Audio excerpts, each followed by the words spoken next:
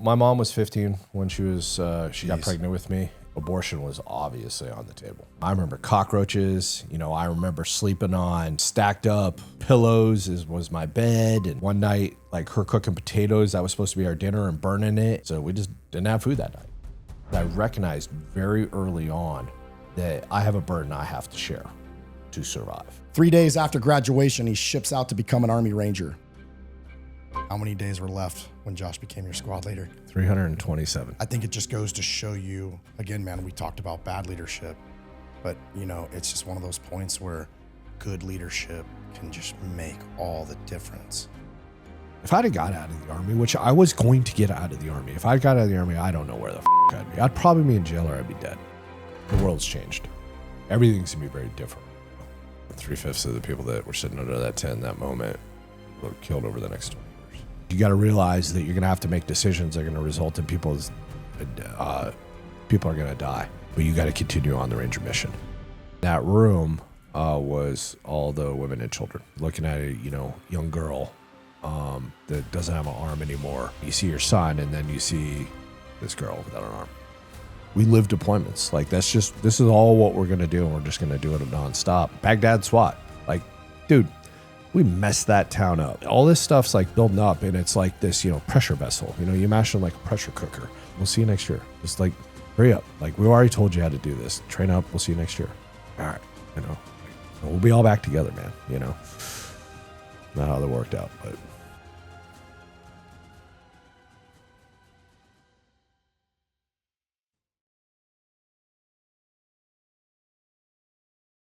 Yeah, you and I talked about this last night. I think it's kind of a fun conversation to have, especially with as long as you spent in the regiment. But, I remember watching, the movie Black Hawk Down, and then working in and around where I worked. And you see that dynamic really is, Rangers are a certain way, Delta Force is a certain way. And it really, kind of speaks to the difference between kind of Rangers and a Navy SEAL, like Navy SEALs, Whiteside SEALs. And I want to caveat, I was neither, but working in and around those folks, like, the Rangers are just such a premier unit because of, maybe it's the hazing, I don't know, but you bring an 18-year-old, 19-year-old kid, that's graduated RIP, that's going to be doing DA. There is this adult supervision, you know what I mean? Yeah. Like almost hands-on, this leadership, this standard. I think that's probably why, and maybe you can tell me, that's why they still in war zones. You got to get haircuts. We're not because they're kids versus, you see some of the issues, especially you've heard with Whiteside SEALs. It's because you take these young kids and you give them all this training and then you cut them loose and they don't have maybe the level of supervision. Is that your experience or am I speaking out of turn? No, you're 100% right. I mean, why Ranger Regiment's able to do in the special operation capacity, they're able to do with these young privates that are untested, yeah, sure. They went through a crucible event, with the pipeline and everything else. But, like Navy SEALs, when we talk about White Soft SEALs, they go through their crucible event too. Okay. Or you even take X-ray, 18 X-ray programs, where they go through basic training, they go through Q course or SFAS and Q course. Like, what's the difference maker? Well, the difference maker is exactly what you're saying. The standards, like they're beaten into your head. Like you don't have a time. You don't have a moment not to obey the standards. And everybody has these standards. Every branch has standards. The Army has standards too. The difference is the Ranger Regiment enforces them. And also your inability to enforce the standards or obey the standards can keep you kicked out of the organization. And we are going to do it. You get a DUI, you're out. It's not a matter of like, oh, well, he's a good, no, you're out of the organization, man. Back in the day, like you write a bad check, you're out, like all this different kind of stuff, or you fail to meet required events or, get your Ranger tab within the first 2 years, you're going to get kicked out. Or quite frankly, you're just not up to stuff physically, mentally, or whatever, then you're out and we're going to kick you out of the organization and we can do it. And that's kind of the beautiful magic of Ranger Regiment too, is we can just kick them to the regular Army. Green Berets, where do they go? Navy SEALs. I mean, like, where did they go? It's almost like a lot of Navy SEALs, some of the stories I've heard, and look, man, I'm not a Navy SEAL hater. It's not like they have their place. Yeah. Whatever. I want to make it crystal clear. I was in the Army, so I love the Army. I love our units, and I worked in and around JSOC. And it's just different. You hear the stories. It's almost like the SEAL bravado of, bar fights and getting arrested and DUIs, and they, cover it up, or it's, almost like this accepted thing. And that really is the different regiment. I mean, I've had a couple people on the podcast who did great things and, got kicked out of the regiment because they made a mistake or they screwed up, and they've come on this podcast and owned it. Like, hey man, I did this thing and I was out. I think it really does make the difference of having an elite level unit with young men. Like, I don't want to say kids because they're grown adults, but 18, 19-year-old kids doing, what, 35-year-old men can do. I mean, because, during the height of the GWAT, the Rangers were doing, the missions alongside Delta Force. They weren't just a blocking position. No. They're hitting their own targets, doing the thing, which is, it's very unique to the Ranger Regiment and what they do and what they're capable of. It's pretty unique to any military in the world, in my opinion. Yeah. And I mean, and that's where the Ranger Regiment, I used to understand it like a different way, where like we were the redheaded stepchild of the special operations community. I used to look at it in a different way, that like we were lesser.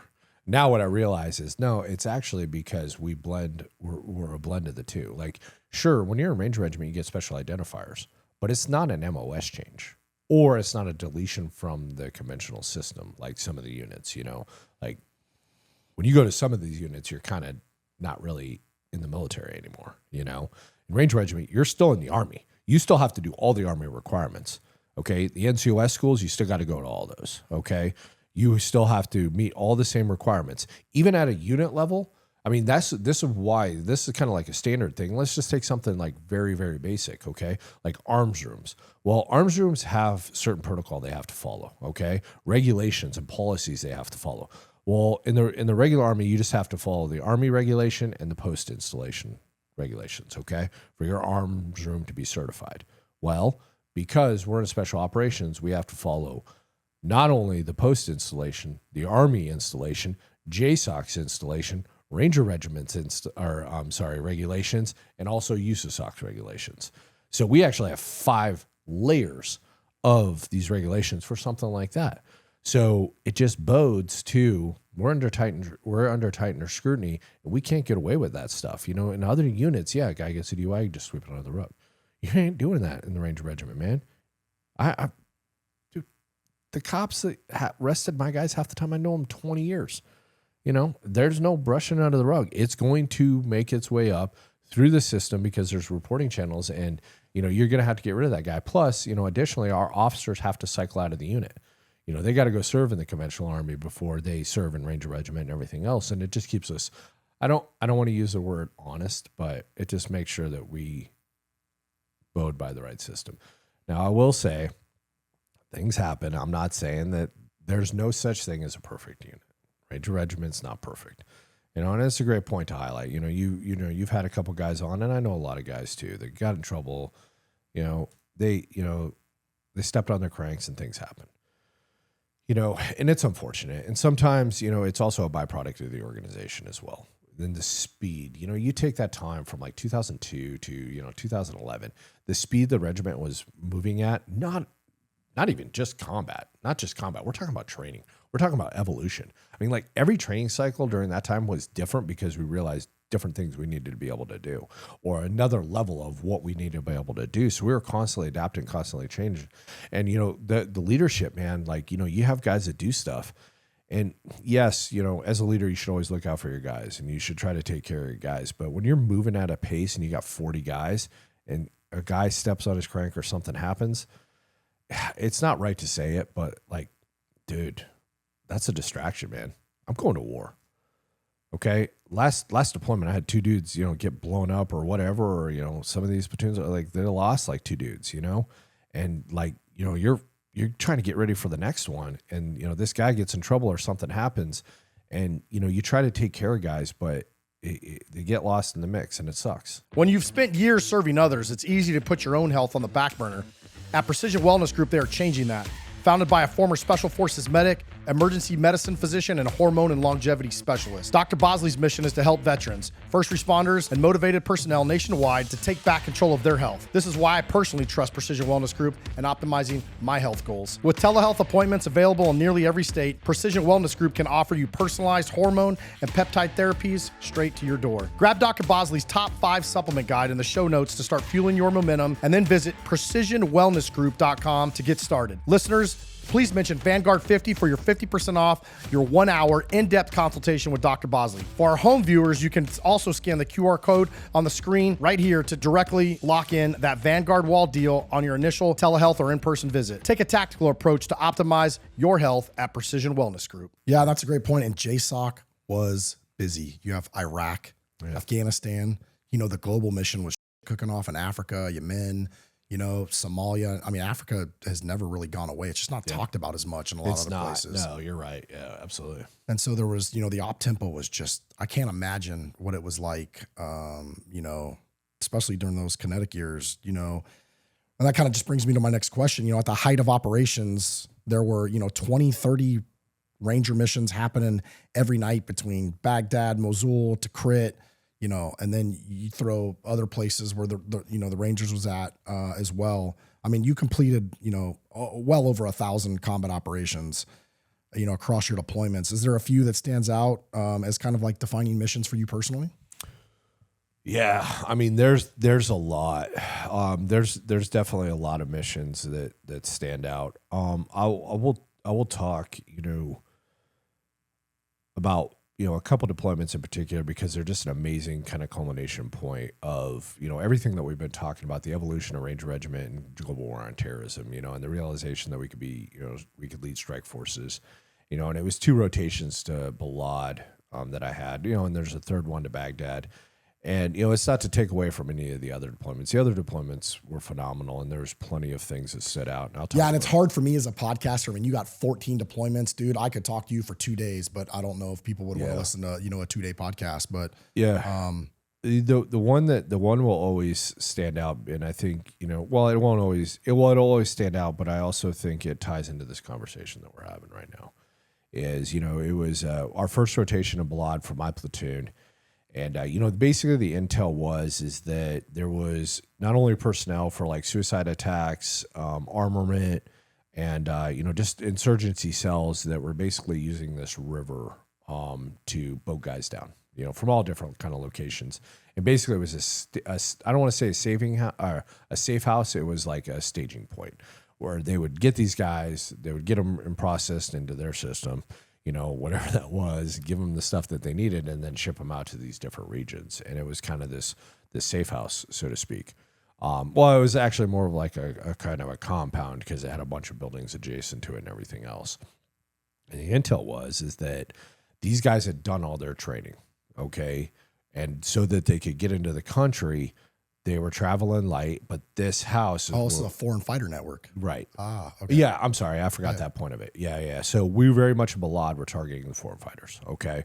But so when they would travel across the border, they would get, in there, or they were training in other parts of Iraq, wherever they were coming from. This is for this region. This is the house they would come to get their gear. Okay. Get supplied, get their, whatever it was going to be, a suicide vest, AK, whatever it was, this was the house for it. But at the same time, what we were told as far as the intel is that because of that, it also had guards, had, early warning systems, all this different kind of stuff. Okay. So this is what the intel told us. And at the time, we had the ability to use something called a thermobaric grenade. And thermobaric grenades are very different than a regular grenade. Dude, I'll never forget the first time I saw one on ISR, dude. And they were pretty new to us, and I was kind of I don't want to say I was like the expert, but I had done the most training with them because I was on part of the testing crew for them and all this different kind of stuff. So, platoon sergeant, first sergeant, and everybody else is like, we think this is a good opportunity to use this thermobaric, because it's going to do a lot more in a flashbang, a lot more grenade. This is a hard target. Like, there's going to be a lot of bad dudes in here that just are fresh out of training and are ready to get their jihad on, So I'm like, yeah, absolutely. Okay, so the first room, Like, and I did like analyze the structure and everything else. And I'm like, this is where there's 3 different doors to this building, but this is the door that we should use. We should breach and then throw the thermobaric in because it'll have the most damage and the most stunning effect basically in the building. Okay. And so the lead team leader, and I won't say his name, but the lead team leader, he wasn't mine. I was weapons squad leader at the time. But basically we land on the X. So landing on the X means we're landing as close to the target building as we could possibly get. Okay. And because of the channel systems, we couldn't actually get super, super close to this building and some of the power lines and stuff. So we're probably like 50, 75 away from this building, not as close as we'd normally like to get. But basically, they beeline it, for that, the BP positions, security positions, and everything else go in. They breach that front door. They throw the thermobaric in, and all hell breaks loose. Not in a good way, not meaning like a firefight or anything else. In that room was all the women and children. It ended up not being a safe house. I don't know if we ended up, I really honestly couldn't tell you. And somebody that was there could maybe help me out here. I don't know if there ended up being weapons and stuff in this house, or even any men, to be honest with you, in this house. Because this thermobaric grenade basically landed in the mix of, a bunch of women and kids. And it was brutal. It was really bad. A couple of the kids right off the rip, were killed. I think one of the women were killed. Definitely dismembered some people. There were some arms and legs laying around. So we went into triage mode, like right off the rip. Trying to save kids, save women, clearing the rest of the house. But it was, it's one that'll always stand out for a couple different reasons. One is man, war's terrible. And we didn't do anything wrong. We did what we thought based off the intel. And sometimes, unfortunately, intelligence wrong, just like we talked about with the Jessica Lynch mission. But when it's wrong, it comes at a cost to civilians in this situation.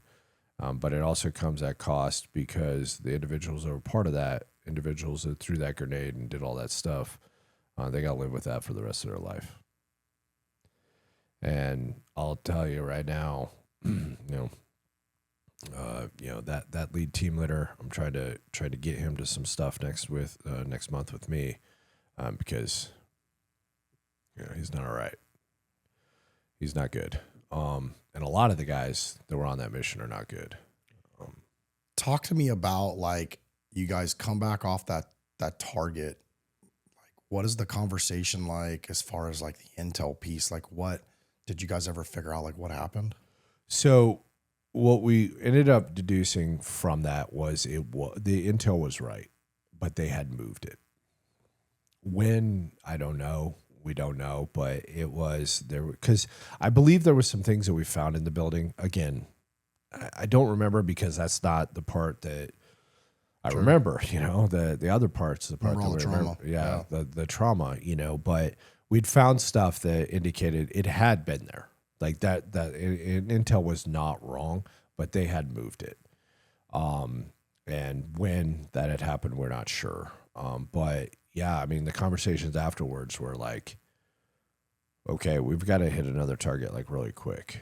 It's kind of like if you have a parachute malfunction, like the best thing you can do is immediately jump again, to renew your confidence that not everything, but also, with those guys that like, hey, not everything, we're not going to make the wrong decision, but yeah, it was tough, man. And it was a very real moment in the brutality of war. You're a squad leader at that point, so you're in charge of a couple dudes. Obviously, what was that? What was the AAR like coming off that target of the debrief? You don't want to beat up guys like that. They will. I know we didn't understand it as well as we do now, but at the time, like, we all knew, all of us, even the people that weren't in part of that decision making cycle. Everybody was affected by that. I mean, dude, I mean, I know I was on part of that decision-making cycle, but that part bothers me, but the other part that bothers me is looking at a young girl that doesn't have an arm anymore, and this like weird superimposed vision of my son, who's the exact same age, like right over the top of her, like coming home from that deployment, and picking up my son, and you see your son, and then you see this girl without an arm. Like, you don't need to beat up people. You need to analyze intelligence. You need and I didn't really necessarily mean like, No, I got you. No. I say that because you also got to understand the Ranger ARs are some of the most brutal things that ever happen. Like, Ranger ARs, most of the time you come out thinking you're going to be fired, even if something went well. Like, but in that circumstance, like, we're like, we don't need to do that. Like, it's gonna be bad enough, But unfortunately, that's how things go, man. And I think the thing that most listeners probably won't understand is that, the war doesn't stop. Like, you guys have this horrible incident, and I would guarantee that within 24 to 48 hours, you guys were out again. We went out that night. We got a huge firefight. Yeah. Or the next night, sorry. Yeah. And so it doesn't stop, man. And like, and I think that's like, we've had some other people come on the podcast, and even my own experiences, you don't really process that while you're there. At least I didn't. And then you come home, and then you finally have some downtime, and you start processing whatever, or if you, try to medicate yourself out of processing it. Well, I think that's the fatal error is, especially during those times, that environment and everything else. I mean, it was shortly after that deployment just became one of the most kinetic deployments, ever. There was a lot of kinetic deployments and a lot of other operations, but we lost ourselves in that. That became something that we just pushed back. That's something that happened. That's not something that, because we got other things. We got, nightly freaking targets that we're hitting, and we're getting in firefights, and, people are getting shot, people are getting blown up, like all this crazy stuff's happening, and, for guys like me, okay, sure, I didn't have a kinetic, rest of my career that was quite like, that deployment, but I still stayed in the Army. Those other guys, they got out, and they, tried to put a life back together. And the reason we're saying that is we didn't deal with that. We just pushed it and diverted away from it. And now a lot of us are dealing with that stuff. Great point. You got another interesting engagement. You're on an objective, bunkers on a hilltop, RPGs, PKMs coming in. Yeah. You're maneuvering with a Gustav team, launching into bunkers. Then a convoy with white lights comes up behind you and starts shooting 50 cal and Mark 19 in your position. Walk us through what happened next. How did you realize they were Americans? And that was an interesting. Man, you pretty much told the story. Well, I mean, there's a hell of a lot more to it. So Veteran Hill, which the anniversary is coming up, it actually happened on Veterans Day. What was that year? 2007? Was that the year? I think it was 2007, if I remember right. But yeah, basically, that wasn't an intel thing. That was nothing else. That was just a really, really coordination. Because, you got to think by that time, we're starting to really armor the Iraqis, trying to build up their army, their militias, their police, neighborhood watches, all this different kind of stuff. We found out later that we'd stood up like the first Kurdish, tank battalion, and they were stationed there because they just picked up their tank. They were getting ready to take them up north, like all this different kind of stuff.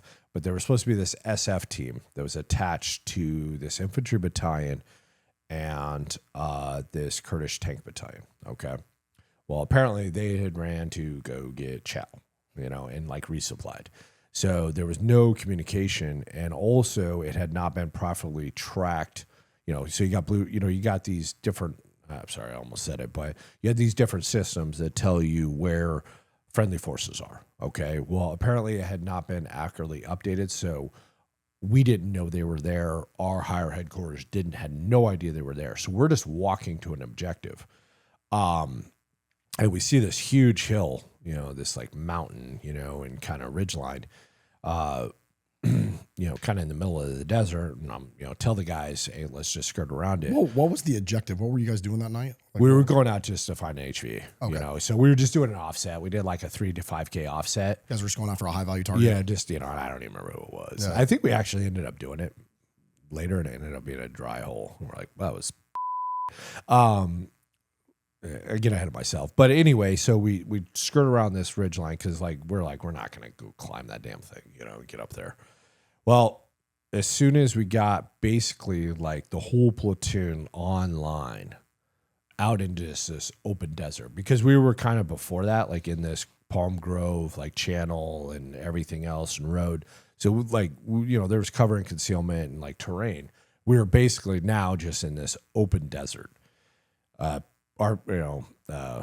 AK-47 fire like opened up on us, and we're like, whoa, it's coming from like the top of the hill. And at first, like we kind of like did a couple pop shots back because we couldn't really honestly kind of see where it was coming. We knew it was coming from the top of the hill, but we couldn't actually see the muzzle flashes. And then it really started damping up, and then it became PKM fire.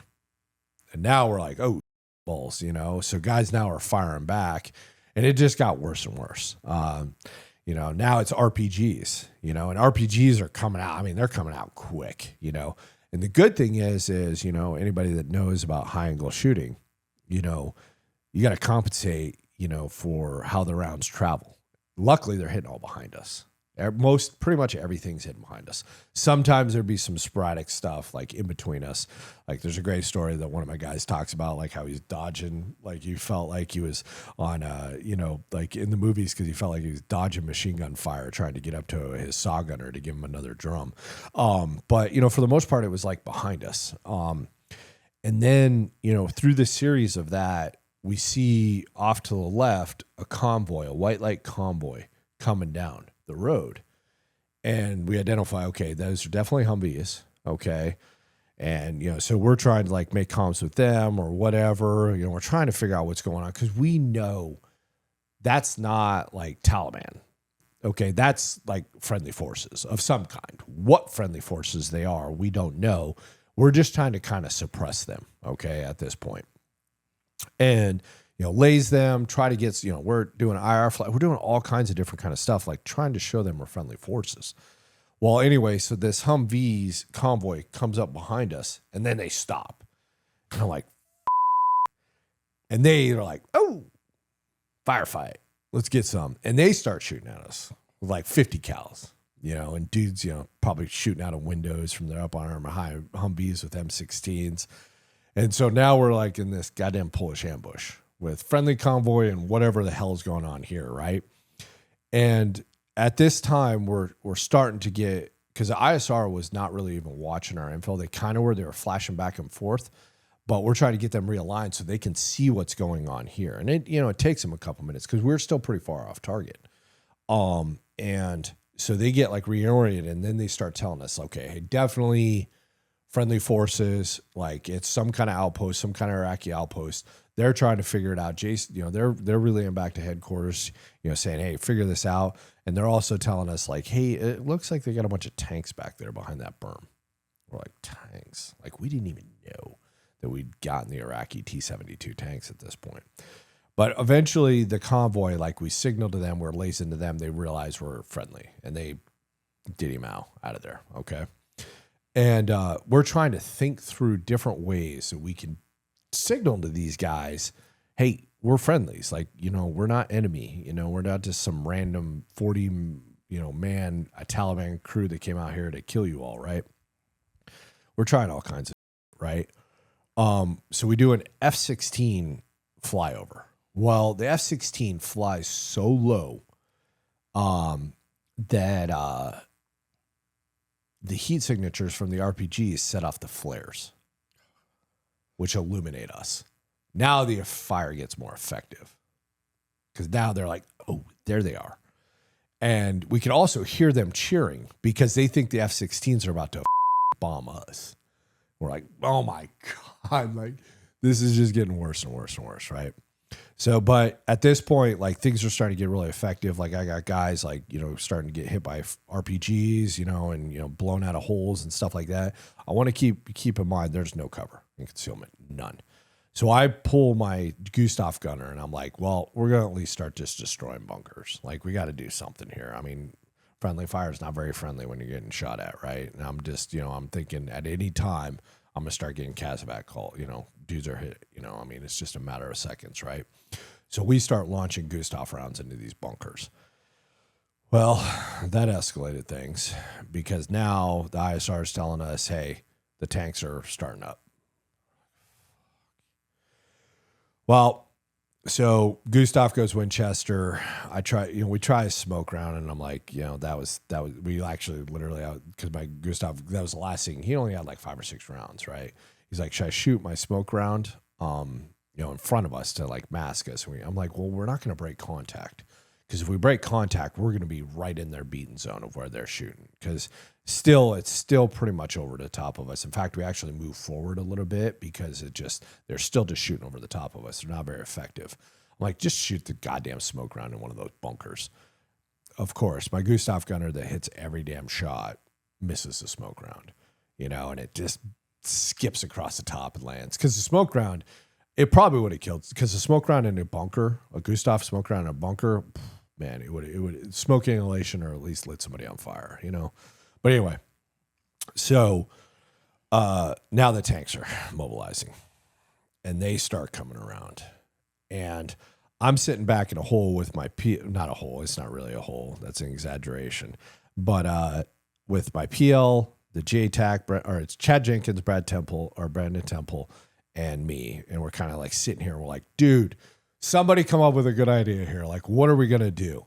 And then all of a sudden, just like everything goes quiet because of this vacuum of a 105 shell going over our head that just it sucks in the sound. Then it sounds like a freight train coming over your head. Now we're getting shot at by tanks and coaxes. And they're getting online and they're trying to flank us. These tanks are flanking us, okay? And there's much, much debate about this. Who said it? Chad says it was me. I don't believe it was me. Brandon says he don't know. He was just sick of getting yelled at. So I don't know who said it, but somebody said, tell the Apache pilot to land in front of the tank. And they did, man. And I will tell you that Apache pilot, the ball's on him. He literally landed right in front of a T-72, having no idea if that dude's about to shoot. Landed and hopped out and ran over and landed in broken English and broken Iraqi and said, those are Americans. Stop shooting. Knock it off. Like, this is a friendly fire incident. And that's what de-escalated it. If you're an Apache pilot and you flew that mission, I hope you hear this. I will kiss you on your mouth. Yeah, you got some balls, bro. Good on you. So we broke contact, and the Bernie Felino, who was the first sergeant, he's like, we're gonna go hit the target. I'm like, no, we're not gonna go hit the target, Bernie. We're going home. And we called in the helicopters and we flew home. Yeah. I was like, and he's like, I was just saying that to joke. And I was like, I know, but we just used one of our 9 lives. Yeah. Well, it was actually because we were out of ammo. Oh shit! Damn, that's wild, man. Yeah. What lessons learned did you take from that? Because that's an interesting story. A couple different things. And so we landed back, we got off, and I was like, I told all the squad leaders, I was like, dude, just like everybody go take a minute. Like, we'll do the AAR, but we're not going to do it right this second because no one got hurt. But it's still a legit firefight, even if it was a blue on green. You know what I mean? And it wasn't the first firefight. Yeah, sure. Tanks, that was a new one. Okay, I'll be honest with you. The tanks was definitely a new equation that none of us had experienced before. But RPGs, PKMs, AK, like that wasn't a big deal. Honestly, what most of us were just in almost kind of shell shock about is how is no one dead? Like I got it. They're shooting over, but it blew us all away. So, and we're just like, why? So like, I walk into the talk and Bernie's on the phone. He's like, he's right here. And he's like, Burke, phone. And he hands me the phone. And it was General Kurilla. He was a battalion commander. And this is why I really quite frankly don't care what anybody else has to say about him. I will never, ever care. It doesn't matter to me. You can win a soldier's love by simple acts, right? I'll still, to this day, I don't care. I'll follow that man into hell. Because his first words out of his mouth were, I'm sorry. Not, we're sorry. not an excuse, not placing blame, not pointing fingers, nothing. His first words out of his mouth to me, a platoon sergeant. He's a battalion commander. He doesn't have to answer to me. I'm just a nobody. I'm just a platoon sergeant. I'm sorry. And I was like, sir, I was like, thank you. But like, what happened? He's like, we don't know. He's like, we missed it. We're trying to figure it out. All we know is we weren't tracking that was there. We're analyzing our systems. He's like, I'm shutting down everything tonight. We're not doing any more operations tonight. We got to figure out what's going on because things are not getting reported. We missed that. He's like, he said, how is it no one's dead? I was like, sir, that'll be one of the mysteries you and I will ask until we're old men. Like, I have no idea how no one's dead. And so, we did. We analyzed a lot of things. And, this SF team, it just really boiled down to this single ODA that was in charge of these guys, didn't report the movement, that they had taken up a new position from wherever they previous were. Not only not report it and say this is where current forces are at, and two, weren't there because we would have just switched over to the Common Freak and talked to those SF guys, but they weren't there. They had made some kind of resupply run. So just, it was a couple different things. Wow. That's an interesting story. It's pretty crazy. I actually just processed that. I'm a visual person. So I'm thinking like you guys are literally in the open desert. Tanks are coming. People are shooting from it is crazy. So I've heard they actually did this as a vignette in the Captain's Career Course for a while. Oh, really? To try to see if they could solve it and tell them how to de-escalate it. And what I've been told is that no one's ever got it right because no one ever said, hey, land an Apache on the road. Whose idea was that? I don't know. There's much debate. Chad says it was me. Brandon said he doesn't know. He just knows he was screaming and getting screamed at a lot. So I don't know. I don't think it was me, but I have no idea. It worked. It did. Most of the time you guys were hitting PODs, period of darkness. We own the night. That's, kind of what we say. But I know in Baghdad, you guys at some point started doing daylight missions in Baghdad, which kind of put Baghdad in a spiral. Why did you guys switch to doing daytime and what made it so effective?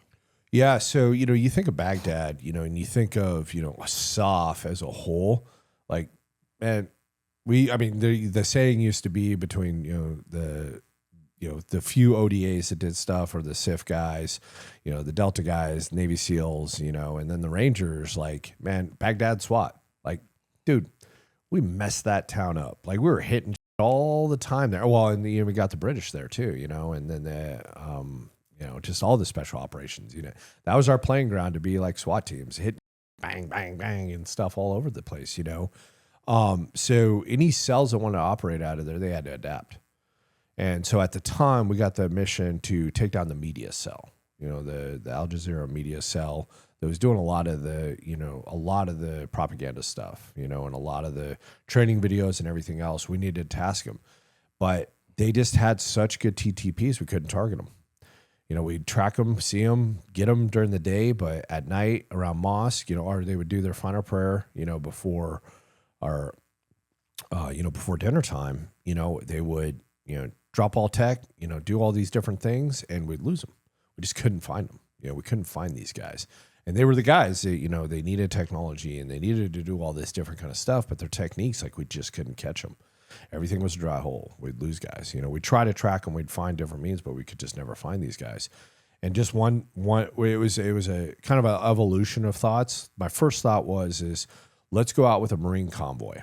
Okay. We'll literally use Marine vehicles and that'll allow us to do some different things, but because they don't react to these general presence patrol guys, they don't care about them. They know they're not targeting them, In fact, if anything, they'll just take them out as targets opportunity, shoot at the Marines or blow them up or, the 101st guys, whoever is theirs.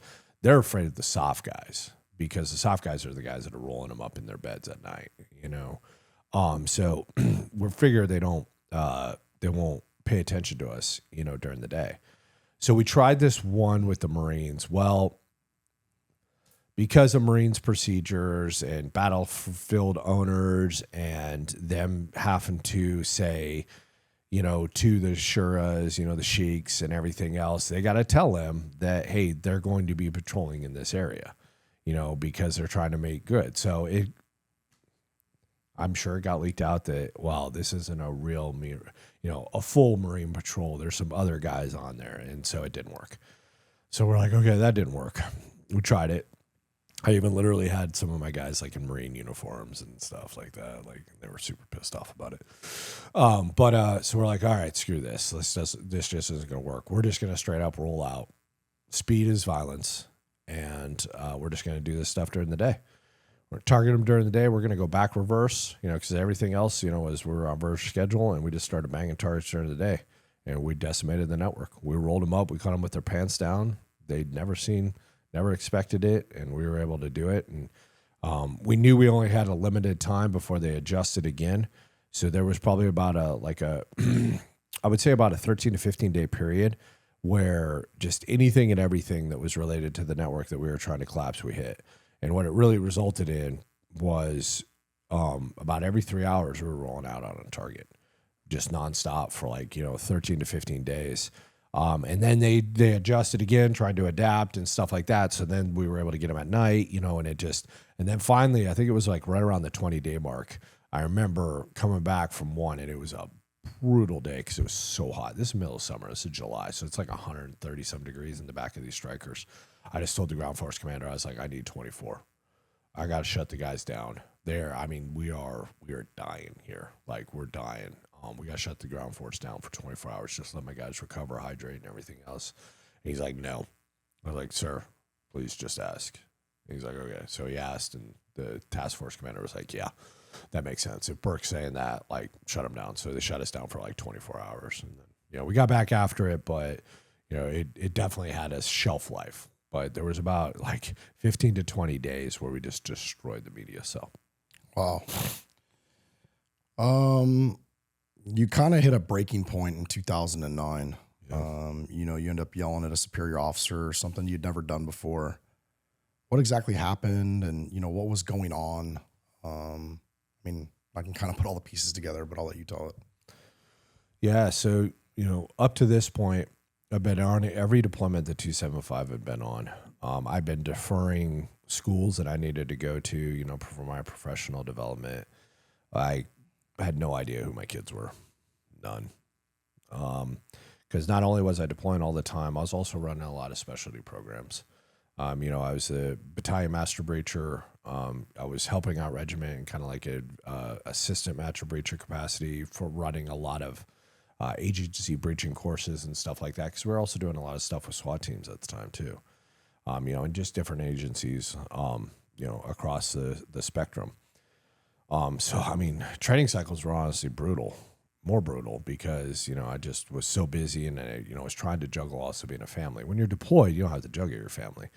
You care, you try to be involved, but at the end of the day, there's a tyranny at distance, right?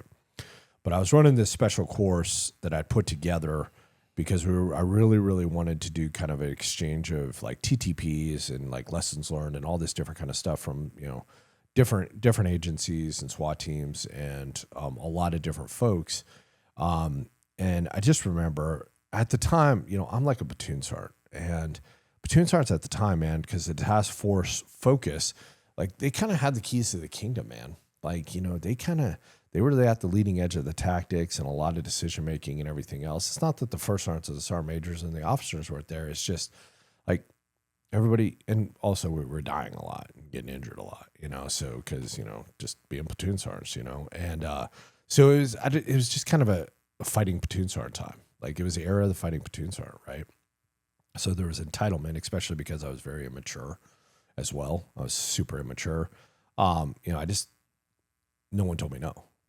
It's if you're telling me no, that means you just need more information, and I might give you that more information, but you're going to end up telling me yes, to whatever it is. But again, I could be on deployment and say, hey, I want a new gym, and they'd ship me, $300,000 worth of new gym equipment because I asked for it, So anyway, put this training course together. And one of the things that we wanted to do, they said yes to a lot of things. We wanted to hit a 747 because I had a good buddy that was an air marshal, and I just wanted to do it. Thought I would cool. Who doesn't want to take down a 747? Is it mission relevant? Absolutely not. But I wanted to do it, And I remember this major. I go to the S3 shop. I got word that he denied that portion of my request for the training exercise. And I'm like, this. So I go over to the S3 shop and I'm like, I walk in, I'm an E7 and I'm walking into a room full of E7s, master sergeants, captains, majors, sergeant major, like all this stuff. And I'm like, where's the, Major Bubba? And I'll spare his name. And he's like, he's back there. And I'm like, and I just go in and I'm just talking to this dude like he's a specialist. And I'll give him credit always. He remained calm. He's like, well, I understand, but there's no practical reason for you to take down a 747. So I've already talked to the battalion commander about it. It's denied. You're not going to be able to do this as part of your training direction. And again, I'm just being a turd, man. And I'm just like, F you, blah, blah, blah, blah, blah. And, I walk out and the ops sergeant major, Daryl Thies, I brought him up before. He intercepts me. He's like, I will come talk to you in a minute. Like, you go walk back to your company. I'll come find you later. Because he knew exactly what that major was going to do, exactly what he should have did. He went and talked to the battalion commander and recommended me for an Article 15, man. Insubordination, man. I mean, disrespect. Like, that was a real piece of thing to do. And as I'm walking back, I'm fuming pissed. I am so mad, right? And I'm walking back to my company, and I respected Daryl and Bernie. He come and talk to me too, and they're like, dude, that's not cool, man. Like that like we got your back, but we'll be able to walk this back, but that you can't be doing that. And I remember at the time I was like, man, you're right. Like I'm up. And as I thought about it more, and I'll always laugh because my PL, he was with me the whole time through this whole thing. David Stroud, and he's just such a good dude.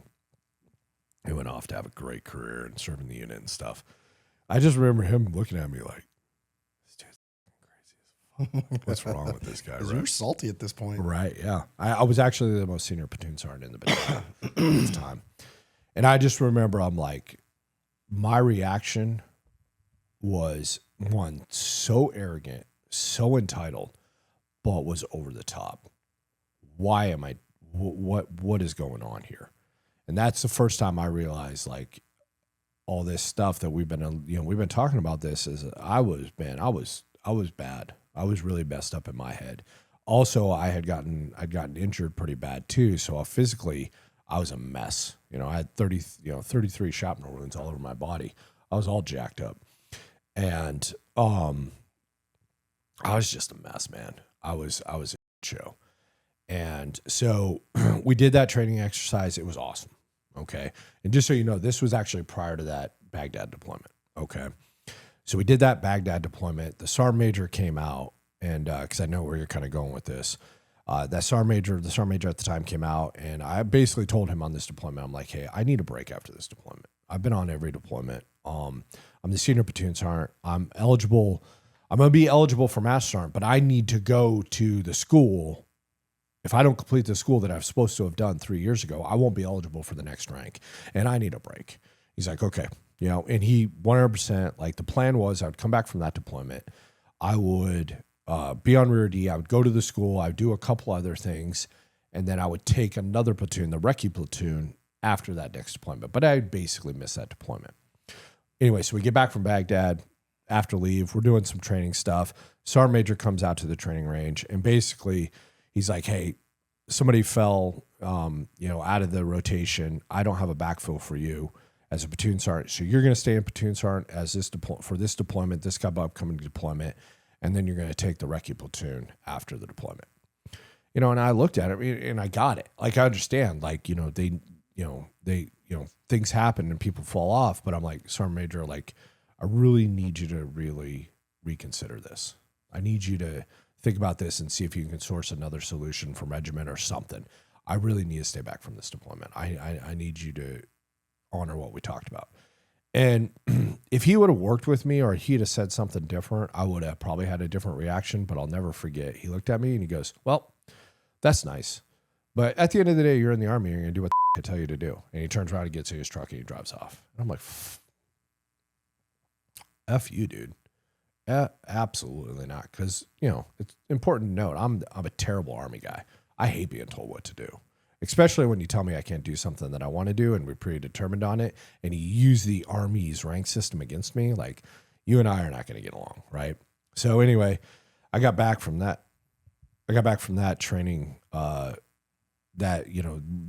night and everything else. And I started making some calls. I found this job up at ROTC, called up to HRC, because at this point, after you've served so in Ranger Regiment, anytime you get promoted, you owe the regiment 2 years, okay? Or when you arrive, you owe them 2 years. But if you get promoted to team leader, you owe them 2 years. You squad leader 2 years. Platoon sergeant 2 years, or whatever it is. Well, I'd already filled that and more.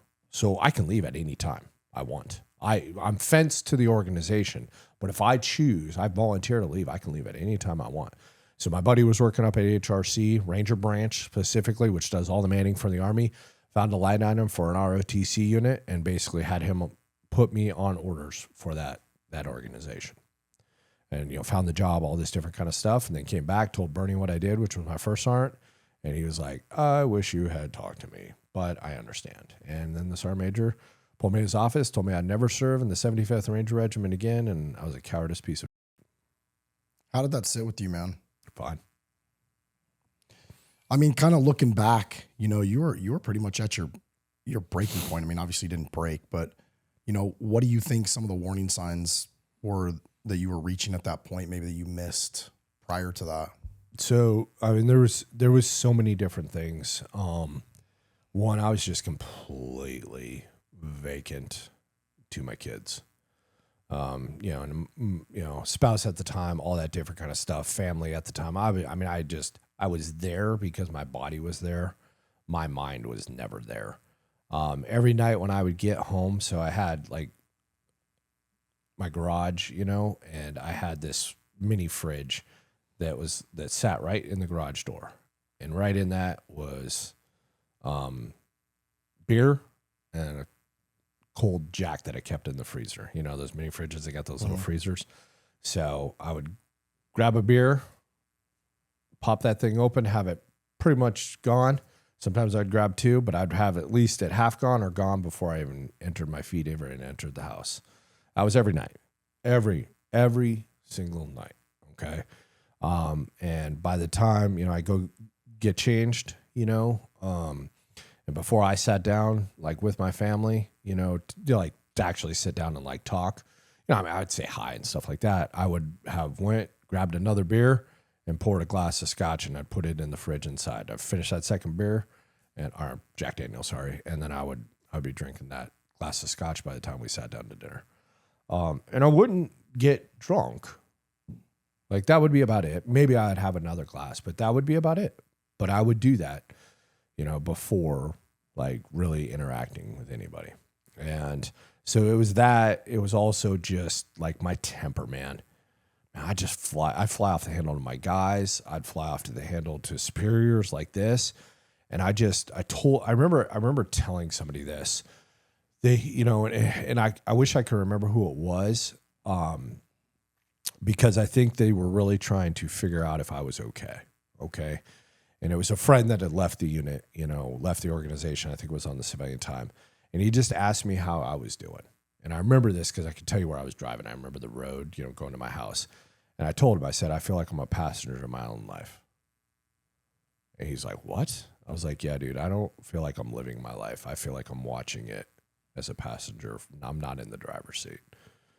And that was an indication that something was about to break and I needed to do something to fix it. Yeah, I think this is a good point. Let's take a quick break.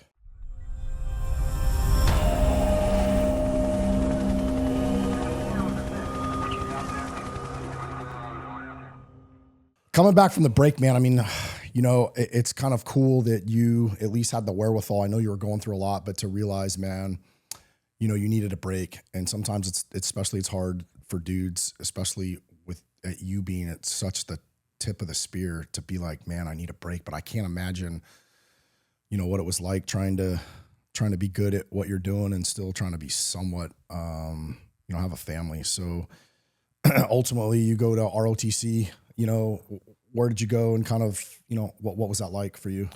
Yeah, I mean, it was a hard decision, nonetheless, but I kind of realized one that I needed to do it, to be able to show up for folks. I needed to fix some stuff. And two, my family needed it.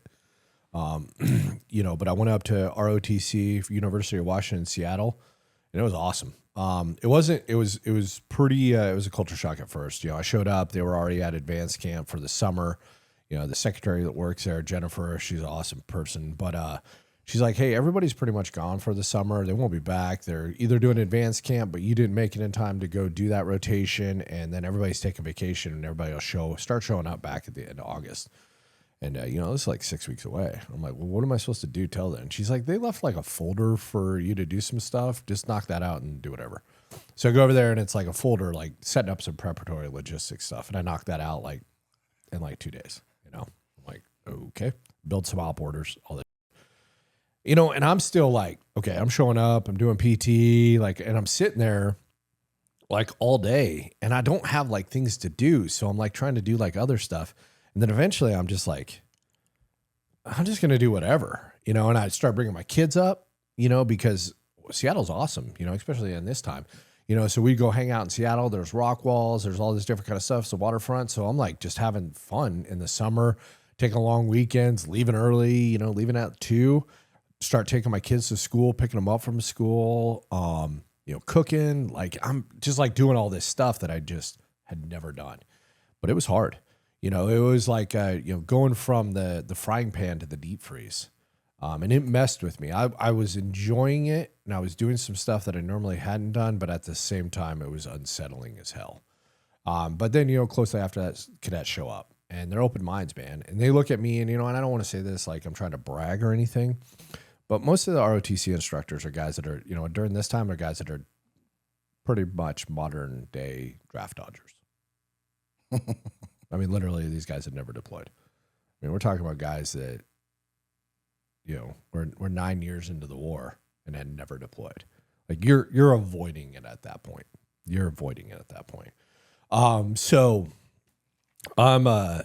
It was, so these cadets, man, they just looked at me, they saw scrolls, they saw tabs, they saw CIB, master rated, all this, or no, at that time I wasn't master rated. I was senior rated, jump master.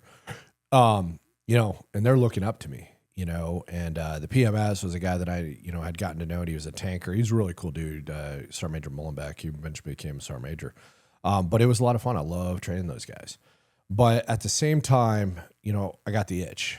I know I need to get back in shape. I'm kind of putting my body back together. I'm healing. I'm recovering. I'm doing rehab. And it was awesome because there's a sports medicine coach, at the University of Washington, that does the softball, baseball players, basketball players, all this different kind of stuff, multi-million-dollar facility, and once they found out I was a veteran and I got to know them, they were like, hey man, come in, just as long as we don't have players, at the time, like we'll take care of you, so they were giving me like programs and rehabilitational stuff. It was awesome.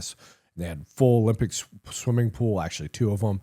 So I was swimming a lot and I was like getting back on track. Right. And I was getting back in shape.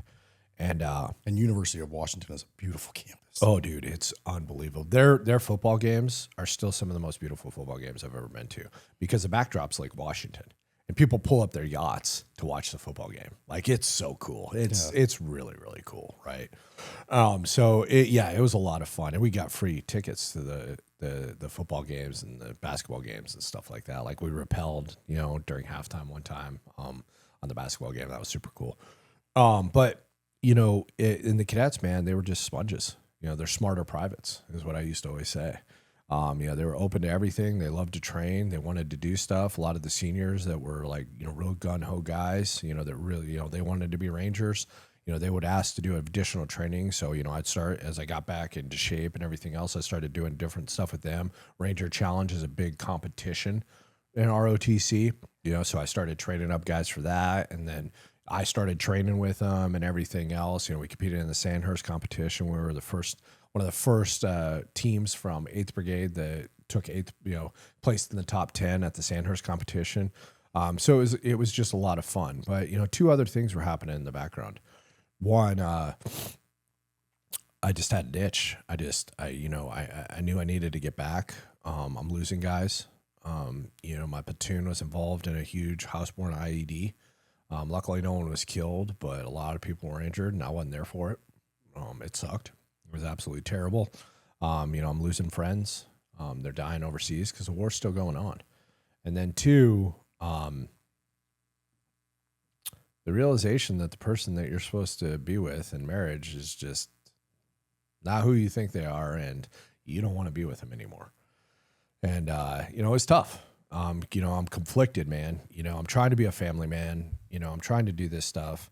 I'm trying to repair things. And then at the same time, I just got this, gnawing in the back of my head that I'm missing the war. It doesn't matter what you've done previously. No one cares what you did yesterday. Everybody cares what you're doing today, And while I'm training the future officers that are going to lead our army, that's not enough for a guy, like us, I eventually in the 2011, I go to, Delta Force selection. And unfortunately, my training was top notch. I was on point. I probably peaked a little bit too early. You should peak when you're there. I peaked a little bit too early. But the other thing that I really, really messed up is I never really kind of addressed the feet issue that I had. I didn't know it at the time. Pain's pain. You train through pain. I'm in my 30s, you just don't know any different. But I had really bad plantar fasciitis. I had stress tendons. I had stress fractures. I had all this different kind of stuff. And I just kind of masked it, and I just thought it was normal for a lot of different reasons. And so unfortunately, before, one of the last evolutions, stress week and stuff like that, where you're just grounding and you're just grinding. I was unsuccessful. And I didn't make the time for the day, right before the 40s. So I was cut, and, I come back, and that was a blow, man. I had all these cadets that knew what I was going to do. My whole family, everybody knew, and everybody's like, oh, I'm this stud, Ranger. Like, of course he's going to make it, and we're never going to see him again because he's going to disappear off into the spook world. And at this point, you knew a bunch of people over there too, I'm sure. Oh, yeah. Josh is over there. Mark's over there. Matt Nyman's over there. Brandon Jackson, I could just, list could go on and on. All my friends are over there. Everybody I grew up with was over there,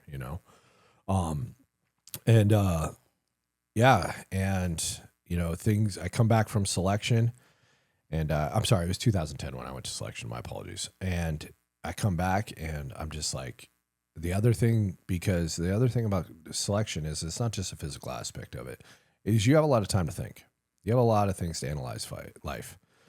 Even when you're doing stuff, you become so good at land nav that it's almost like it's background noise, like, you navigating, because you just... And that course is not a group course. No, it's an individual course. But you just become so good at terrain association. You're like, okay, I got to go 2 clicks this way. I'm going to cross 3 spurs. I'm going to go down into a valley. I'm going to cross a creek, and then I'm going to be at my next RV. Like, you just become so good at it that you're... it's background noise, and you're in the front, you're thinking of all these things. You're thinking about life, you're contemplating it. And I wasn't contemplating, should I be doing this? I knew this was what I should be doing. I knew this is what I was doing. What I was contemplating was my marriage. And if this is the person that I wanted to drag across the country with me if I was successful. And, like they say, everybody's got an excuse. And my excuse was my feet. The reality is I didn't want to make it because I didn't want to do that.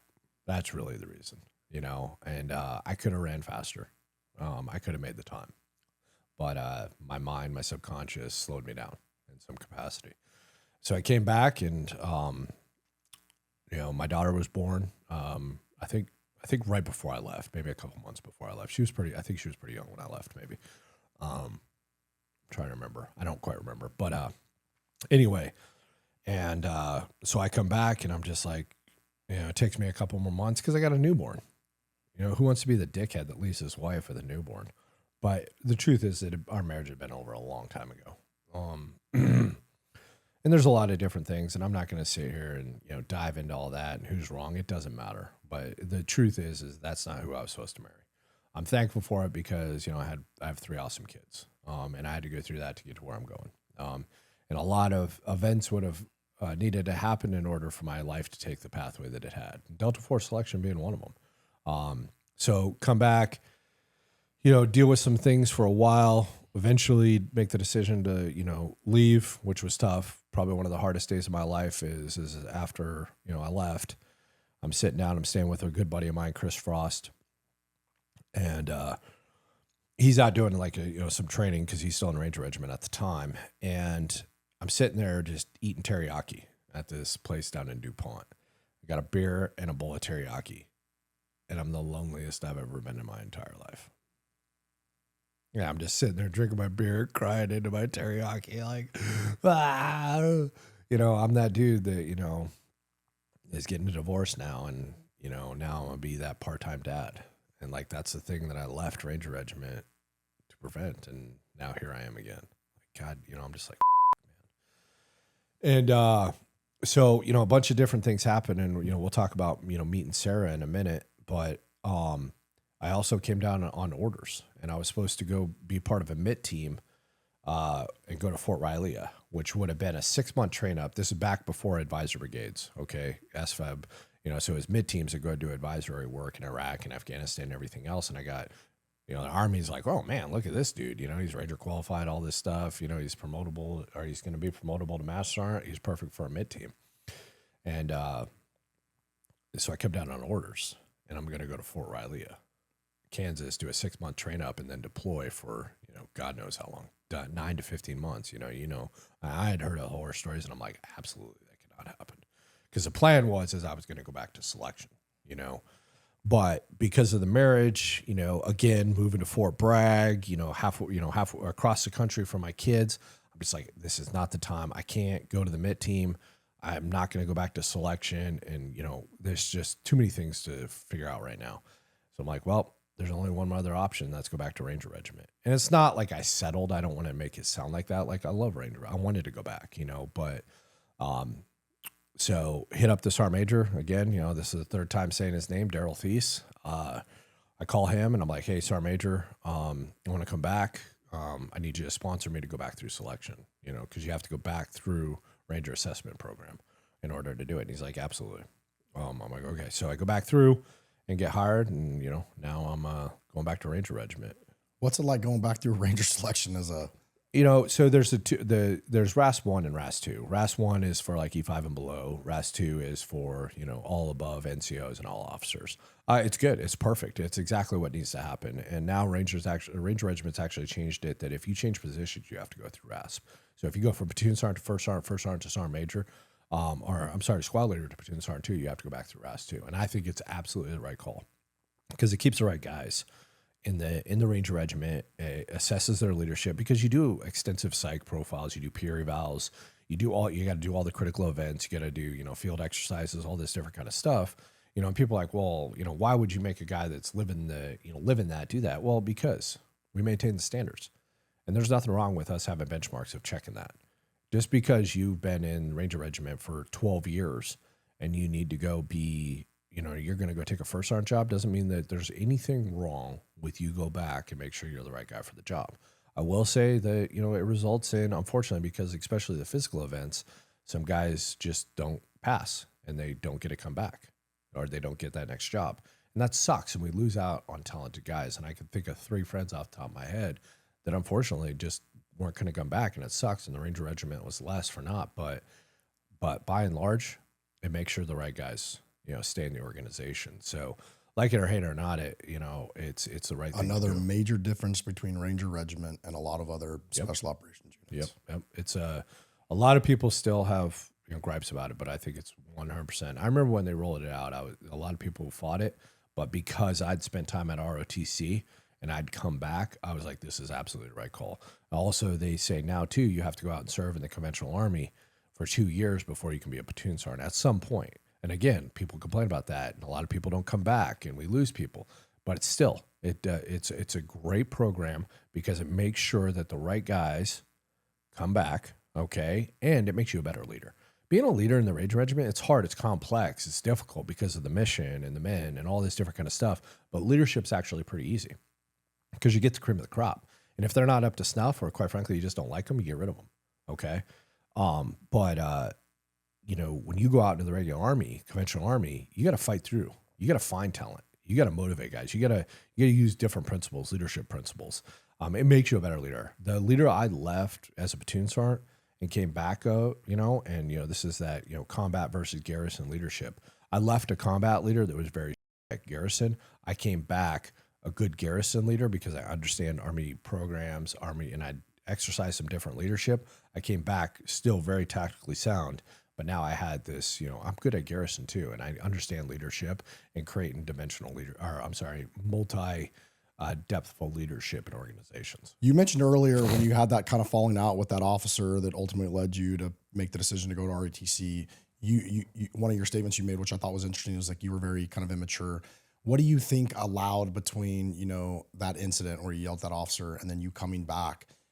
What do you think helped you mature? Yeah. Really awesome question. No one's ever asked me that. A couple different things. One, it made me appreciate where I came from and how much of a privilege it is to serve in the 75th Ranger Regiment. That's definitely one. Two, it made me expound my leadership. Like, you can't just expect, like, you've got to, not that I didn't train Rangers. I definitely trained Rangers, but Rangers at the end of the day, they're going to figure it out because they want to be there. They want to impress you. And I'm not saying that cadets or regular Army folks don't want to, but the drive's very different. You got to give clear task condition and standards. You got to communicate, but you got to be a better communicator. And then third, I figured my shit out. I had some hard, humbling things. I failed Delta selection in front of, 86-man cadet body, student body. And I had to come back and stand up in front of them and said I failed.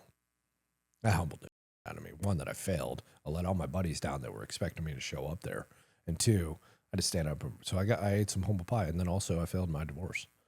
And we could have, conversations about that, but, it is what it is. And, we should have never gotten married, but at the end of the day, failure is a failure and you got to chalk it up. So there's a lot of humble pie, and now here I am, a 31-year-old living with one of my friends. It used to be one of my privates, and I'm poor as, church mouse. So I had a lot of humbling experiences, and then also, I met my match in this world. And that's a humbling experience. It's an enlightening and fulfilling experience, but at the same time, it's also humbling because you're like, oh, wow, there's a counterpart out there that can match my intensity and match me as a human being. And you're like, I didn't think that existed. Yeah, sometimes I've said it takes a bad marriage to appreciate a really good marriage. Yeah, 100%. What was it like? And we'll get into your current wife because I know she's really important to you. She comes up to you pretty much anytime I ever talk to you, which I think is super cool. And I know we've talked a lot about her off camera. What was it like co-parenting as a Ranger, dude? I mean, you're constantly deployed, and what's that like?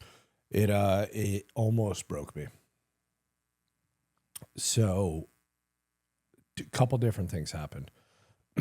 I came back to Ranger Regiment and immediately went to staff job, and rightfully so. I needed to kind of get assimilated. A lot of things had changed. The political landscape had changed, especially in combat. Like the 2 years, 2.5 years I'd gone. I'd stayed tied into the community, and I still came back to the 275 and trained on a lot of things, especially like breaching stuff, because, I still had a ton of experience. So, I would come back and do stuff for them and with them, At the end of the day, I'm still in the Army, so I could do that. But I needed to come back and kind of, do some new things. Plus, staff is all about professional development. Before you can be a first sergeant, you got to spend time on staff. And so I came back on staff and, did a deployment and then, did another one and had to come back early from a deployment because of a bunch of shit that was happening with my kids. And I came back, I had to come back like halfway through that deployment, and that was terrible. That sucked. And all of these things transpired with my kids, with, co-parenting, because my wife has an ex too. It was just this like perfect storm of stuff. And there was actually a point where Bernie Foligno now, he's about to be the sergeant major. Daryl Thies is still the sergeant major, but, Bernie's around and everything else. And I go to Bernie when they get back from the deployment, and I'm like, listen, I might not be able to take this first sergeant job. And I also fractured my hip. And he's like, you can do it. I was like, you don't understand what's going on in my personal life. Like, it's a show right now. There's a lot of going on. And him and my wife had a conversation behind my back. And Ellen, is Bernie's wife and Sarah. They're really close. You know, they became really close because Bernie's, you know, he's an important human being in my life. In a lot of ways, you know, especially later on in life, just as important as Josh was. Okay. And basically, you know, one night we're sitting out back and I'm just a basket, you know, I'm not a basket case, but I'm like stressing because I'm like I'm at this inflection point that I'm like, I'm going to have to just end my career in Ranger Regiment because my personal life is not, it's not all going to be sustainable. And I'm about to step in to be a first sergeant, which is just going to complicate matters because now I'm in charge of 140 dudes. You know, I'm responsible for these 140 dudes. And my wife is like, listen, I got it. And just to make clear, you've gotten remarried. Yeah. Okay. Yep. And, yeah, 2014. Yeah. I got remarried in 2014. And she's just like, listen, man, I got this. You do what you got to do as a first sergeant. I'll take care of the rest. Just do what you got to do. People are counting on you to do it. I know you want to do it. I want you to do it. Just, we got this. We got this together. And I remember, I'm like, you know, what the into? Like, you can't, like, I can't, I mean, I'm being honest, like, I can't expect you to do this. They're not your kids. Like, I know you love them. They're your stepkids, though, you know, and we're still pretty new, you know, in this whole thing, in this whole co-parenting thing, you know. She's like, no, this is what we're doing. I guess maybe I said it wrong. Like, this is what we're doing, and we're going to do this together. We're a team. We're going to figure this out. You know, because there was points where I told Sarah to leave me. I'm like, my life is such a show. You should just leave me, you know? And she's like, no, that's not how this works, you know?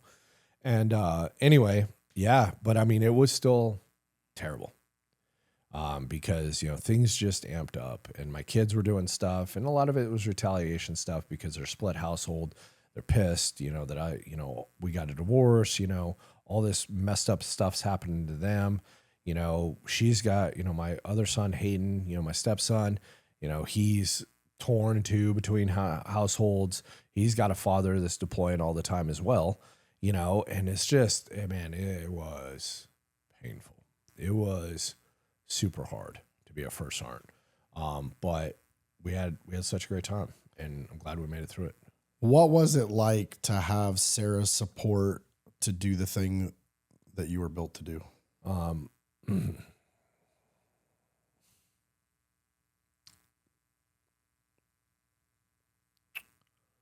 Undeserved.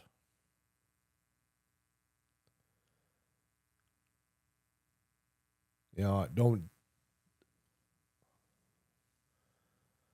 I've done a lot of bad in this world. Not a good person. I disagree, but I'll entertain this conversation. I've done a lot, man. Not the greatest person in the world. And you know, I know that people, you know, will say things like, you know, thank you for your service. and I don't get mad at it, and I'm not telling people don't say that. Like, say it. You know, if that's the best you can come up with, like, say it because it means something. It does. But it was never, I wasn't serving. I was doing what I wanted to do. I was doing what I thought I was put on this earth to do, okay, which was close with and destroy the enemies of my country and train people to do it better than anybody else. Like, that's what I was put on this earth to do. It wasn't about service. It was about fulfillment, selfishness, because it made me feel whole. And when I wasn't doing it, I was a train wreck. I mean, yes, I had a lot of fun at ROTC, but I was also struggling mentally. I'm watching my buddies die. I'm hearing about my platoon getting blown up. Like, man, there was a lot of drunken nights. Okay, there was a lot of, you know, me passed out on the floor because I drank myself into oblivion because I couldn't deal with the fact I wasn't doing that. I was doing something meaningful, I felt, but at the same time, it's not the same. It's very different to be going through a door and, you know, canoeing dudes' heads, and as opposed to, you know, teaching a cadet, you know, an MS2 how to do land nav. Very, very two different things with, you know, purpose and direction, you know, and motivation, all those different kind of things. And so, you know, back to your original, you know, question is I didn't feel like I deserved that support. If I felt at any moment, if I'd have came home and Sarah said, I'm not doing this, I'm leaving you, I'll be like, yeah, that's probably a good call. Good, smart decision on your part. Go live your best life and take your son and, go off and, do what you think you need to do. And I hope you find that person that's going to give you what you need. Because, also this is obviously overlaid in absentee. I'm not around, man. I'm training, and we're still busy. We're still deploying. We're still doing stuff, I'm not there, man. And I'm guilty about this, and I'm trying to not only hold a family together, meaning, my kids and, this mix, but I'm also trying to build a new family. And I'm failing at all of them. But you know what wasn't failing? Me being Charlie Company's first sergeant. That wasn't going to fail. I wasn't going to let that fail. Absolutely not. It doesn't matter if I was up till 3 o'clock in the morning, dealing with some bull, with the family, or maybe, arguing with Sarah, arguing with my kids, 3 o'clock in the morning, guess who was there at 4:30 in the morning preparing to be a company first sergeant? Me. Okay. And who was there till, midnight that night doing what they needed to do? Oh yeah. Missing practice, missing counseling, missing therapy sessions, missing, this, that, and everything else, asking Sarah to frickin', pick up my kids, yes, our kids, but at the, my kids drive to my ex's house, not kill her, by the way, because of some other shenanigan that woman had pulled, and ask her to suck it up, pick up my kids, put on her best front for them, put them through all that stuff so that I could do this. And I didn't deserve that. And I still don't deserve that. And I'm still trying to repay that. I'm going to ask you a hard question. Okay. Do you think it was worth it? 1,000%. It was absolutely worth it. It was worth it because I feel, and if anybody in Charlie Company wants to tell me differently, absolutely, please tell me. But I feel like I was the first sergeant they needed because of the shit that I was going through too. Because there was a lot of guys going through the stuff I was going through, and I was able to relate, and I was able to help them, and I was also able to be sympathetic towards them because I could go, yeah, dude, I totally get you, and I'm not going to hammer you for it. And the battalion as a whole, like we're in this transitional phase again now, from the juggernaut warfighter stuff to, playing a landscape that was changing in Afghanistan and Iraq and everything else. And then the third part of that is I look at my family now.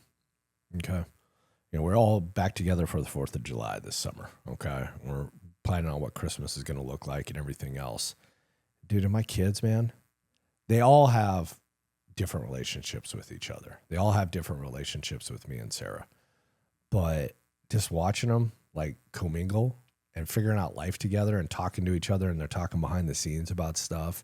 Like we all had our discourse, and there's different pockets where everybody wanted to kill somebody else. It's my sons, because my oldest sons, they're 1 year apart, and my oldest son Aiden, he went from the man of the house when I wasn't around, to the oldest son, to now he's a subservient son, and that man, you want to talk about a power struggle between those two. Jesus Christ, the amount of times I had to pull them apart, thought they were going to kill each other, well, Hayden more than Aiden, because Hayden's a better fighter. But, the point being is like, absolutely, man, because we went through that and we're this now, and it's not perfect. It's not beautiful. It's still arguably a show on any given day, but it's beautiful because it's mine. But I think it goes back to the conversation that we had early on in this podcast about the struggle. Yeah. And I think, your kids obviously had to struggle. Let's call it what it is, Yeah. And that looks different for everybody. But, you and I were talking this morning. We got up early and went to the gym. And I think we were coming back and, we're just talking about how you don't get, there's a lot of people that look back in their life and, I wish it would have been this, or what if I had done that? But it's not the hand that we're dealt. And there's a reason why the windshield is so much bigger than the rearview mirror. You know what I mean? Because you're not supposed to, stare at the rearview mirror. You know what I mean? Yeah. But, I like how, at least you're, I feel like you fully understand, and you're really coming to terms with your life and the decisions and the things that you did. And it's just cool to see that evolution, take place in the course of this conversation. I think for any people that don't, for anybody that doesn't understand what it's like to serve in a leadership capacity, especially the higher you go, man, it's really hard to be good at both. And I don't know a lot of people that have done it really well. I'm not saying it can't be done. Yeah, it absolutely can. But I mean, especially in our community, I wasn't a Ranger, so I say our, I just mean the military.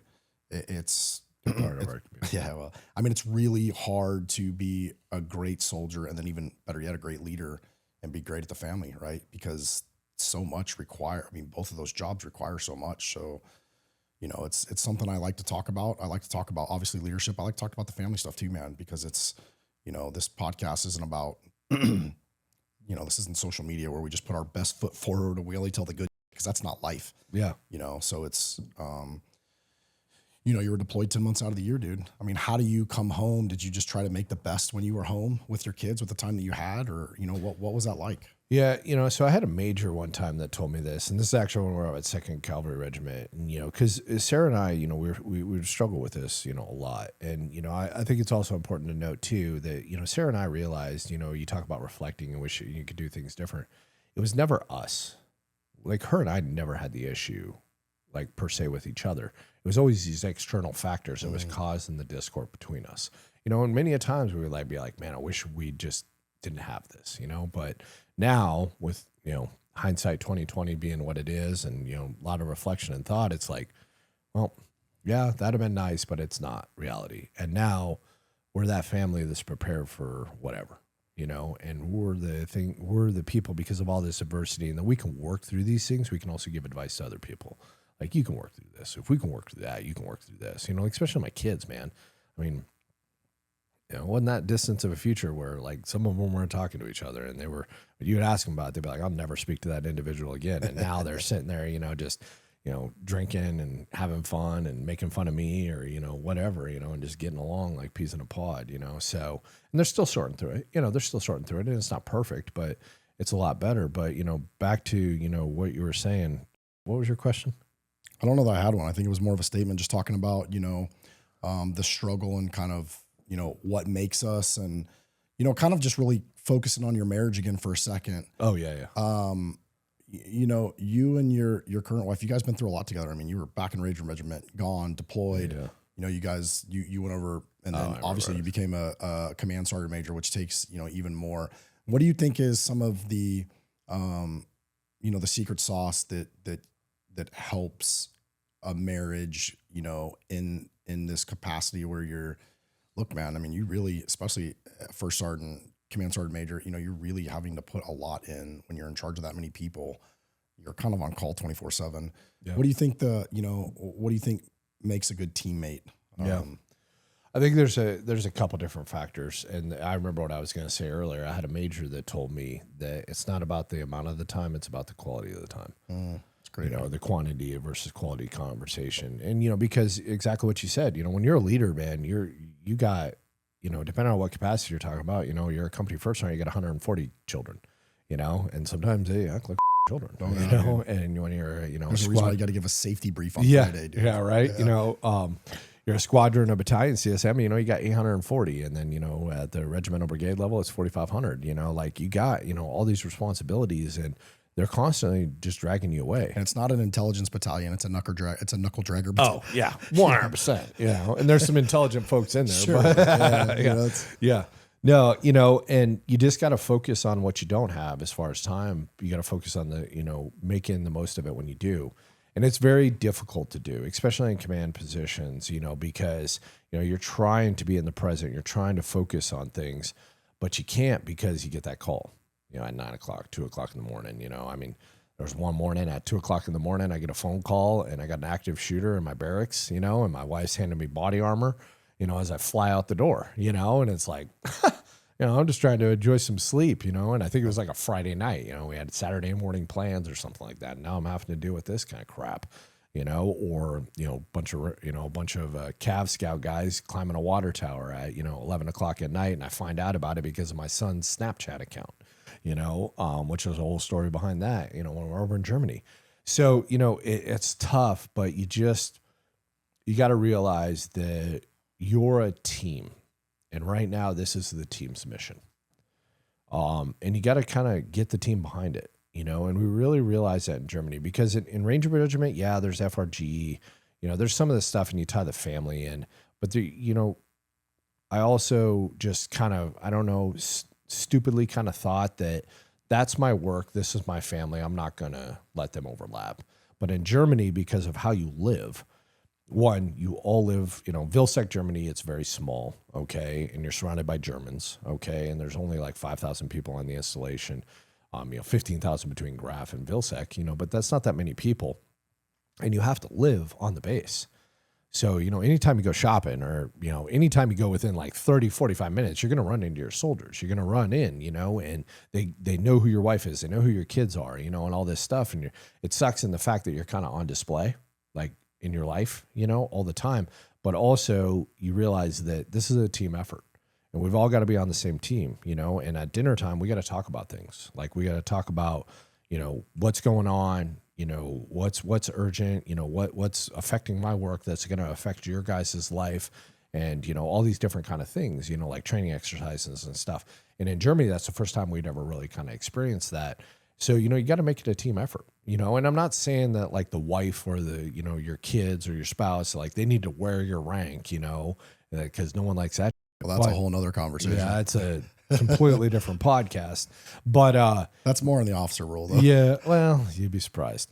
But it is, but there's also senior NCOs that are pretty bad about it too, and their spouses. But my point is that, hey, we made this decision together. Like, and this is, well, we did and we didn't, but like it's a team effort, so let's involve everybody and let's have open conversations about it. Let's also talk about frustration points, like you missed my birthday. I'm upset about that. Okay. I'm sorry. Here's why. And I know that doesn't make it any better, but there's a responsibility. This is what I got to do.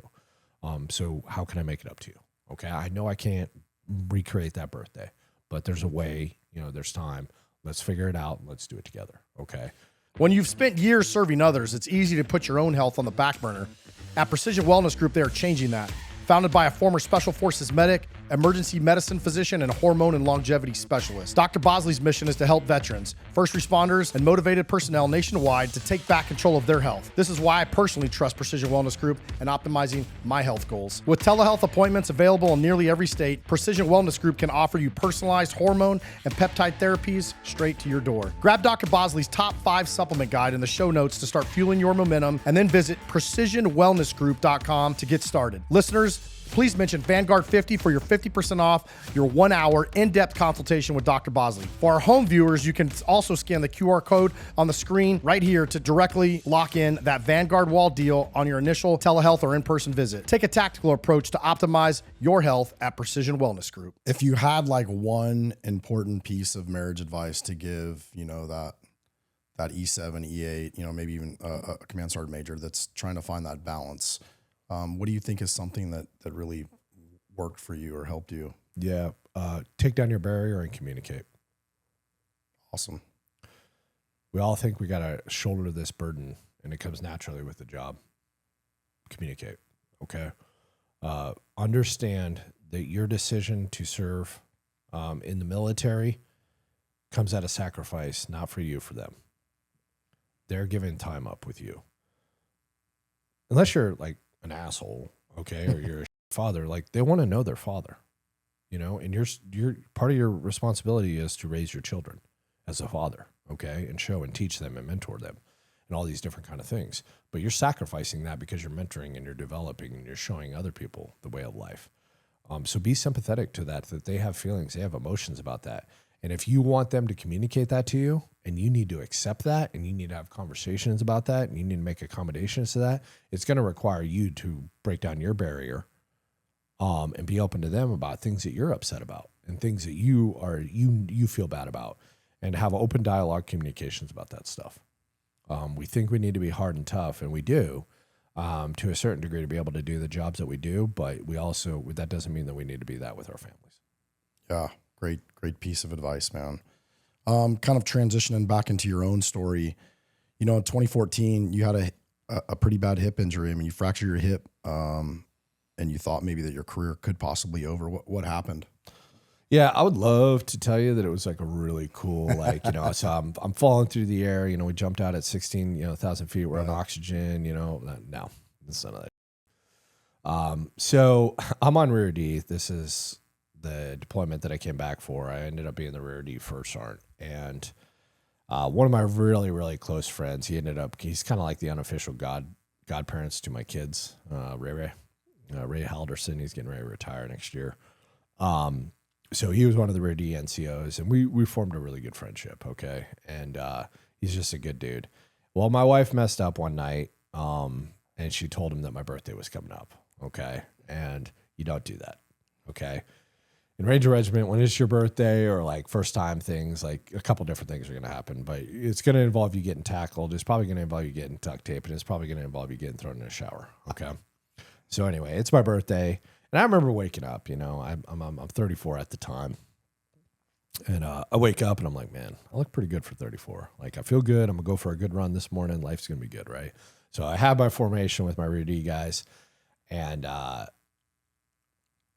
dismiss them. I'm like, platoon sergeants go take charge, conduct PT, all this different kind of stuff. And they're all like standing around. And I'm like, hey, I said you guys are dismissed. Like, go do PT. And they're like, just standing around. And they're not like giving instructions out. They're just standing around, like just standing there. And then I see how like the corner of my eye, Ray coming like between, and I see he's got something in his hand. And then he goes, get him.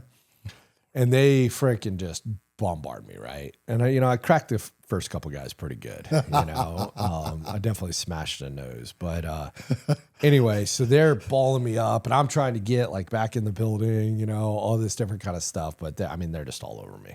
And I'm like, okay, I'm just thinking like one thing, like don't fall on the concrete. Okay, because I'm standing on the sidewalk, like, because that's going to hurt. So I'm like trying to get over to the grass, like, and I'm fighting, throwing elbows and all this. And finally I get to the grass. I'm like, whew. I'm like, okay, I don't have a choice. I got like 7 Rangers on me, and they're freaking sitting there, punching me in the stomach and all this different kind of stuff. Grab my arms, trying to force me on the ground. I'm like, okay, I'm just going to go down, Well, so I start to go down, and then right before I do, somebody pulls my leg, and I end up doing the splits with my knee, like kind of bent, and with 7 Rangers, and I go to the ground, and it just pops, and I instantly start screaming.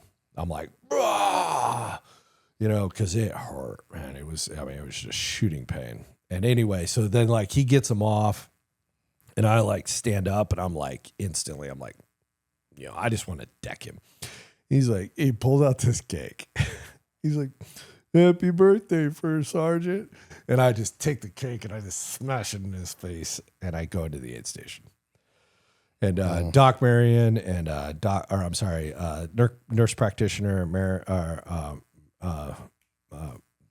Marilyn's in there, and Doc Whittett's in there and stuff like that. I'm like, hey, something bad just happened.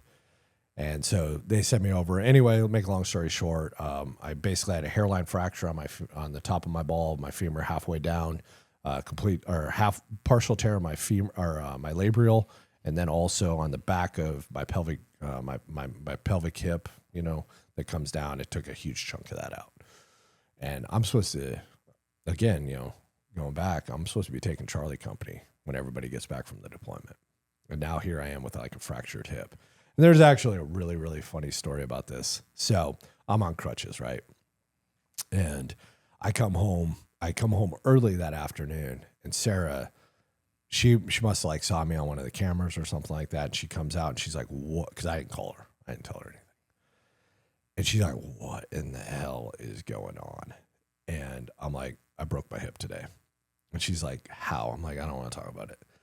So anyway, she gets me upstairs because dude, it's bad. Like, it's really bad. So I get up, she gets me up into the bed, and she's just pressing. And I'm like, I don't want to talk about it. Like, I'm in so much pain right now. And finally, I'm just like, you know what? Just call Ray. He'll tell you the whole story. And she's like, fine, I will. So anyway, she goes outside onto the back porch, and she calls Ray. Well, he tells her what happened. And dude, my wife, man, she destroyed this dude. He's supposed to take over Charlie company. I have to leave in a couple days to go, to go on this trip, work trip and all this different kind of stuff. Like who's going to bathe him? Who's going to feed him? All this different kind of stuff, and I can hear him. She's got him on speaker and he's like, he's like, Miss Burke, I'll come take care of him. I'll feed him. Like I'll bathe him, all this different kind of stuff. Right. And, she's just laying into him and I'll never forget. And she's going to kill me for saying this. She's like, he broke his hip. You know what that means? I can't even have sex with my husband. And Ray's like, well, there's nothing I can do about that. But I it was. Old Ray felt pretty bad. Yeah, dude. Oh, I still give him to this day, and he bows his head in shame. But I'm thankful it happened, man. And here's why. My wife had just finished up a 500-hour rehabilitational realignment yoga course with Young Yoga. And, I went and talked to the medics and, the doctors, and they're like, surgery. Like, that's it. That's your only option. And instead, I just started doing yoga. I started doing, just natural, methods and everything else. And I went and, did almost another 10 years on that hip. Jumped out of planes, did all the shit that I did until I couldn't do it anymore. So, yeah. How did the rehabilitative yoga help, man? That's very interesting. Really what it was strengthening the muscles and stretching out the muscles and, increasing mobility in other areas. Don't get me, and it was important because I still was doing the things that I needed to do. So therefore it was causing pain and stress in other areas, and especially like a Younger yoga, it's all about centralizing, it's dividing the spine and the hips and, focusing on symmetry between, those two, those kind of planes of field. So it's not that it healed it, it's that it allowed me to recover the other areas from the compensation and it just not messing me up as bad as it should. Don't get me wrong. Like it didn't really heal it. Sure. The bone healed, the hip fragment, they still don't know where the hell it went. It's somewhere out there. It's probably like worked its way up to my brain. I'm gonna freaking probably die of a brain aneurysm at any point. But anyway, and the labral and eventually completely tore. But I'm able to stay standing and do things because of what I've done in the other areas, and it alleviates pain too. It does alleviate pain, because the muscles compensate, they tighten, nerve endings, all that different kind of stuff. So. Did you end up taking over Charlie Company? I did. What was it like being a Ranger First Sergeant? Because being a First Sergeant in general is hard, but I can't imagine what it's like in a Ranger unit. It was awesome. Here's how I describe it. Being a Ranger Platoon Sergeant was the best job I ever had. Being a Ranger First Sergeant was the most rewarding job I ever had, because you really see the impact of the things that you're doing, because it's the first kind of time you're doing things kind of indirectly at times. You're mentoring dudes, and you watch team leaders become squad leaders, and squad leaders become platoon sergeants, and platoon sergeants go off and become first sergeants. You watch officers, the mentorship you give them, the advice you give them, and everything else, like really get their role and become XOs and become company commanders and everything else. So it's like super rewarding because you're still in the fire, but you're removed a level. So therefore you see the development and the leadership techniques that you're implementing, like actually having results, and you're not so consumed with the day to day that you miss it. Like you see it a lot more as a first sergeant. Did you deploy with the company at all? Yeah, we deployed twice. What's a first sergeant do in a Ranger company? Well, it depends. I would say that my deployments were a little bit different, just because the political landscape's changed so much. So we had one mission, one deployment where we were training, the Afghan Special Force, Special Mission Unit. So we were just in charge of their entire training pipeline, their basic trainings, all that different kind of stuff, their training plans, their training cycles. These commandos or ARU or they were KKK. Oh, the Kateos guys. Oh, yeah, I'm sorry, Kateos. Yeah, you're right. It's all good. No, I get confused. And then we did a couple missions with them as well. And it was fun. It was obviously, we wanted to deploy and take to the fight to the enemy, but there wasn't a lot of that happening during that deployment. It was It was a little bit more hands off because of political landscape. What are you doing as a first sergeant at the company level though on a deployment? So for that one specifically, I was like the task force C because I had a lot of civilians working. So it's a lot of coordination, a lot of movement. We're also controlling a lot of FOBs, and bases and everything else. But normally, like a normal deployment, like you're coordinating, and you're going and, Because were all your platoons co-located or were they all spread out? 2 of them were, and then 1 was spread out. So yeah, 2 of them were co-located, and 1 was because we were trying to do a new injection point with some agency folks with one of the Kitejas. Was it a company or a platoon? I can't remember. So they were down in Kandahar. So. I kind of want to talk about, I know you've lost some friends, man, and I know this is always hard to talk about, but I've said it at least on a couple of podcasts, a soldier dies twice, once on the battlefield and once nobody speaks their name. And I know some of these guys are extremely important to you, and, you've lost some people, and we've kind of hinted at some of them through the way, but, I know you lost, your JTAC in 2011, Chris, can you tell us a little bit about him? Yeah. Chris DeMay, he was my company JTAC. He was never my JTAC, but I knew Chris. I'd known him from a private because he'd been in BCO. He'd been part of the recce element and a couple other different elements. And Chris was just, man, that guy was hilarious. He's just funny as shit. And we had this weird collection of platoon sergeants at the time under Bernie Flano. So it was me, Jericho Dedman, David Withy, and Gabe Huft was kind of the headquarters platoon sergeant, and then Chris DeMay was in charge of the AT section. And I'll tell you, man, we made Bernie's life a living hell because you couldn't get anything accomplished with us at a meeting because we're just giving each other and making fun of each other and just being rude MFers, And but man, Chris was one of the guys that stood up the JTAC program for the Army. So the way it used to work for special operations as a whole is all their JTACs were Air Force guys. Yeah, this is the first time I'm actually hearing that. Yeah. Okay. Yeah. So no, it's a good conversation. So what that means when you're JTAC is not only can you, so like an FO can control artillery fire, okay, mortar fire. They can do all that stuff, but they have to do coordination, additional levels of coordination if it's anything coming from the air or coming from the sea. Okay. And a JTAC's the only one that does that because now you're talking about controlling RAWs. Not that you don't have to control RAWs for artillery because you got to make sure aircraft are out of the space and everything. Boy, God, why'd you have to ask me? It's basically the RAWs is airspace layer. Okay. So what altitude everybody's at? Now, I'm sorry, I don't remember what RAWs is. No, that's all good. So, but different aircraft not only fly at different heights, but also when they're either collecting, okay, if they're collecting or spotting or doing whatever, they have a loitering altitude, but then they also have an engagement altitude, whether they're doing fire or collecting. So when you're trying to do some of this coordination, whether you're talking about artillery, mortar, whatever kind of fire or aircraft fire, you have to control the entire RAWs. And you gotta make sure you know what every altitude is everybody's at, where they're loitering at and everything else, so that if an F-16 wants to decide to do a strike or an A-10, they're not also going to accidentally shoot something else out of the air, okay?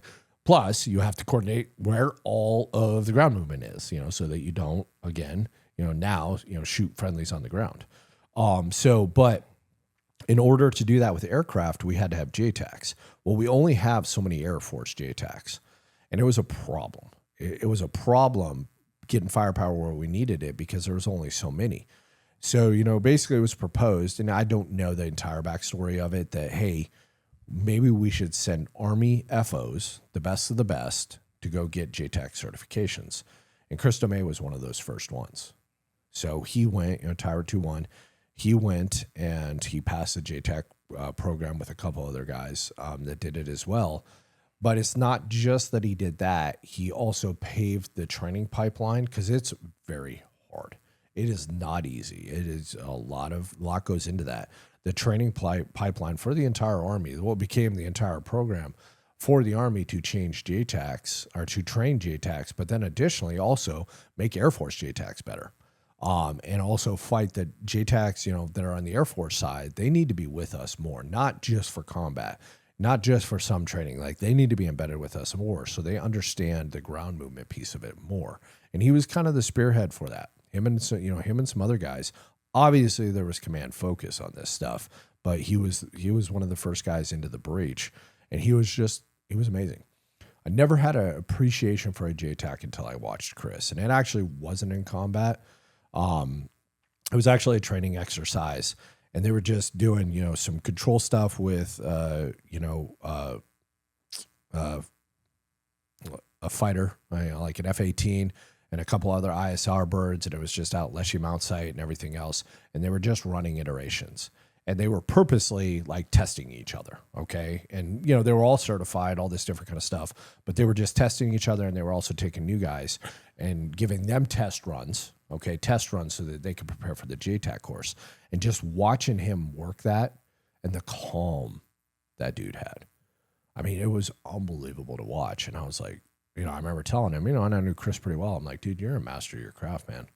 Like you're like watching. It's an art to be able to do this. Yeah, man. They say air traffic controllers, so not even combat, air traffic controllers. It's one of the toughest professions, and it has the highest suicide rate. I can't imagine what it's like to be a JTAC, because now you're doing the same job, and you're adding combat, explosives, shooting people. It's a tough job, man. Yeah, it's amazing. Yeah. Do you know what happened to him? So they were I was not on this deployment. It was a deployment in Afghanistan, and they were doing an offset infill into an objective. It was a larger objective. I want to say the whole company that was there. I know it was large enough that I know Daryl Thies was there. Well, that's like the fourth time I mentioned that guy's name.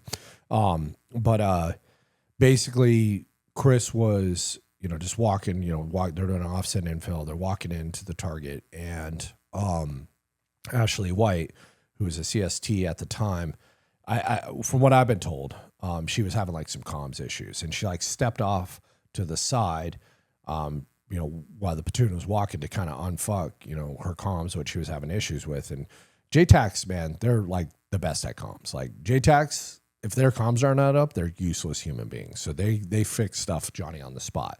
They're arguably better than our commo guys at fixing shit, And so he like stepped off to the side. Well, she apparently like stepped to the side to make space for him and stepped on a place for played IED and killed them both. Yeah, man, that's a tough loss. Chris Horne, was that the same objective? Yeah, so that was Saber objective when it was during actions on. Yeah, and he stepped on a pressure plate and basically a fatal funnel. So they continued on to the objective after that. Oh, so again, a lot of people don't understand. Special operations, dude, it's just a different animal, yeah. Matt Waters lost his leg. You mentioned him, when you guys were doing the foreign fighter camp on a previous podcast. Can you talk about what happened with him? Yeah, so this was actually during the invasion of Iraq, towards the end of the deployment. It was called Objective Reindeer, and basically, it was a foreign fire camp that was identified up north and infilled, and it was in this giant wadi. And when they were assaulting the wadi, an RPG basically went between his squad and blew off his leg. And Matt Waters, Matt Waters is not dead. Just to clarify, by the way, I don't want people to think he's dead. Matt Waters is doing very well. He's working down for Daniel Defense down in outside of Savannah, Georgia. Is it Black Creek? I think it's Black Creek. He's having some issues with his house right now, but he's doing very well. But he went on, after that, after his Ranger career was over, and he's a very successful cop in Tacoma PD. But that was the first guy from like BCO that like 275 that had like a major injury. He was the first one, and that was pretty jarring. Obviously, it wasn't we didn't lose him, but it was pretty jarring. Plus, that objective was pretty gnarly as well. Yeah, I think I brought that up because it was early on. Early on in the war, and I remember hearing you talk about that objective on another podcast. I think that's why I put it in my notes. Yeah. Casey, man, I know you talked about him early on when you got to regiment, and I know he was kind of one of the dudes that he was a roommate, I think, right? Yeah. So he was my roommate, and Casey was in AT when I showed up to 2nd Platoon. We actually I want to say we did part of Ranger School together. I can't remember if he got recycled. I can't remember what happened, but we graduated Ranger School like at the same time, I think, or maybe he graduated a month after me. I don't remember what happened. But we knew of each other, and then we ended up being in second platoon together. At first, he was a team leader in first squad, and I was a gun team leader, and then we ended up being team leaders together, and then we ended up being squad leaders together. We were roommates. And at the end of the day, Casey was just, he was a boy from Montana. He was from Great Falls, Montana. I actually lived outside of Great Falls. That's where Hogla, Montana was. So we just hit it off. And he was a little bit older. The funniest story I have about him, and I'll keep it very brief, is we used to do this something called it was recruiting trips. And it's where they would send a couple Rangers out to different high schools and areas, and they would do briefs, and they would show videos, Rangers in action. And then they would try to recruit guys. This is prior to September 11th, right? Well, they picked Casey and I, and they sent us to Miami, Florida. We show up, and we're like, wait, why two boys from Montana that speak no Spanish? And, and we're having to brief these high school students. I remember the first one we did, and I remember turning to Casey, and I'm like, I don't even think they're paying attention to us. And the teacher's like, that's because none of them speak English. We're like, well, that would have been good to know, like right off the rip, Yeah. And but Casey, him and I had a love-hate relationship. We fought like brothers a lot. We got in a couple fist fights, but he was just such a good dude, man. God, he can make anybody laugh. He's the only guy that could make fun of the battalion commander in front of the battalion, and the battalion commander would laugh about it. And I'm talking, he was like a specialist or a sergeant like during this time, but he was just hilarious, and he used to have funny sayings, and we shot deer together. We had a lot of fun, but we lost Casey. He actually left Ranger Regiment and went to work with Blackwater, and was killed. Was killed when their helicopter. They were responding to our Marine troops in contact, where a bunch of Marines ended up almost getting taken captured and everything else, and they responded to that. And the helicopter was shot down, and they crashed in downtown Baghdad, and Casey was killed. Another friend that you've talked about a lot during this podcast was Matt Nyman. I know Matt Nyman hit you different because you had just recorded an episode with him in early January, and he was killed in an avalanche in Alaska, I think 2 days before it released in February. That episode became the last recorded words, that anyone had of him, most likely in that, in that venue.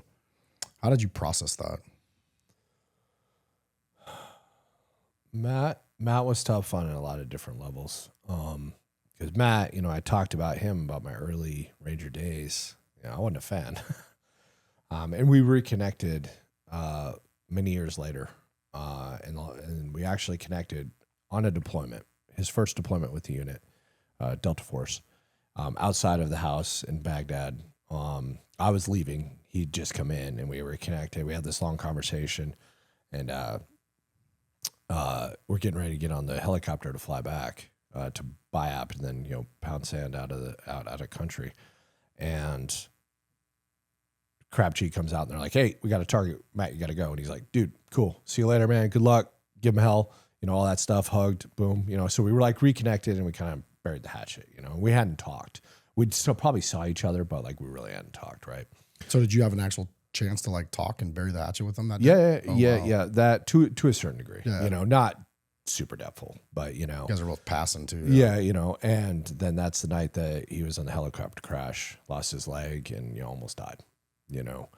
And so then fast forward, and I saw Matt many a times throughout that, other times just throughout the year, like his wedding, one of his kids getting baptized and stuff like that, because he ended up coming back up to Tacoma at some point. I don't know if he lived there. I don't quite remember, and I was still up there. But then we kind of lost touch, and then we reconnected. And this is early part of 2021, and we reconnected, and he went off and he did some awesome stuff in the civilian world. He was doing summits, as a dual amputee, all over the globe with this company, and I was just like, man, like I want to, I just started this podcast, or I'm getting ready to start this podcast. Like I want to have you on as a guest. I want to talk about adversity and all this different kind of stuff. And then, so we recorded the episode in January, and then found out on February 3rd, he died in avalanche training, for a summit of, I believe, Everest, or maybe it was McKinley. I can't remember. And man, it sucked in so many different ways. Like I just kind of reconnected with this guy. I'd now respected him for the journey of his life and how he'd overcome so much adversity, because he lost his legs and he came back and they just threw drugs at him. So he battled opioid addiction really bad, and he had to, deal with that, and he had to deal with so many other things. He ended up cutting the other leg off because it was bothering him so much, I mean, he had a long road to hoe, and then, okay, I can't, do what I want to do, in the capacity I want to do it. And he found a way, and he was working, cyber defense stuff and using some of the stuff that he had learned in the military, in the unit and everything else to go work for companies like MasterCard, and all that. And I was just like, dude, that's so awesome. Like, I'm so proud of you. Like, you have pivoted from having a career that was unexpectedly cut short to success in the civilian world. And it's amazing. Like, and it was really cool, but it was also, I couldn't mourn. I didn't mourn. Maybe I should have, but I was just so grateful because I'd literally not only been able to have this very thorough conversation with this man that I'd known for a long time and close some doors together, for each other, and just talk about the future. And then, be able to share that with the world. And I've done some interviews and some other news stuff, talking about this, and it's just, it was such an honor to be able to do that. And then, be able to reach out to his family when they're just the world's collapsed for them. But be able to say, hey, I do have something I think you're going to like. Yeah. I mean, how did his family react when you asked if you should release that episode? Well, I didn't ask him, to be honest with you, at first if I could release it. What I asked him is I want to send this to you so you can listen to it because it's the last time Matt's voice is recorded. And, obviously that begs the question, like, why'd you record this? And I'm like, well, it's a podcast episode. Here's the podcast. We just started and I was planning on releasing it, but, now I just want you guys to have it. And, his family was like, no, absolutely release this. We want everybody to hear his story, and this is the most complete story of Matt Nyman. What podcast was that? That was Always in Pursuit. So that was my previous podcast. And what episode was that? Episode 7. Is that something we can still find? Yeah, and we actually we have it on both platforms now. So Always in Pursuit is still out there. There's 2 seasons of it. Episode 7, but then also I took it and I put it over on Legends of the 75th episode too. We'll make sure we snag a link for that and put it in. Yeah, absolutely, man. The last one, of course, man, is something, I remember you and I talked about it on the phone and I've heard you talked about it on other podcasts, but, Josh Wheeler, somebody that was extremely, you were extremely close with, passed away October 22nd of 2015. Kind of tell me where you were and how you learned about it. Yeah, so we were down at, I was a Ranger First Sergeant, again, Charlie Company's First Sergeant, and we were down at 400 Liggett doing a giant training exercise. And so we were in this, makeshift skiff, basically, doing a debrief, talking about, the training mission we were about to do and everything else. So, but because of what we were talking about, the assets we were using, all this different kind of stuff, and the targeting methods and everything else, all our phones were outside, on the table with the guard. And anyway, so we do all that and I go out and, the private, it was one of my privates that was on the watch. He's like, hey, First Sergeant, your phone's been blowing up. I'm like, oh, okay. So I grab it and I just see like a bunch of missed calls from Chris Frost. And a couple other like randoms, but the primary one was like Chris. He called me like a bunch of times and I'm like, oh my God. And you just know. Like there's no reason Chris is going to call me, 7 times in a row or whatever it is, leave a bunch of voicemails and send me a text that says, call me now. There's only really, in these times, there's only one reason. Well, technically the last time Chris did that is because he got captured in Libya, but that's a different story. But anyway, okay. So, I don't want to tell that story. It's not my story to tell, but, anyway, so I call him and, I just answer a phone, man, and I'm like, who? And he's like, Josh. And, again, I'm like, I know a lot of Joshes, and I don't want it to be the Josh that I know it's probably going to be. And I'm like, which Josh? He's like, dude, Mike, Josh Wheeler.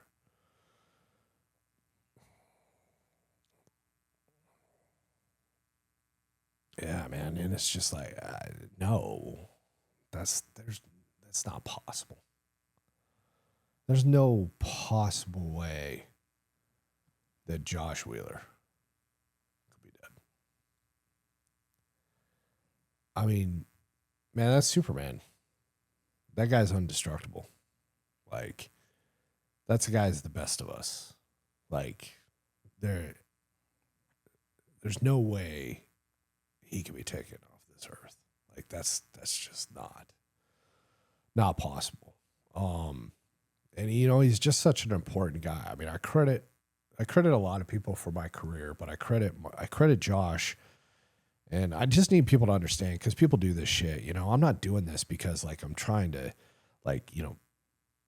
build up off his death, man. Like, Josh is the reason I was in the Army. If I'd have got out of the Army, which I was going to get out of the Army, if I got out of the Army, I don't know where the I'd be. I'd probably be in jail or I'd be dead. That's for damn sure. I know that. I would not have the family I have. I wouldn't have the life I have. I wouldn't have been able to live the career that I live. There's no way. Because I would have been so unfulfilled and unsatisfied. And also, I would have got out, September 11th happened. Like, I have no idea. I just know it wouldn't have been good, And I just looked up to this man in so many different ways. And also, there's a lot of things. I talked about a lot of the things, but other reasons I looked up to him, he was in Delta Force and he was successful. He went through a divorce. It was terrible, absolutely abysmal divorce, and, there's a lot of different reasons for that. And he made it, and he got remarried, and he had a new son. He just had a new son, by the way. And I watched him work through all that stuff, and he'd worked through things in the unit too. He had his trials and, struggles in the unit, just like everybody does, and he'd worked through that stuff. And, we would talk about that stuff, and it just like, God damn it. Like, no, there's just no goddamn way that somebody like that can't be here anymore. It's just not fair. It's still not fair, man. It's not. The best of us, the man that deserves to be on this world more than any of us, is not here anymore. And dude, it broke me, man. I'm a first sergeant. I got all this other stuff going on. I got a fractured hip. I got my home life is in shambles because of all these, kids issues and everything else. I'm at odds with my ops sergeant major at the time too. Ray Barrett, who's a great friend of mine. Like, him and I are about to come to blows on a daily basis.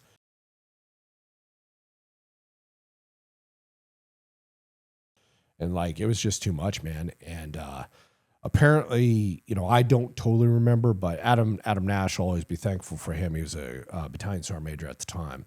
Like, he just saw me just disintegrating as a human being. And he summarized quickly enough, because he happened to just be standing there, what was going on. And he got me into his truck, okay? And he just drove.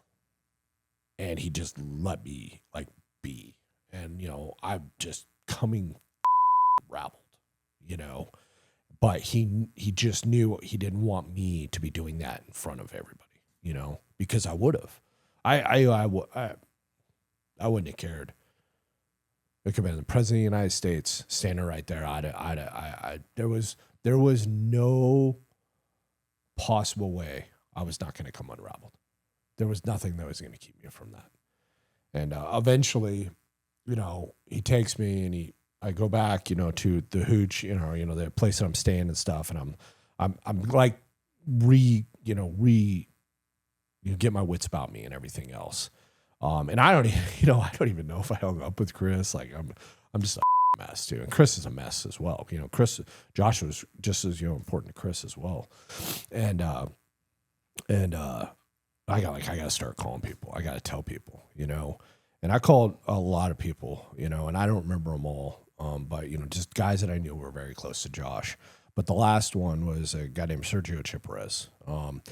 He's a one-termer guy. You know, he was really older. He's one of my one of my 203 gunners. You know, he's a teacher. You know, he's just a really cool dude. He's still just an awesome guy. And I called him, and I powered through all these other guys, and then for some reason, I just crumbled again when I was talking to Chip. And I don't know if it was maybe something he said, you know, or like his reaction. Like, I don't know what it was. And he's like, you know, I remember him asking me, I do remember this part. He's like, Mike, are you okay? And I'm like, no, dude. And I'm far from okay. I'm not good, man. I'm like not going to be okay. Like, it wasn't like, you know, oh, I just need some time. Like, you know, hey, I just got to process. No, I was like, there was no punctuation on that. No, I'm not going to be okay. I'm just not. And I'm still not, man. To this day, man, I still just don't think it's fair. You know, and I know I'm not his kids, man. I'm not his wife. You know, they have more of a reason to be sorrowful than I do. That's for damn sure. But this dude, man, he was a lot of things for a lot of people, especially me.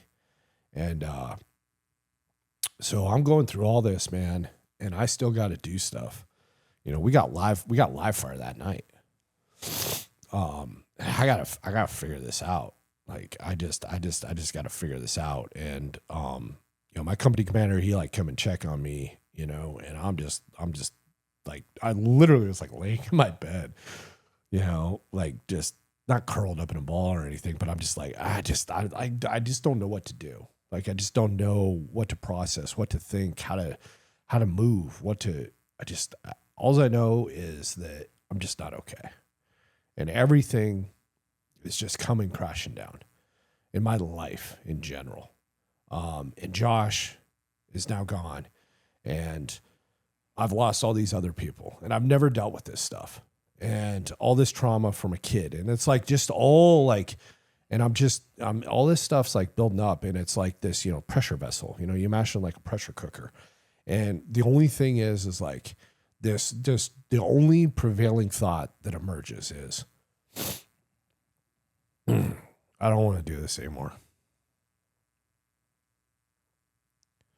I just don't want to deal with this shit anymore, man.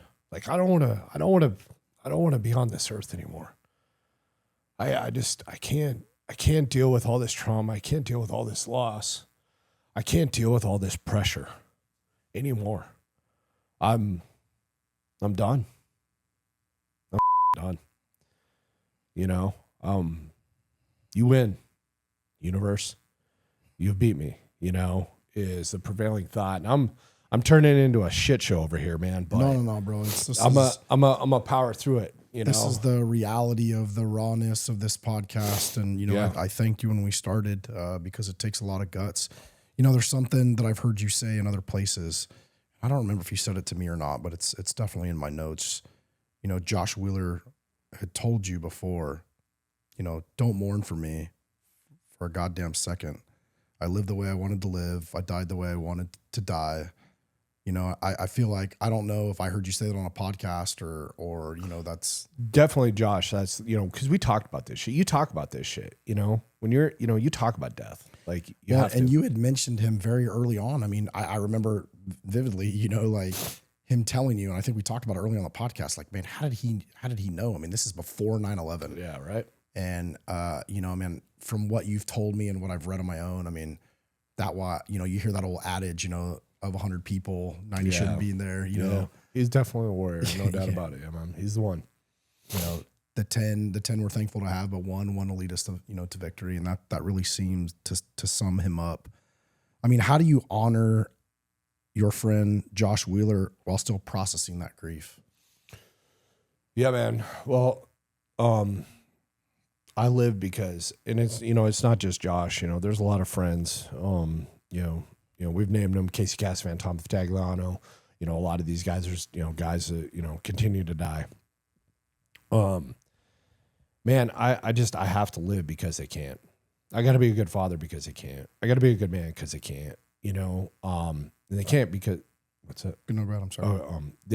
You know, they just can't anymore. So I need to, and I got to live for them. I really, honestly, truly do believe that. That's not like some cliche thing that I'm saying. Like, you know, and that's what finally like broke me or was the additional break to the break. Like I realized like, well, Josh is not here. That sucks. That's horrible. I'm broke. I'm thinking about ending it all. I can't do that. That would be a disservice to him. I need to fix me. I need to go get help because I can't do this anymore. And I'm having these thoughts. I need to go do something about that because what would Josh say? What would Tom say? What would Casey say? What would my kids say? What would, you know, all this different kind of stuff. Like I can't succumb to what the demons of my past and what everything is building. I can't succumb to that. That's dishonor to them, you know, and I'm not, you know, religious, you know, Valhalla, all this different kind of stuff, but it doesn't matter. It's not fair that this happened. I'm sure he wishes it would happen. It wouldn't have happened. His family wishes it had happened, but it happened. So this is just like anything else. I got to sort through this. Yeah. One of the things I've said in the past is may we always live a life worthy of their sacrifice. Exactly. And I think everybody should do that, you know, and it's not just a military thing. It doesn't matter who you are in this world. Somebody's made a sacrifice for you. You just might not know it. You need to live your life like that. And that's why we need to be good people. You know, we need to try to do better in all things we do. Looking back, do you think part of Josh's death hitting you so hard was because you'd been holding everything else in your life for so long? Yeah, I do. I absolutely do. And I've said this before. I think Josh saved my life one last time. Wow. It wasn't, don't get me wrong. I'm not trying to minimize, you know, Josh's death, but it just finally, everything was just spearheading and just building. And it was gonna, you know, the top was gonna pop. That was just the thing that finally made it pop. And then just this, you know, realization that like, you know, what would Josh do? What would Josh want me to do? And Josh would, you know, say, hey man, all right. You know, Josh was smart enough to go, you know, hey, suck it up, Buttercup. Like he wouldn't have said that. He would have been like, hey man, okay, we'll figure it out. Go get some help. You know, you can't obviously do this alone. So, you know, that's what Josh, and that realization is finally what made me go get help and, you know, work through, you know, 35 years of bullshit. Before we dive into that, let's take a quick break.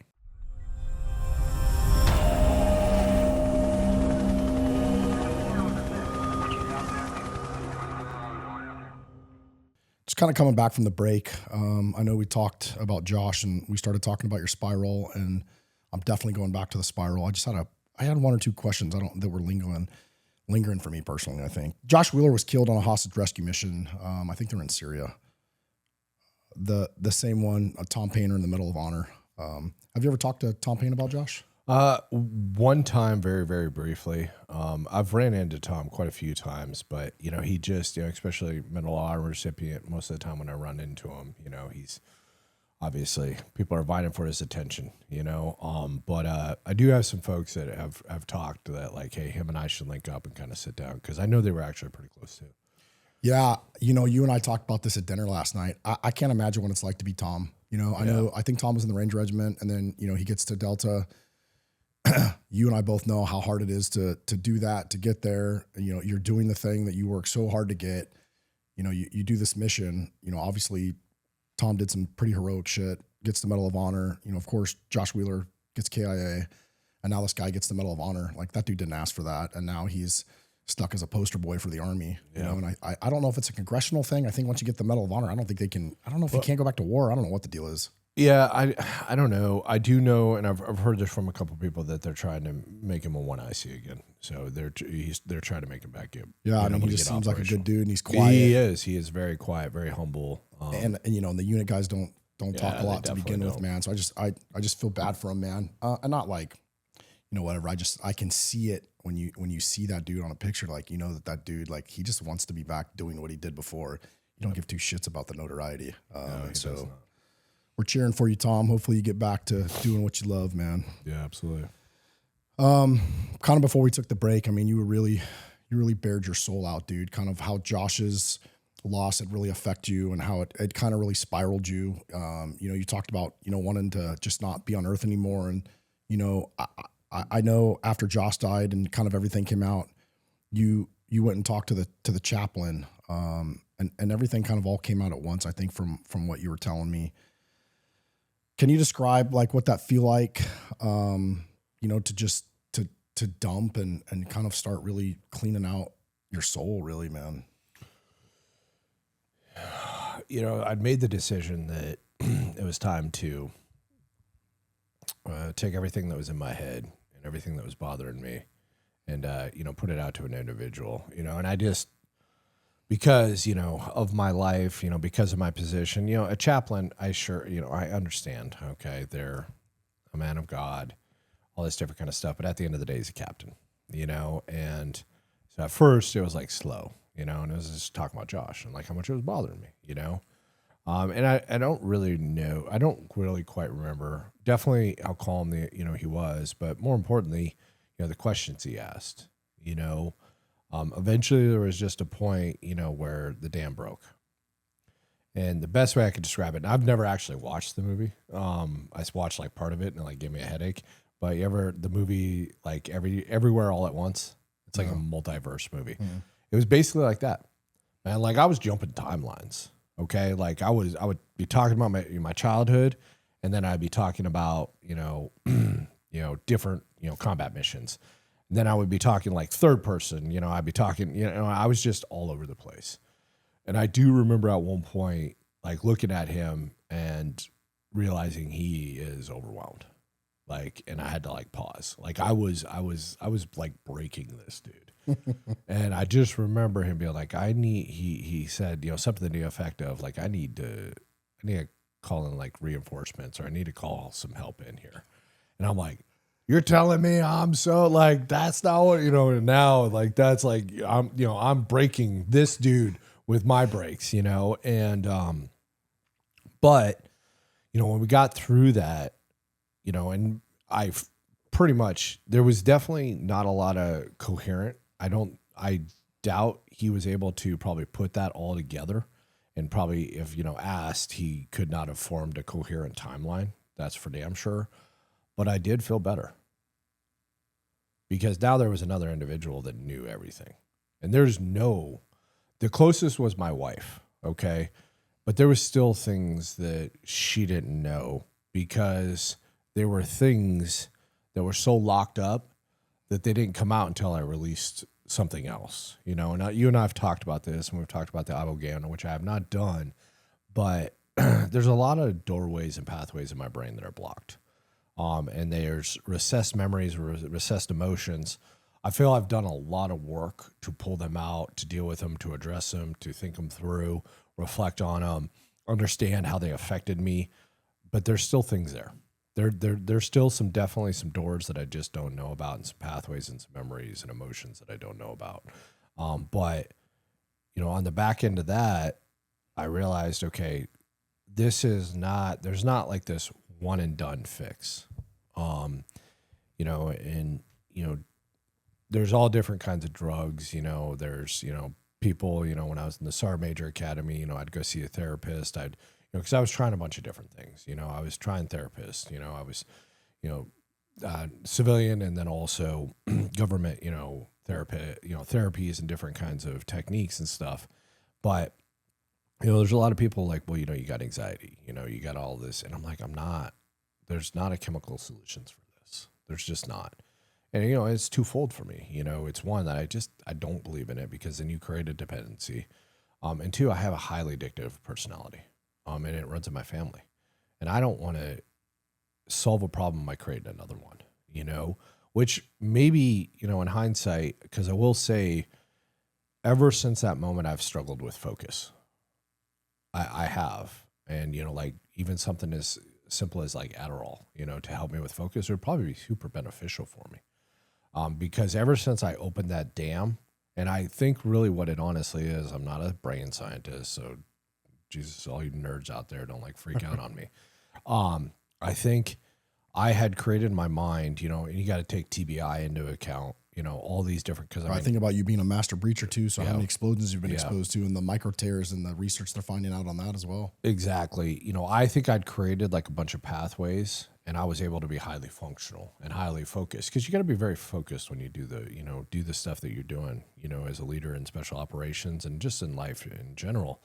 And I think I opened up just the floodgate, and I think I fractured a lot of pathways and, adaptations I'd made in my mind, and I still think to this day, I'm still trying to kind of put that, formulate the tunnels, for lack of a better term, because I think I definitely kind of broke my brain, if I'm being honest with you.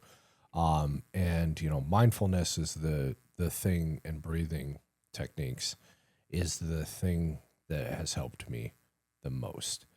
Yeah, I definitely want to talk a little bit about like what's worked and what's didn't. And right before we get there, I guess the question that kind of burns in my mind a little bit, and maybe it's to a broader audience, but why do you think it took Josh's death for you to finally say like, hey man, I need help? I think it boils down to the realization that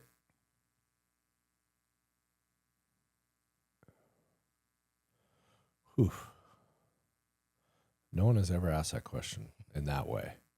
It's a lot more depth answer. Sure. I mean, I don't think there is probably, you know what I mean? And Yeah, I really honestly think what it was just the realization of my mortality. I mean, I just, powerful. I mean, it's irrational. It's completely irrational. You think about it. I mean, at this point, I got almost 20 years in special operations. Tons of people had died. I'd watched people died. Like, it's not like I thought everybody was immortal, that I was just there's mystical thing. And I had almost kind of like this childhood reverence for Josh for some reason. And I think it's just because of the things he helped me do and the things he helped me sort through. And, the fact that he kind of, saved my career, So, just the fact that guy could die made me realize, well, we're all vulnerable. And I'm no different than everybody else. It's not like I want to be clear, I didn't hold myself on the same pedestal as Josh. Absolutely not. In fact, I had him on the pedestal and I'm down here, but if that could happen to him, then okay, then it can happen to me. And additionally, that it put me in a place where I just was like, I don't want to be here anymore. What do you say to that leader out there, man? That, I don't care if it's a captain, a first sergeant, a platoon leader, a command sergeant major, that's a cop, police supervisor, whatever, man. That dude that's had all that stuff stocked up, he's at his breaking point, and is still fighting, either asking for help or coming forward. I mean, what do you say to that person? Because you were him at one point. Go get help. You're not the best version of yourself right now. You think you are, and it's because you've become adaptive and you've bottled things, but they're going to break. They're going to come out. They're going to manifest. They might not manifest like mine did. You might not have like a major breaking point like I did, okay? Which actually was a good thing. It was not a good thing in a lot of different ways. There's probably a lot of confidence lost. I think probably John Stahaley, which is my company commander, he probably still looks at me like, that dude okay? Like, I love John. He's a freaking phenomenal guy. He's about to be a colonel. But but it happened the way it was supposed to happen, and it might be part of the reason that I didn't get selected to go back to Ranger Regiment. But anyway, my point is that at the end of the day, you're going to break it. It's going to manifest in some way. And at the end of the day, it's not, it is holding you back being a better version, dealing with that stuff, not dealing with the, the bottling up and everything else and the things that have happened to you. You're not showing up as your best version, either in your leadership capacity and whatever, job you do, but then also for your family.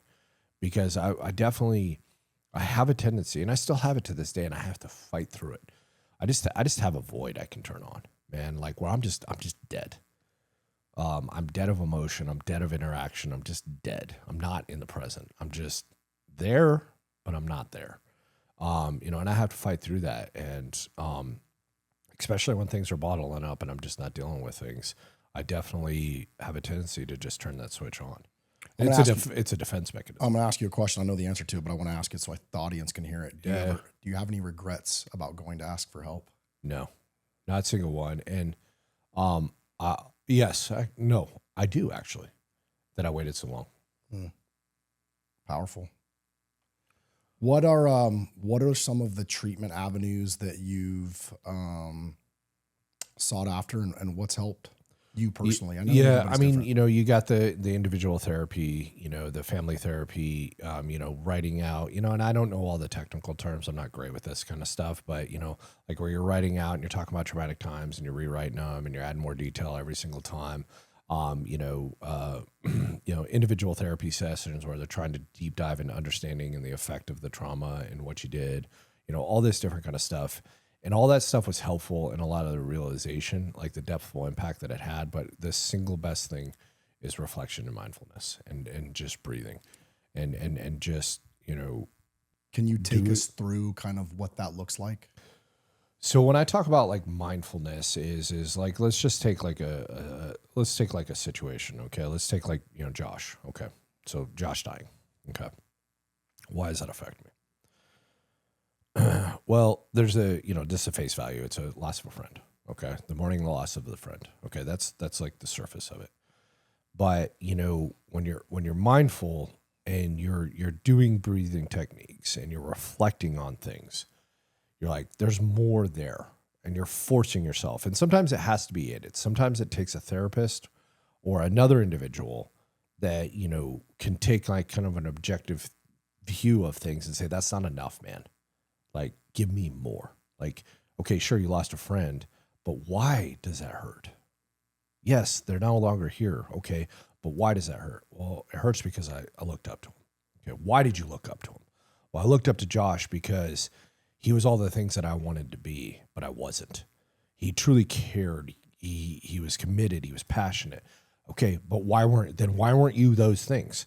Well, I wasn't those things because I had a chip on my shoulder. You know, why'd you have a chip on your shoulder? Well, because I just never thought I was good enough because I was insecure in who I was. Well, why were you insecure as who I am? You know, and you just go down this like pathway, and it's when I talk about this, like sometimes, like you always got to be careful as like a podcast host or any kind of capacity to doing this stuff, that you better make damn sure that if you're unlocking somebody's trauma or you're talking about their trauma, that they've done the work to deal with it. Because you might have an adverse reaction to something that you're not prepared for. And also that individual is not prepared for. Like I was able to I'm going to be honest with you. You got me to be more emotional about Josh than I've been in a long time. It doesn't help, and I know that this is going to really say, but today is the anniversary, 10-year anniversary too. And I've been texting my kids, you know, I've texted my wife, I've texted some friends, you know, about it and everything else. Like, you know, so I kind of woke up with it on my mind, you know, and it's always, I don't want to say it's a hard day, but it's a day that it's at the top of the mind. And I always make sure that, you know, people know that I'm thinking about that today because it's important for me. You know, it's important, and they know how important, especially my kids. My kids know all of these individuals' anniversaries because I talk about it. I talk about what great they've been, and I always try to tell them something new about them, you know, because I want them to appreciate these men as well. But anyway, my point being is, you know, going back into this is, if I hadn't done the hard work and you saw me reach the point that I reached in this interview, dude, that might have been the end of the interview. I might not have recovered, you know? And a reason I highlight that is you got to be very careful. I've done the work to deal with this, and I've followed that pathway of why this bothers me so much. And that's why I'm able to talk about it the way I'm able to talk about it. And I'm able to link Josh's death to the fact that I was molested as a child. Those are all connected. And, you know, through therapy and different sessions and different techniques, not only do I have those realizations, but then I'm also able to exist in them and sit in them and unpack them in my mind. And as I start to get anxious about them, I start to get apprehensive, and I just don't want to think about them anymore. I make myself sit in them. Are they linked because they were both so traumatic? I think there's definitely cause there, but I think it's definitely, yeah, for sure. But I think it's more because I became who I became because of the trauma that happened through my life. And I had all these different, you know, the insecurities and the feelings of not being good enough and abandonment, you know, is directly relatable to my sub-performance, okay? And what happened to me, you know, when I first arrived at the regiment, and that just building on all that. But then Josh coming in and completely making me feel like I'm where I'm supposed to be and I'm where I belong in this world. and I couldn't imagine doing anything different. And then from there, because of Josh doing that, I went on and lived another 20 plus year career in the United States Army. And I like to think I made a difference while I was in the Army. So I think yes, definitely the traumatic effect of those two things for sure. But I think more importantly, it's because it's the journey of my life and they're all interlaced. Yeah, so that's a great way to put it. You mentioned, earlier on in this interview, you came really close to the edge, dude. And, you basically said, hey, I can't do this anymore. Obviously, you pushed through it. What brought you back from that edge? I mean, we've talked a lot about it on this podcast. You and I have talked, multiple times off the camera and last night and previously, we're losing a lot of veterans, man. Like it's a thing. And it's, the number was 22. I think the number is closer to 40 now when you start considering, overdoses and all the other things. What helped you come back from the edge, man?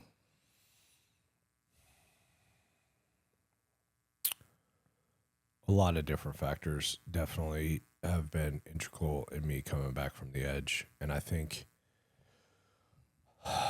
the single biggest thing is that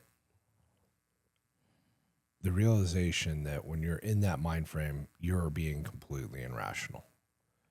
You'll hear people say, that people are depressed or people have anxiety or whatever's going on, or they're being suicidal. Like, why are you that, why, man, why are you depressed? Like, why are you thinking of suicide? Like, you have a beautiful wife, you have beautiful kids, you have a successful, I'm a Ranger First Sergeant. I mean, come on.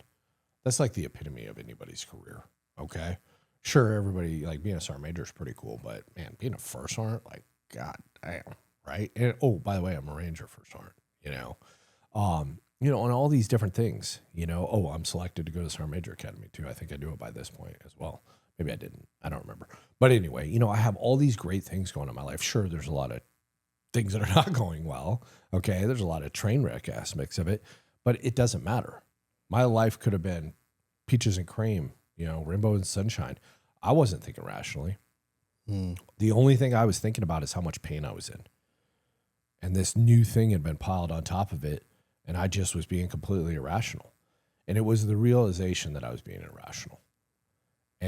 But no one could tell you that. It wasn't a therapist that told me that. It was my own realization that, man, you're being irrational. You're catastrophizing everything. You're worst case scenarioing everything. And you got a moment of pain, and it's completely justified. 1,000%. You are justified in your sorrow, in your pain, in your mourning right now. There's no, you're not being dramatic. I wasn't being dramatic. I'm still not being dramatic about it. When I talk about it, I'm not being. It's justified. The sucks. It sucked then. It sucks now. But my point to answer your question is what drew me back was the realization that this is a moment in time. And there's people that are counting on me. There's people that I haven't even met yet that need me in their life. You also told something in the story. I don't know if you realized it, but I picked up a couple things when you were talking about, learning of Josh's death. One, you had a sergeant major that put you in the truck and drove you. Yeah. So, somebody realized that you were going through something. You allowed them to help you. You could have been like, heck no, I'm not getting in that truck. Screw you. But you realized. And then the other thing is you called some people. Like, that may seem small part of the story, but I mean, those were other people that cared about Josh as well that had affected. Do you think that helped at all? I mean, at the time, yeah, definitely, because I don't know what I would have done if Adam hadn't got me in the truck and eliminated all the other things. Obviously I was being a train wreck in front of him, but I would have been a train wreck regardless, and it might have been in front of all of my dudes, and that I would have had a lot of embarrassment by that. I'm just gonna be honest with you. Yeah, I mean, at the end of the day, when you're a Ranger First Sergeant, man, you gotta be the toughest mofo to walk in that company, and them to see me like that, like at the state that I was in, it was very different. I was still in a state later, but it was a very different state, and also it had been communicated, hey, here's what had happened to Mike. here's what he's dealing with, and all the dudes in my company, sorry, I know you want to, but all the dudes in my company, they also knew about Josh too, because I talked about him a lot. I talked about leadership and leadership principles that Josh had bestowed on me a lot as a company first sergeant. So they all knew how important he was to me because they'd heard me say it. Yeah, and the only reason I bring that up is because, there could be somebody watching this or listening to this that, they may not be in a first sergeant and they may not have somebody to drag them into the truck at their dark moment. However, you can still reach out to people, man. If you're hurting, you don't have to suffer in silence. If you're going through something, whether it's a loss, whatever, man, like people can't help you if they don't know about it. Yeah. That's probably the biggest thing. And I was fortunate. You think about the whole situation. I was very fortunate. I had the sergeant major that recognized that, the commander, the chap, like all this, I had the opportunity there, and the resources were available to me, and now guys, retired, or out of the Army or wherever they are, they're out there just in the wild. But listen, you are trying to work through something that is coming to a culmination. This is what I would tell everybody. You are at a culmination point, okay? And if you're having these thoughts and you're thinking about these things, you are being irrational, okay? And I'm not saying that to downplay what you're going through. Hear me. That's not what I'm saying. I'm just saying you are not best suited to help yourself through this. And I don't know who it is. And it might not be the first person you call. But what I'm asking people, please, okay, just call people, anybody, call me, okay? I don't care who it is. Just keep on calling people until somebody says, where are you at? I'm coming to you. There's somebody there. There is somebody there. And at the end of the day, it'll be me or it'll be Asher if it has to be. And I don't care. I don't even have to know you. I don't give a shit. Because at the end of the day, the only people that are going to help us through it are people like us. Therapists, they'll help a lot. There's a lot of other amazing resources, but there's very finite amount of people that can sit down and go, brother, I know you're hurting, man. I don't understand everything, but let me give you some relatable content here, and then let's vent for a little bit, man. Let's release this pressure. Let's talk about it. But then let's talk about the future, okay? And let's talk about how we're gonna work through this, because I think about this and I think about this, and this goes into this. Okay, so this is 2015. Okay, I went on for another 8 years, okay, and had a career. Okay, after that, I did a little bit less than another year as a Ranger First Sergeant. Okay, went to the Sergeant Major Academy, was a battalion CSM, a regimental CSM, and a brigade CSM. Okay, and now, I'm doing all the stuff I'm doing in the civilian world. What if that hadn't happened? What if I'd have succumbed to the demons and that was the end of it? I like to think, and I'm not saying this to be boastful, I think I've done some good in the last 10 years. I think I've done all right. Okay, I've impacted some people. I've helped some people. I've pulled some guns out of people's mouths. And I've helped people in their journeys, leadership journeys, civilian journeys, and everything else. So my point is that there's people that need you that don't even know that you haven't even met yet. And they don't even know they need you. But they're there. You're just at a bad point. And there's an opportunity for post-traumatic growth if you allow there to be. But you got to find somebody that can help you through it. You never go on a target alone. You never make a mission plan alone. There's always somebody there to help you. And this is just a new mission. And your new mission is to make it through it, because then we need you. And sometimes you're in the storm, and when you're in the storm, you think it's going to last for forever, and you can't see because the wind and the rain and everything is going on around you. But man, like the sun's going to set, and the sun's going to rise the next day, man. Like, you know what I mean? You may be in the middle of a storm, but it's going to get better, dude. Like I truly believe that. And I don't believe in a magical Disney way it's going to get better. I mean, you still got to do work, but I mean, you're not alone. I love what you said. I mean, Well, it's like, my daughter asked me this the other day, and I'll relate it. She asked me, about training stuff, because she's just a firecracker, and she's got all these things that she's thinking about the military. Okay, right now she's a Marine JROTC, but she's been dropping the bomb lately. Like, I don't know what I'm doing, but I'm going special operations, and I'm like, cool, okay.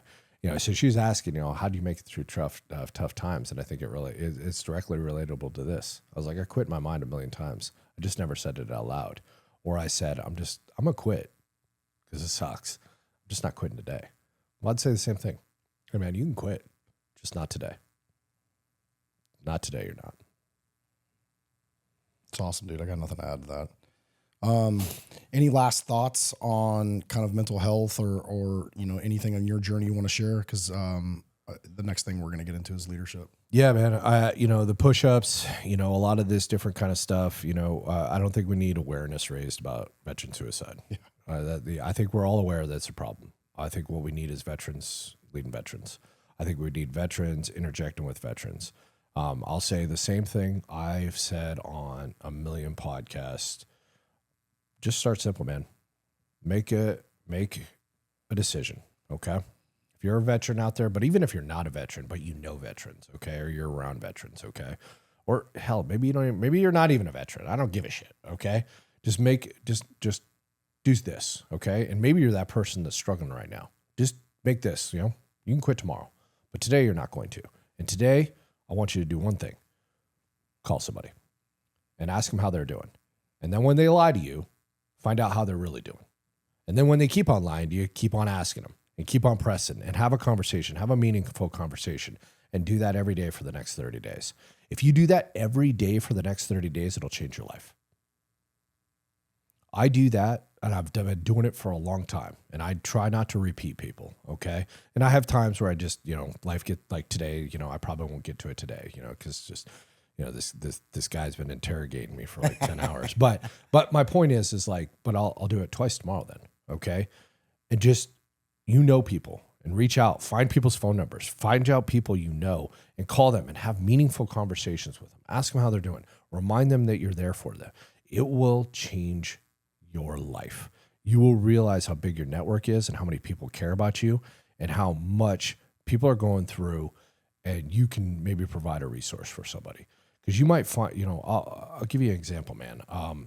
Sorry, I know you wanted me to probably be brief in this, but I was These aren't brief podcasts, bro. Yeah, well, no, I know, but I was talking to a good buddy of mine. I hadn't talked to him in a while. We were just talking about some different things, and one of the conversations we had is like, how he is getting into writing and everything else, and he's doing all this different kind of stuff.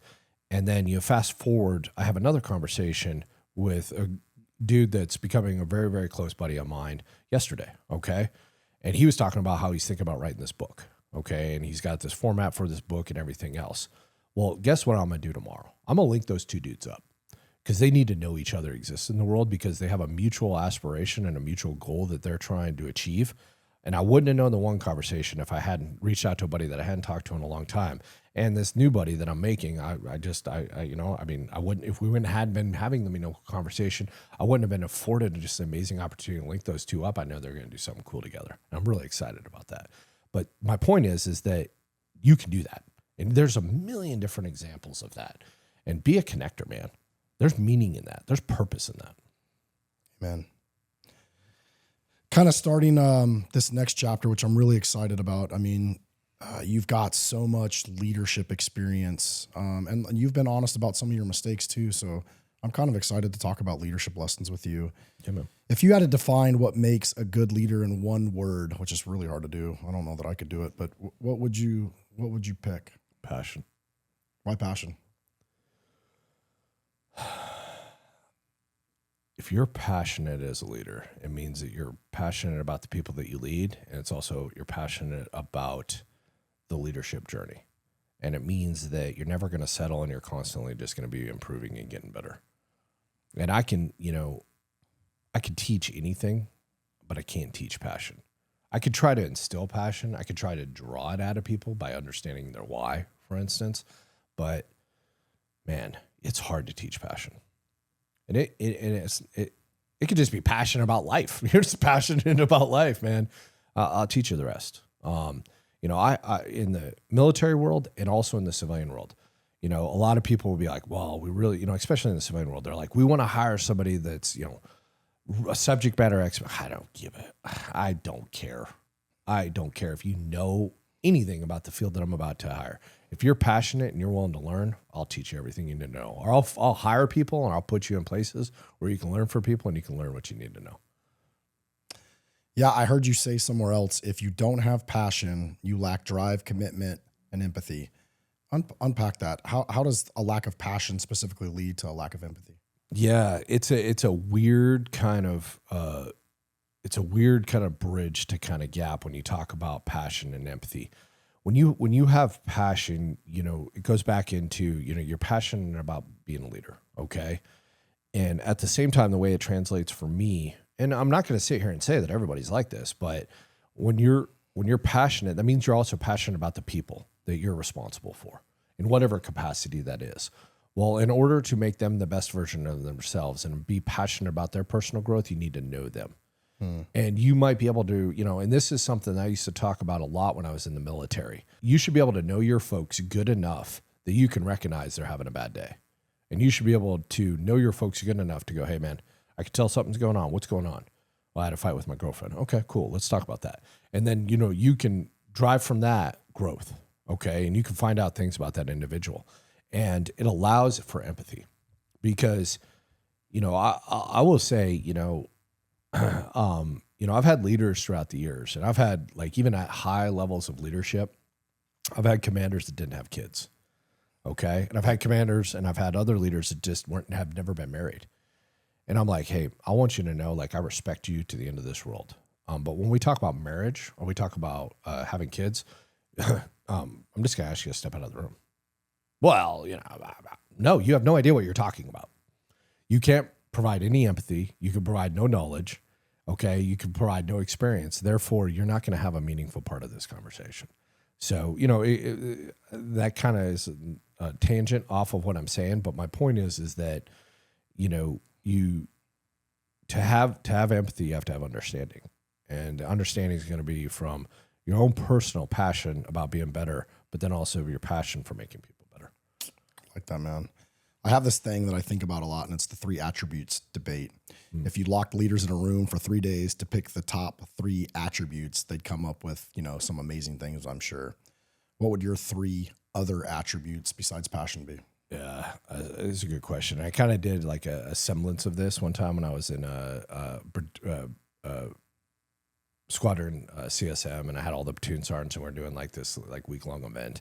We did, I don't want to say we did it quite like that, but we were basically trying to I'm a big fan of 3s. I love 3s, and we were trying to kind of neck it down. And what we came down to is I think what other 3 attributes, and I think they just tie really into the conversation we've been having is 1, self-awareness. Okay, you got to be aware of yourself, who you are, how you are, your pet peeves, all these different kind of things are the things that drive you, because you got to be able to, communicate to those to folks so that there's not misunderstanding and they understand why you're doing it. Okay, so that's definitely 1. Purpose is a 2. Why are you doing the things that you're doing? And why are you leading? Why you find yourself in that position that you find yourself in is extremely important. And then the 3rd is courage. And I don't mean courage like charging that machine gun nest. I mean courage to act, courage to make decisions. Leadership's hard. You got to make really, really hard decisions. And, a good example, one of the hardest things that I think leaders struggle is to be truthful with people. I've had to have a lot of hard conversations with folks where I'm just and this is in the military and not in the military, where I'm like, listen, man, you're passionate, man. You're motivated. You're awesome. But this line of work is just not for you. It's just not. And maybe someday it could be, but right now in this time and place, it's just not for you. We need to have a conversation about what the next step is. And my personal opinion is, this job right now and what you're doing is not the right decision for you.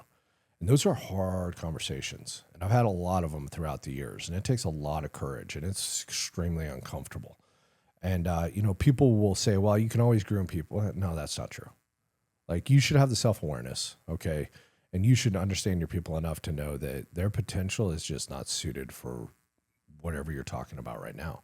And it has literally been like, this is how serious I am about this. I've had to have conversations with a lot of people, Rangers, that like, hey man, I'm just going to be honest with you. I think the best conversation you and I can have right now is what you would look like in civilian clothes. Because this lifestyle is just not for you.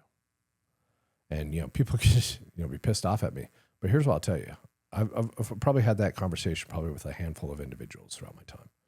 And I would say almost all of those, most of them, later years, some of them many, many years later, okay? And don't get me wrong, they weren't happy at the time, but many years later, they reached out to me and they've been like, you were right.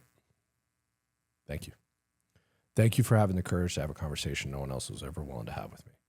And so I think, it's those three things, man. Self-awareness, purpose, and the courage to act.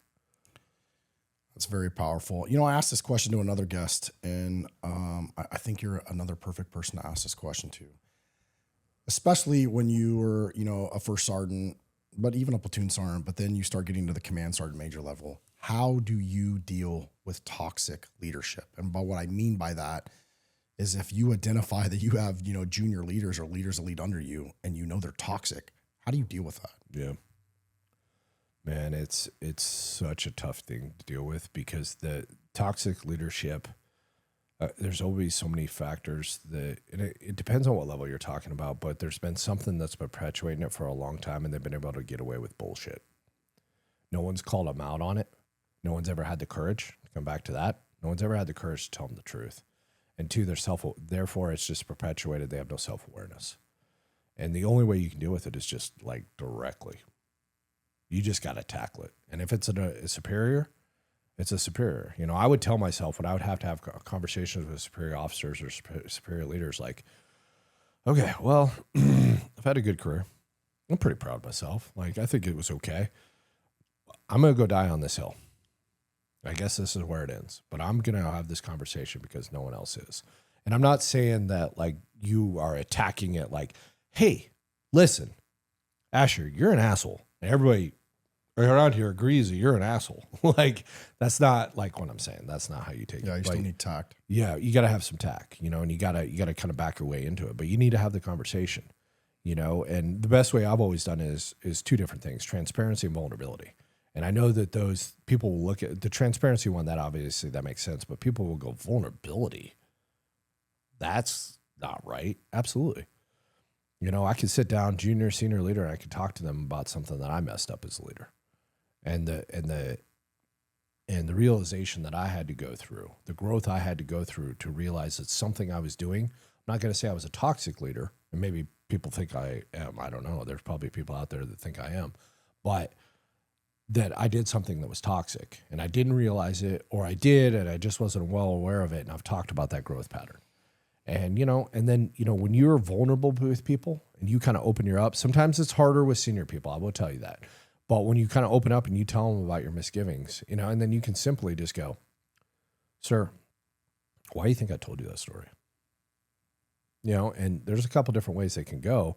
But any intelligent person is going to go because you're about to deliver something that I don't want to hear, and you think by you telling me something that you don't want to talk about, probably because it's tough and it's vulnerable. You think that I'm going to be more empathetic to what you're telling me, and I'm like, absolutely. So did it work?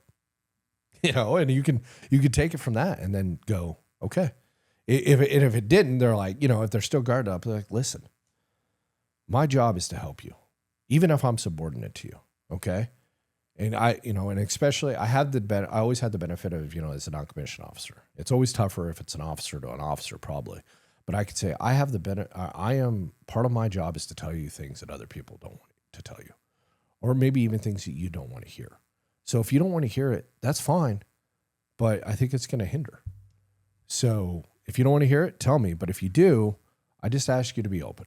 And I'm here from a position where I'm trying to help you. I'm trying to make you better so that we can make this organization better in the capacity that we're both at. So let's just have an open conversation. And I'm not going to sit here and lie to you and tell you that works, because it doesn't. I've had leaders that have doubled down in their toxicity. But I will tell you, it has worked. As you've mentored junior leaders, you know, I go back to the story of you when you first got to the Ranger Regiment and, you know, your squad leader and all the crap that you went through and your platoons aren't allowing that. You know, I would imagine that those guys had learned that, you know, coming up in the Ranger Regiment. And I've seen it in my own career on more than one occasion where toxic leaders breed the next level of toxic leaders. So you rise through the ranks, you become a leader. How do you take people that have grown up in this bad leadership culture and, you know, like maybe deep in they've got some potential and kind of twist them, you know what I mean? To be like, hey man, I know you've done this thing and you did this thing probably because you've learned it, whether you realize it or not, but hey, we're not going to do that shit anymore. Yeah. Have you had to deal with that or I find that. Yeah, no, I absolutely have, you know, and I was a proponent of it, you know, especially when I was a terrible corporal. Oh, dickhead.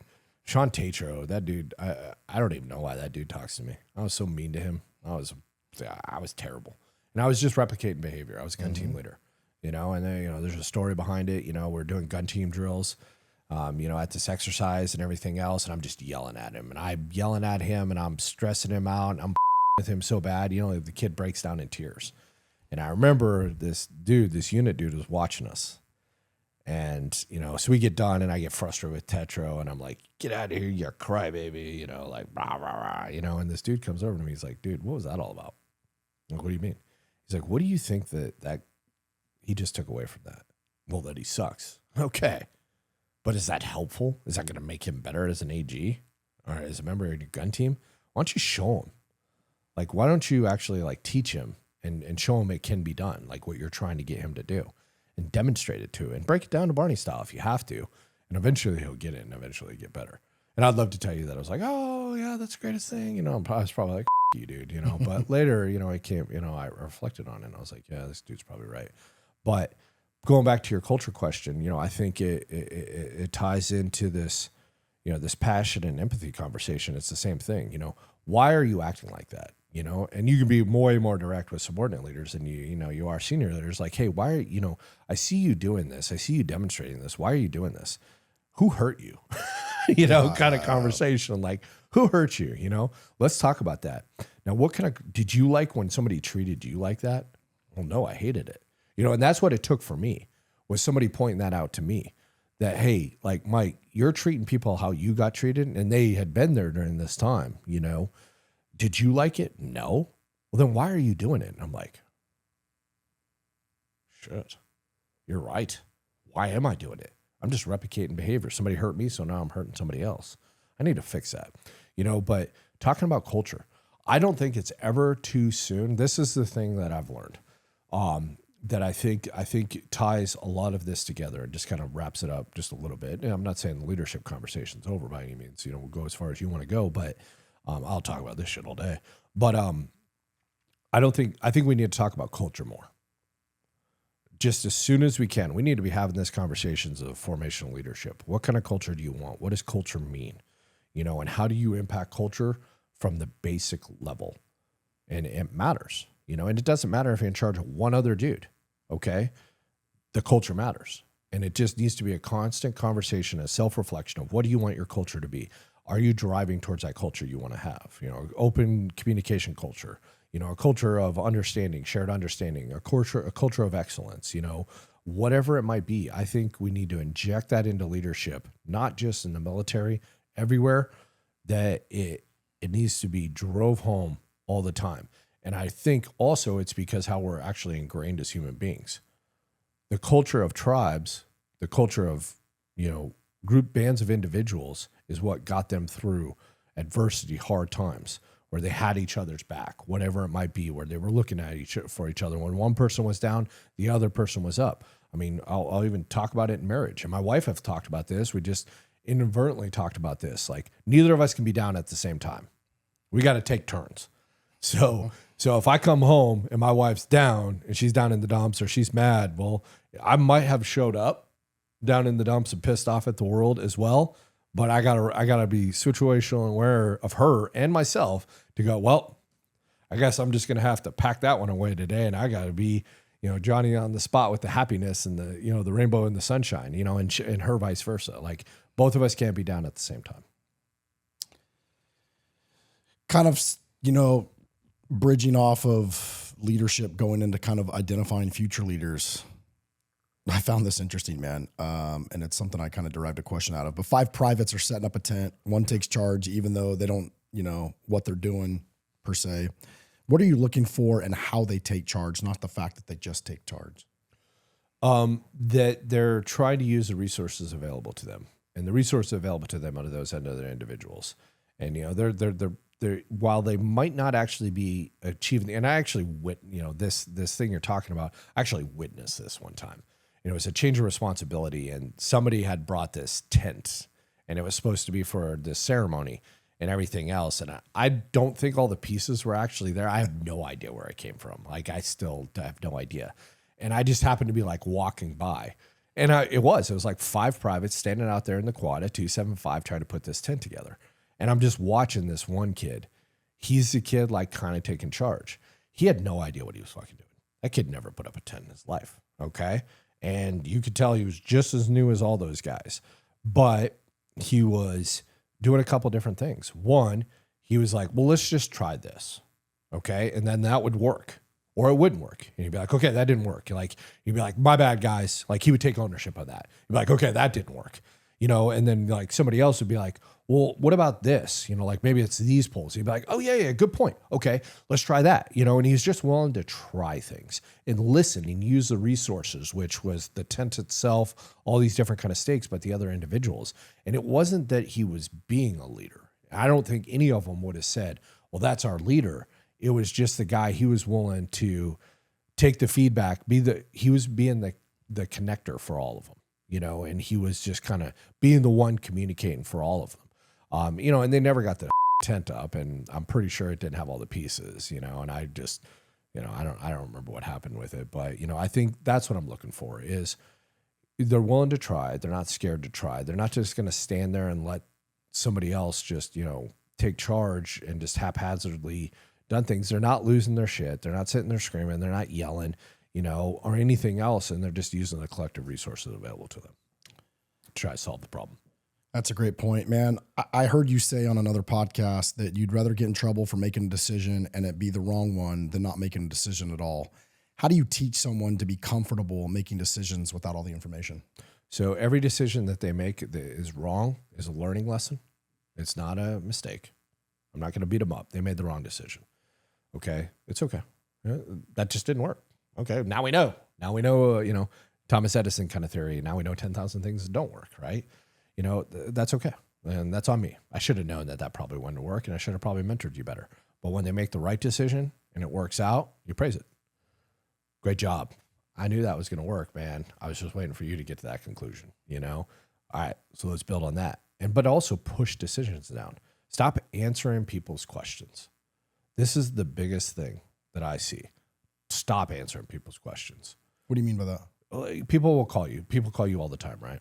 Okay. And they just, it's different maybe sometimes with like peers because they're calling you because they need help. Like they just don't know. I'm talking about people you're trying to mentor. You're trying, your kids or, younger crowd. Stop giving them solutions. Say, well, what do you think, man? Give me some options. I tell my kids this, especially my sons. They'll call me and they just want me to solve their problem. I'm like, well, you come to me with a problem, okay? You come to me on the day of my no, my kid, but my kids, the same kind of thing is I'm gonna be like, give me some solutions. Don't just give me problems. Like, what do you think? And help them sort through that, and help them realize like the solution existed. It's not that you didn't know what to do. You had a lot of options in front of you and you just weren't willing to make a decision. I used to tell my junior leaders, man, you better come to me with 3 different solutions because if you ask me to pick one, you may not like the one I picked. Yep, absolutely. Another thing I heard you say was every single day you step in front of that formation, be a better version of yourself than yesterday. What does that look like practically? Yeah. And what's one thing, you did or you do now to be better because you're still in a leadership role? Yeah, you know, I know that sounds like something that, like, that's a great bumper sticker. Like, be a better version. You know, it's on your mirror. Be a better version of yourself. Like, no, I mean, it's a practical thing. And what it comes down to is one single thing. Do you, at the end of the night, before you close your eyes and you go to sleep, do you reflect on your day? And do you go, man, I didn't do that? Or, man, I really screwed the pooch on that. And then make a decision that you're going to do better. You're going to do it, or you're going to fix what you didn't do the next day. And you just continuously do that. You know, it's this lifelong learning.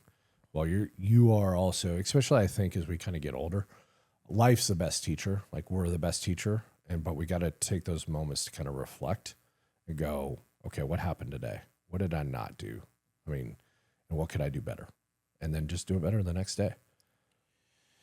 You're someone that transitioned from, you know, pretty high levels of military leadership into the civilian world. I know in the Ranger Regiment, and I know in the unit as well too, man, the after action reviews, and you alluded to it earlier in the podcast, they're brutal, man. They're very honest, and it's because people's lives are on the line, right? And, you know, mistakes can cost people's lives in a combat, especially when you start doing direct action or hostage rescue. How do you take those lessons learned and those tough AARs and try to bring those into the civilian world without being able to maybe, you know, attack your civilian counterparts, because it's frowned upon. But you know, how do you take those lessons learned and the good from that, but still apply them in the civilian mindset? I mean, I'm gonna be honest with you. I hate when I say that because it makes it sound like the rest of the time I've been lying.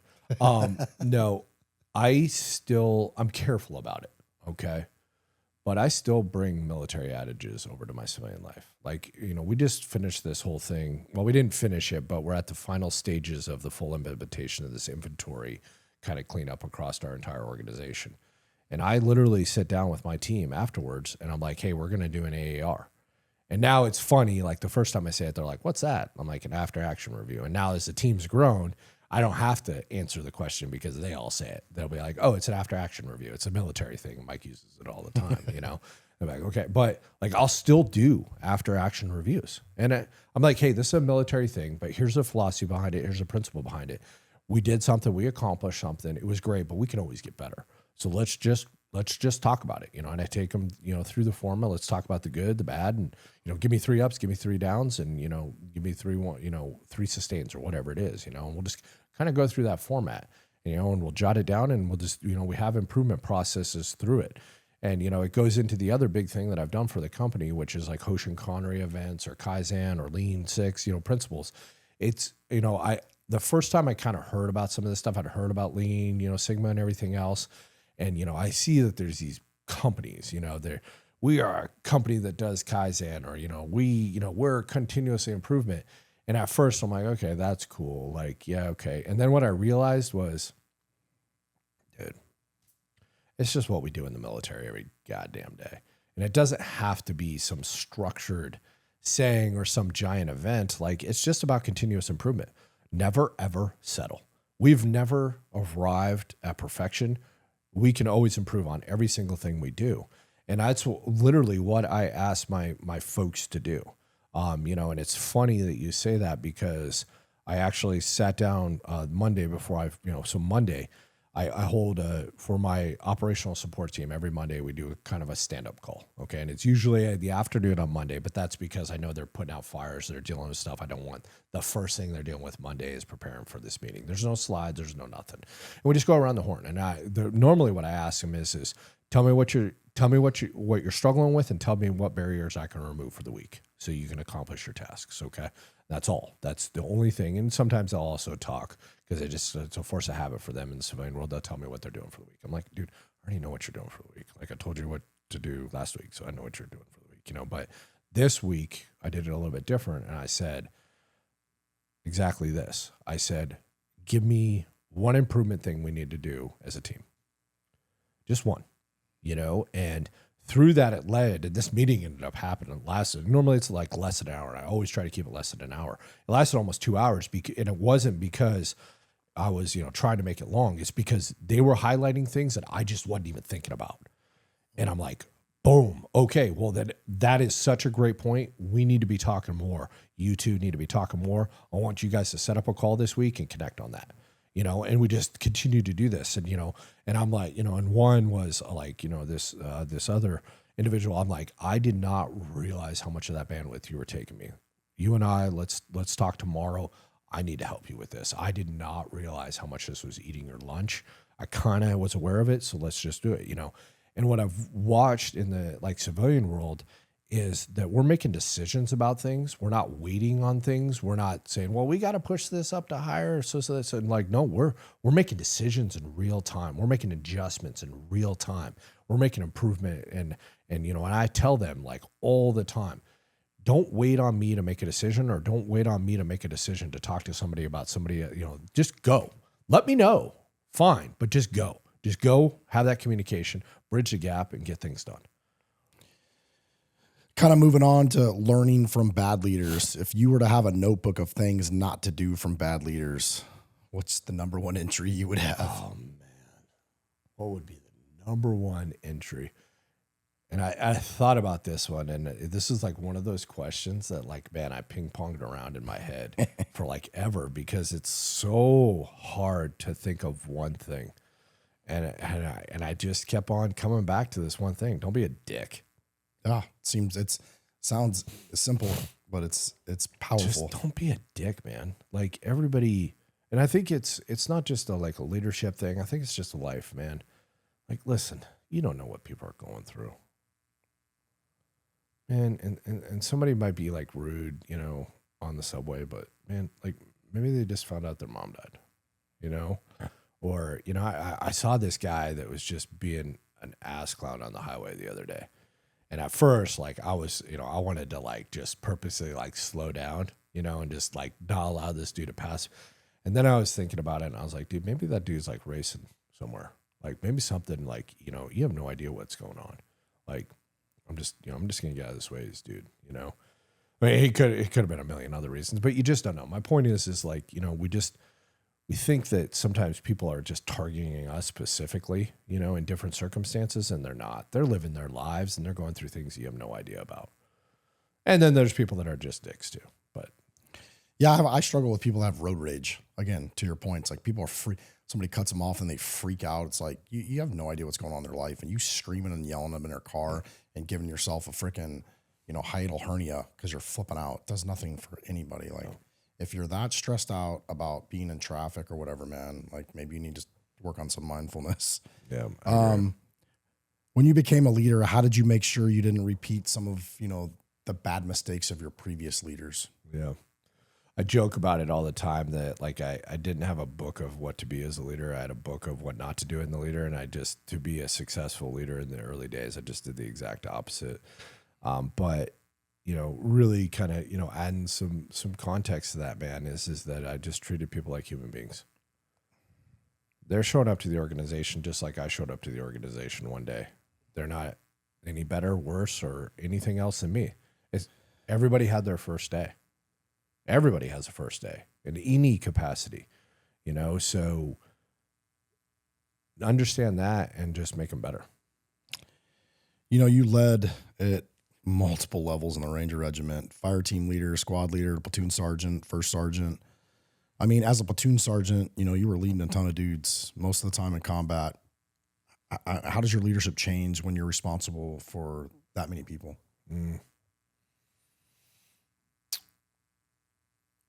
Definitely as a platoon sergeant, it's just, man, you're just in the fire all the time. And it's hard.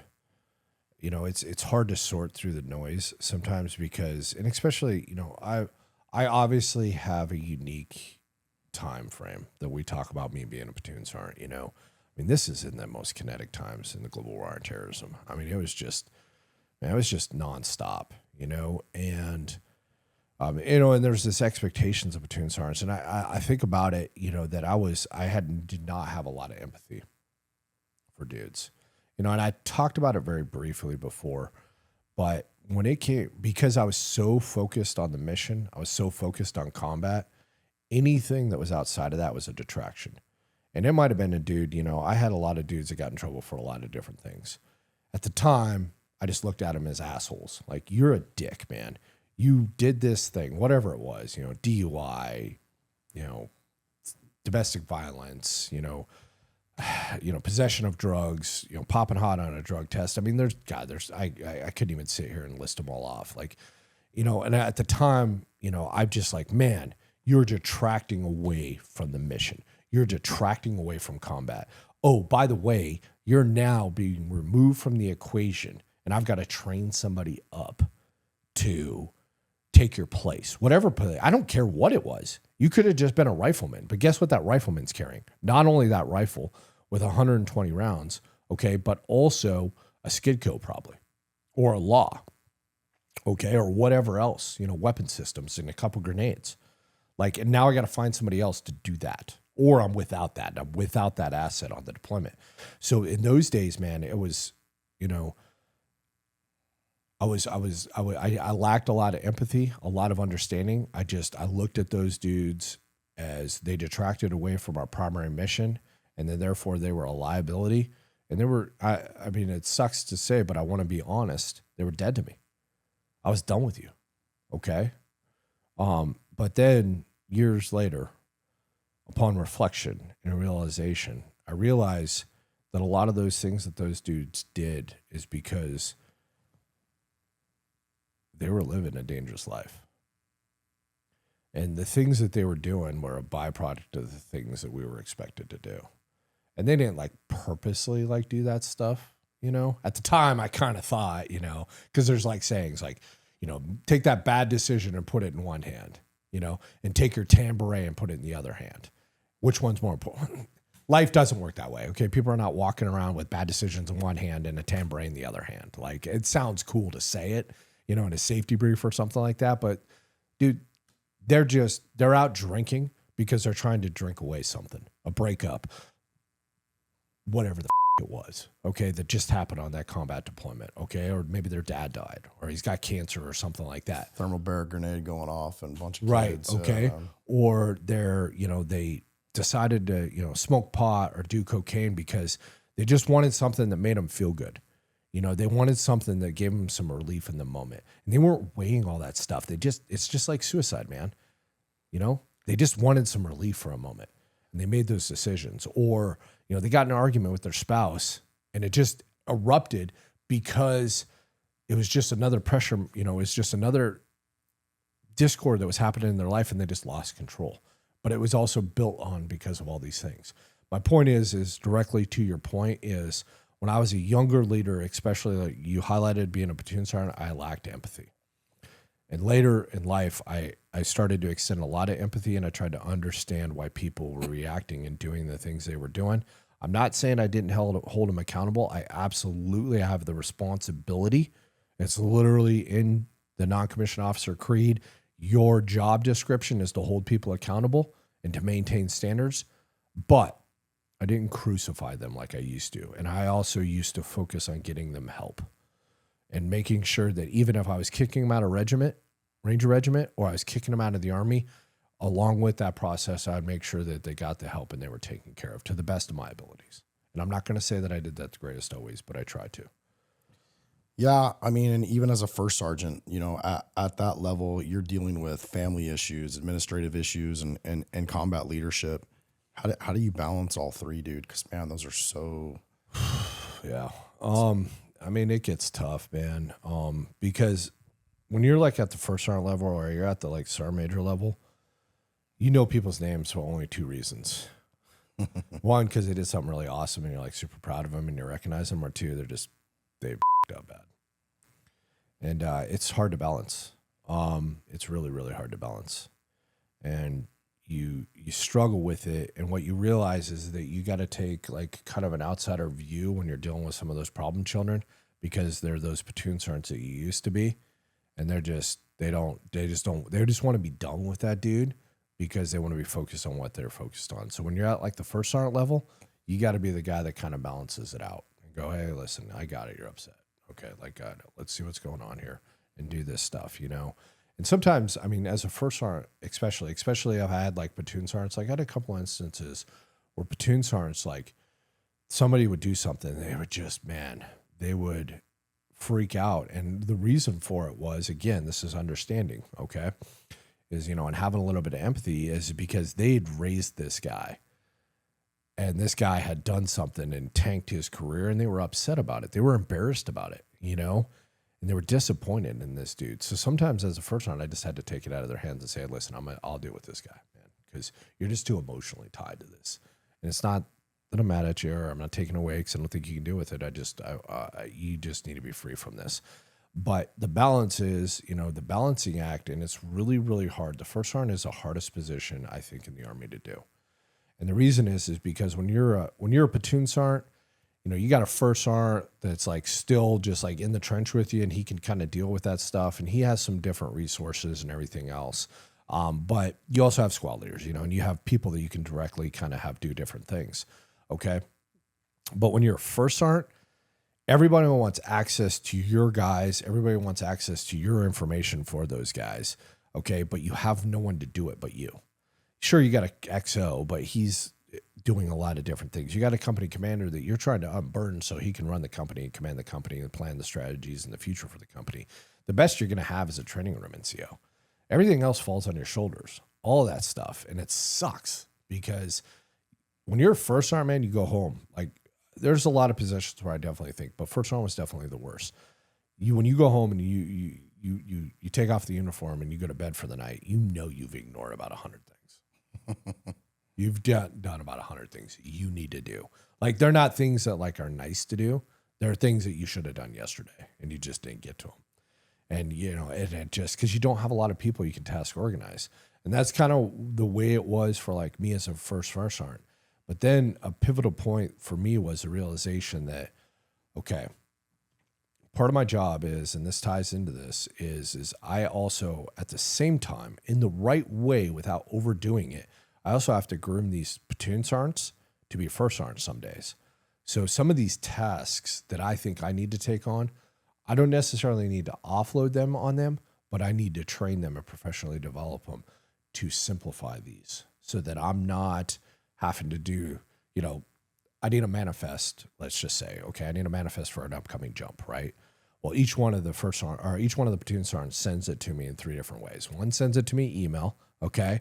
One sends it to me on an Excel format because he's super organized, okay? And the third one texts it to me, okay? And only one of them sends me the social security numbers, okay? Well, I got to take all that or have my training room take it or whatever, and I got to format it into one format so that I can send it up to battalion.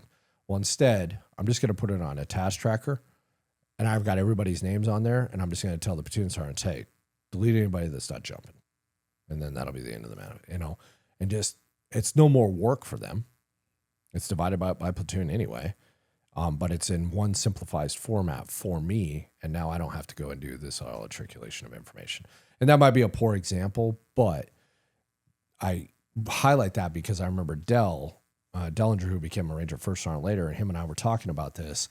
He's like, a lot of the things that you did as far as systems and processes, I used as a first sergeant. He's like, I didn't do it at first. And he's like, and I was getting super frustrated because I was having to format things and do all this different kind of stuff. And I was getting all this different stuff, different ways. And he's like, and I remember you did this. So I just did it too. And I was like, I was blown away how much time it saved me. Yeah.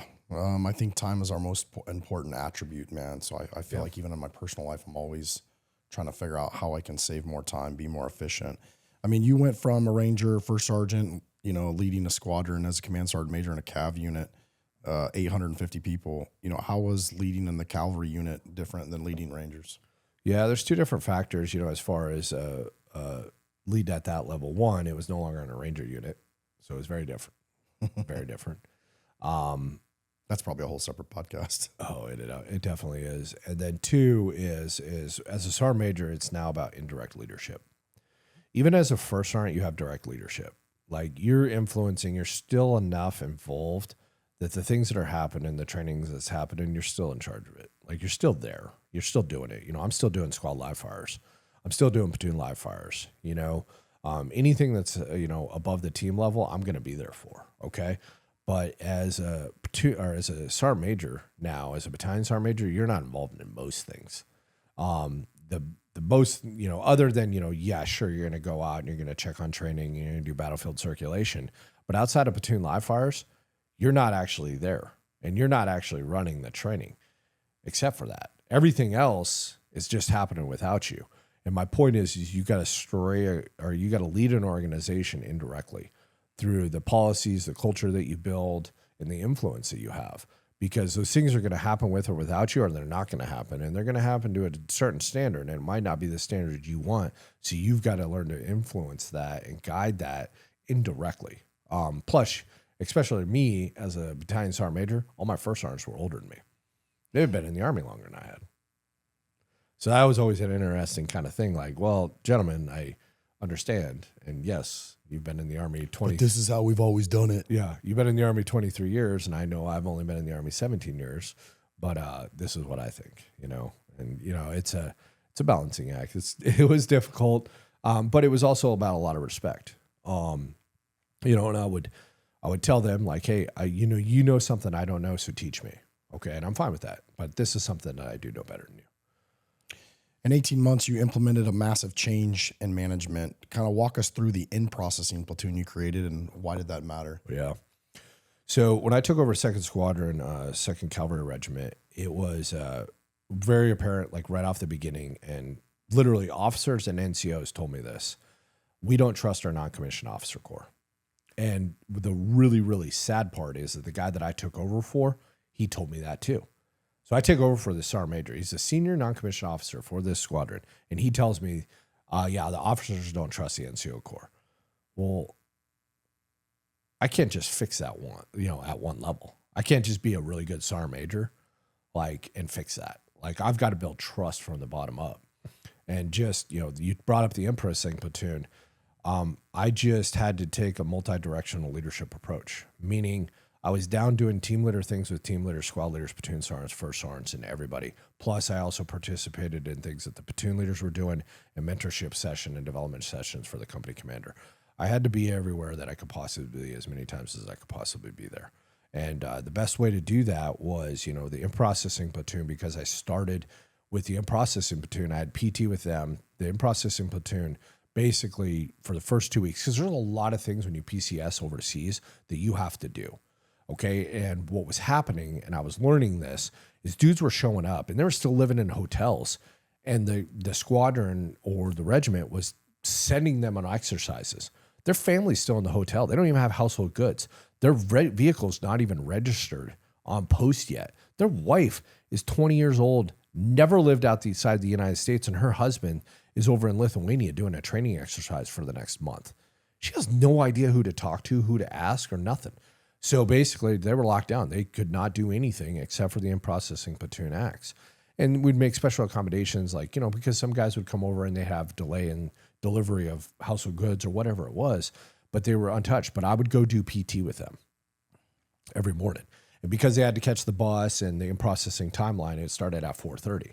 So I'd go do that PT with them 3 days a week. And the PT sessions, I would never make them crazy or anything. They would be real short, high-intensity things, because I always wanted to leave time at the end to basically talk to them. And what I was doing was a couple different things. One, I was telling them that I was available. If they needed anything, they were running into struggles, communicate with me. I was their direct point of contact outside of the in-processing platoon sergeant if they had struggles, and we needed to make special accommodations for folks. And two, I was speaking the culture into reality. I was telling them what the culture of the squadron was, and I'm just going to be honest with you, I'd lie my ass off. It was not the culture of the squadron. It was not at all. But I was telling them that's what it was because that's what I wanted it to be. And that's what it needed to be. And also, and then I would immediately leave that and I would pick a platoon. I would pick a squad. I would do PT with that squad that morning. And then, I would do the same thing. Squad leader would leave PT and I would do the same thing. I would find out what their issues are, what the barriers were, what the struggles were. And I was speaking about culture. And I was speaking about leadership empowerment and building trust as an NCO. And I was just repeating myself multiple times a day. And then twice a week. So you speaked the culture that you wanted into existence. Exactly. And then twice a week, we started a combatives program.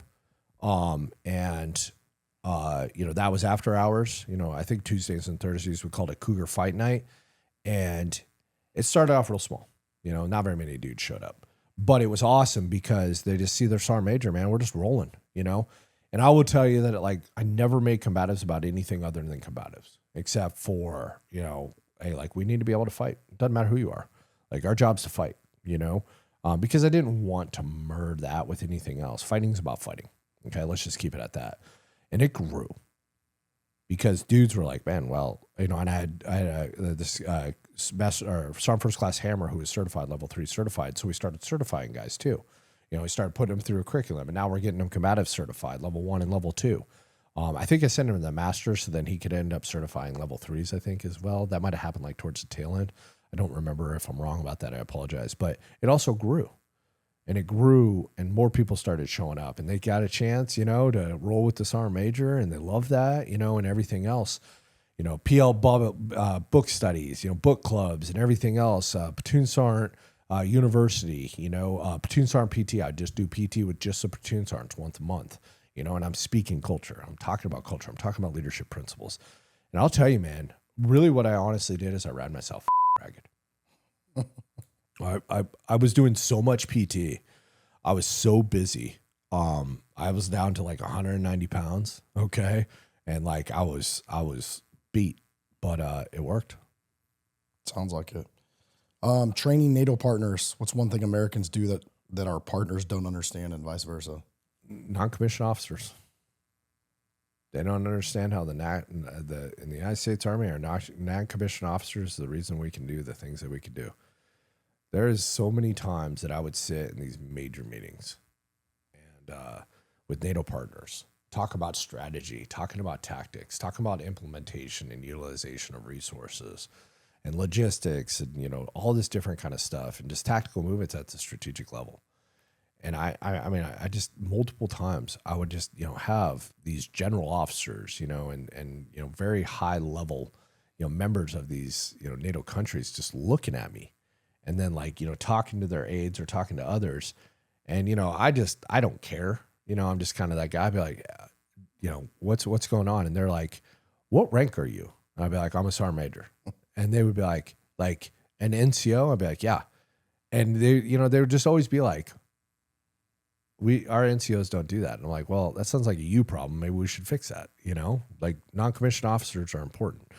So just, you know, the NATO partners, they just don't understand. And there's many that are trying, but they don't understand that it's about a culture and it takes a long time to build. Our NCO story as the United States of America starts in the Revolutionary War. And there's really only a couple other countries in the world that have it right as well. And that's Chile. They're actually NCO Corps older than ours. And Australia is pretty good about it. But that's about it. The rest of the world does not have the NCO Corps that we have, that it's really, truly a legitimate part of their organization. And it's looked at for a lot of continuity and a lot of tactical prowess. And what a lot of people don't understand about the NATO partners is that it's not just because they do things differently, it doesn't always necessarily mean it's bad. It's just different, and there's a lot of things you can learn. You know, we were talking about Finland and how they do the conscription army. It's actually brilliant. Yeah, kind of wrapping up some of the leadership stuff. You know, there's a couple things I want to talk about: leading up, leading down, and then peer to peer. Leading up, you know, when do you push back on the commander's decision or your boss's decision if you're in the civilian world? Yeah. And how do you do it? You know, I think I probably have a little bit of a different viewpoint than maybe a lot of people do. Is I've had to kind of make a decision about what I'm willing to fall on my sword for. And what I've really kind of just equated it down to is okay, I disagree with this thing that this person wants to do. And I have to ask myself, how detrimental is it to the organization? If it's truly, truly going to be detrimental, like it's going to be earth-shattering and it's going to change the nature of the organization, then I absolutely need to sit down and have a man-to-man conversation. But if it's not, then I just need to shape it in a way and maneuver it in a way that I make sure we learn a lesson from it. And sometimes it might just have to be that individual that has to learn a lesson. Just because you're a senior leader and maybe even higher than me doesn't mean you don't have lessons to learn. And if I can facilitate that, then congratulations. Yeah. When it comes to leading down, you said leaders are priority masters. What's your framework for determining priorities? Oof. What's my framework? I mean, I think it's, the Eisenhower model, what's urgent, what's a priority. And then know we've been talking a lot today. Damn, I forgot the other two. But basically what it really, really boils down to is, what if we don't do this right now is going to be detrimental to the organization and is going to actually have secondary and tertiary effects. And what I've usually find is most things are not urgent. They're important. They're nice to do's, but most things are. And then also, I think another thing, about the priority matrix is what, especially in the civilian world, what hinders a lot of people is decisions. It's not that it's actually a priority. It's just that somewhere along the way, somebody did not or skirted away from making a decision about something. I mean, the amount of times like the people, like emergency meetings would be called and everything else, and once I kind of gain, a relevance of the situation or understanding of the situation, I'm like, wait, well, this actually started right here and we could have just made that decision and none of this would be a conversation. So what's the right decision at this point of impact? Well, it's this. Okay, then let's ignore the rest of this. Yeah, that's a really great point. One of the things I heard you say too is make sure the main thing is the main thing. How do you identify what the main thing actually is when you have 100 things screaming for your attention? Does that kind of go back to your point that you just made, like kind of determining what the priority is, what's on fire? Yeah, I think it's sometimes just, about like 50-meter targets. And what I'll usually jokingly say is, when I look through things, and people bring me like all these things, and I'm just kind of helping them sort through it. And I'll just, I'll say, okay, these like 5 things that you're talking about, these are not our today's problems. Those are future us's problems, and those guys are assholes, so they can deal with it. Okay, let's talk about these things. And, more kind of to give like a concrete answer when you have, keeping the main thing. Well, it goes to organizational culture. What are we trying to accomplish? I had a commander that told me this one time, and you've seen it. You've been in the military. You've been in a lot of agencies. Commanders will have their top priority list. I personally, and this is the advice I give to all commanders, it should never be more than 4. Yeah, but our name's the Spartans. I don't care. Then just call us the Spars, okay? If you want to make your priority list based off of our unit name, then you better figure something else out or shorten the damn name. Like, I don't care, but it can't be more than 4. And I had a commander that did this, okay? And I apologize, but I can't remember it off the top of my head. But the guy's name's Thomas Hove. He had 4 priorities area. And I remember the first time he was kind of going around the organization, he was talking about his priorities. And I was kind of like, yeah, okay, but we all know how this works. Like, you're going to say these are priorities, but we're going to end up doing 5 through 100. And, as I got to know him, and then I ended up, getting promoted, and I became the regimental sergeant major with him as the regimental commander, I realized he's like, dude, those priorities aren't for my organization.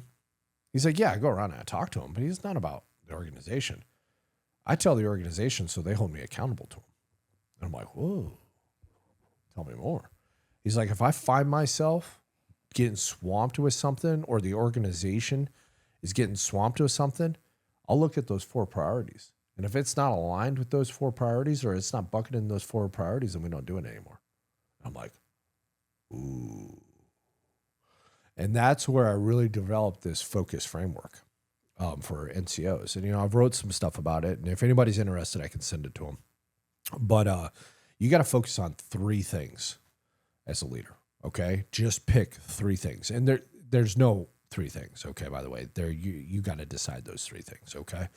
And just pick 3 things when you are about to go into an organization as a leader that you're going to focus on, okay? And constantly realign yourself with those 3 things. And it's not that you're not going to have 4 through 100, because you absolutely will, okay? But if you see yourself doing 4 through 100, fix it real quick. If there's not a long-term fix, okay, then, bench it, but you got to come back to those 3 things. And you're always coming back to those 3 things.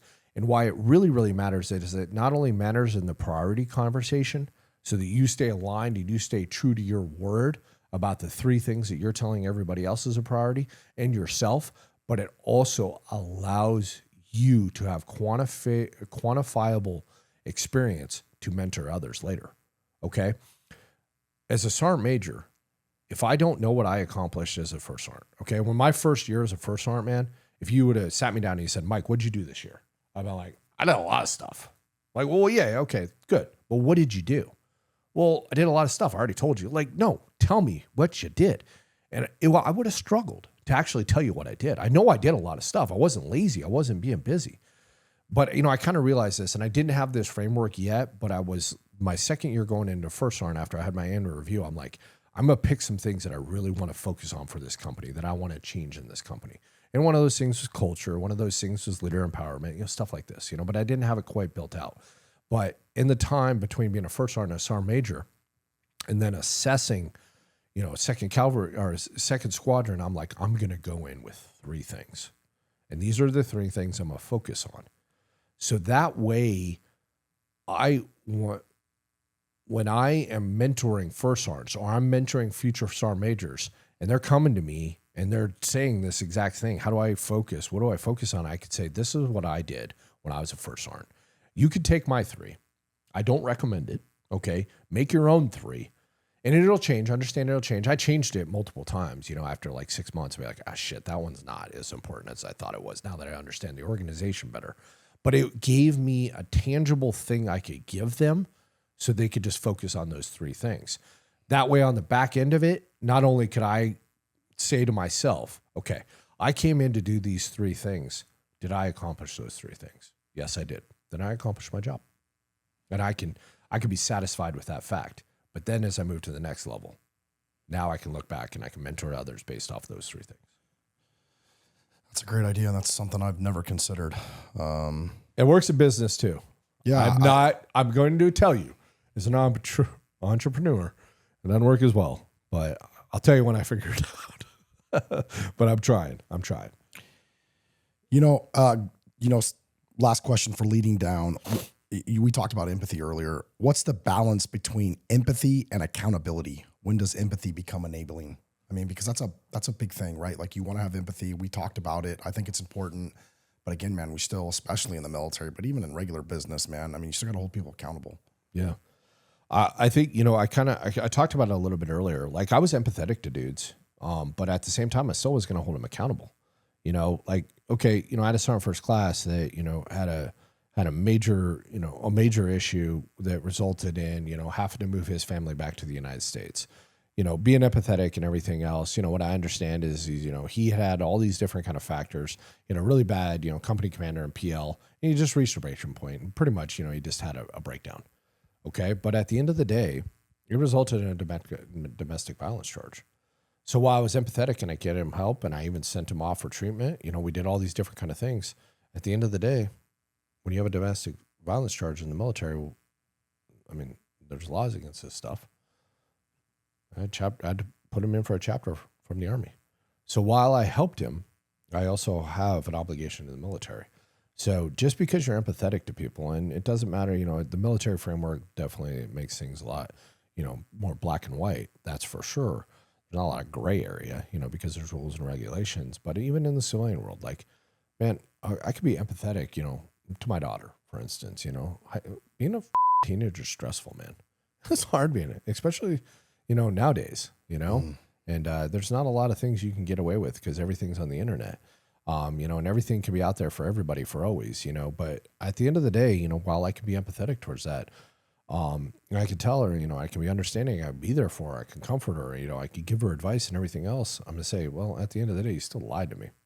So there's going to be repercussions from that. You're grounded, phone, whatever it might be, So it can be enabling, but you can't let it perpetuate behavior, and let it give people, I don't give people passes.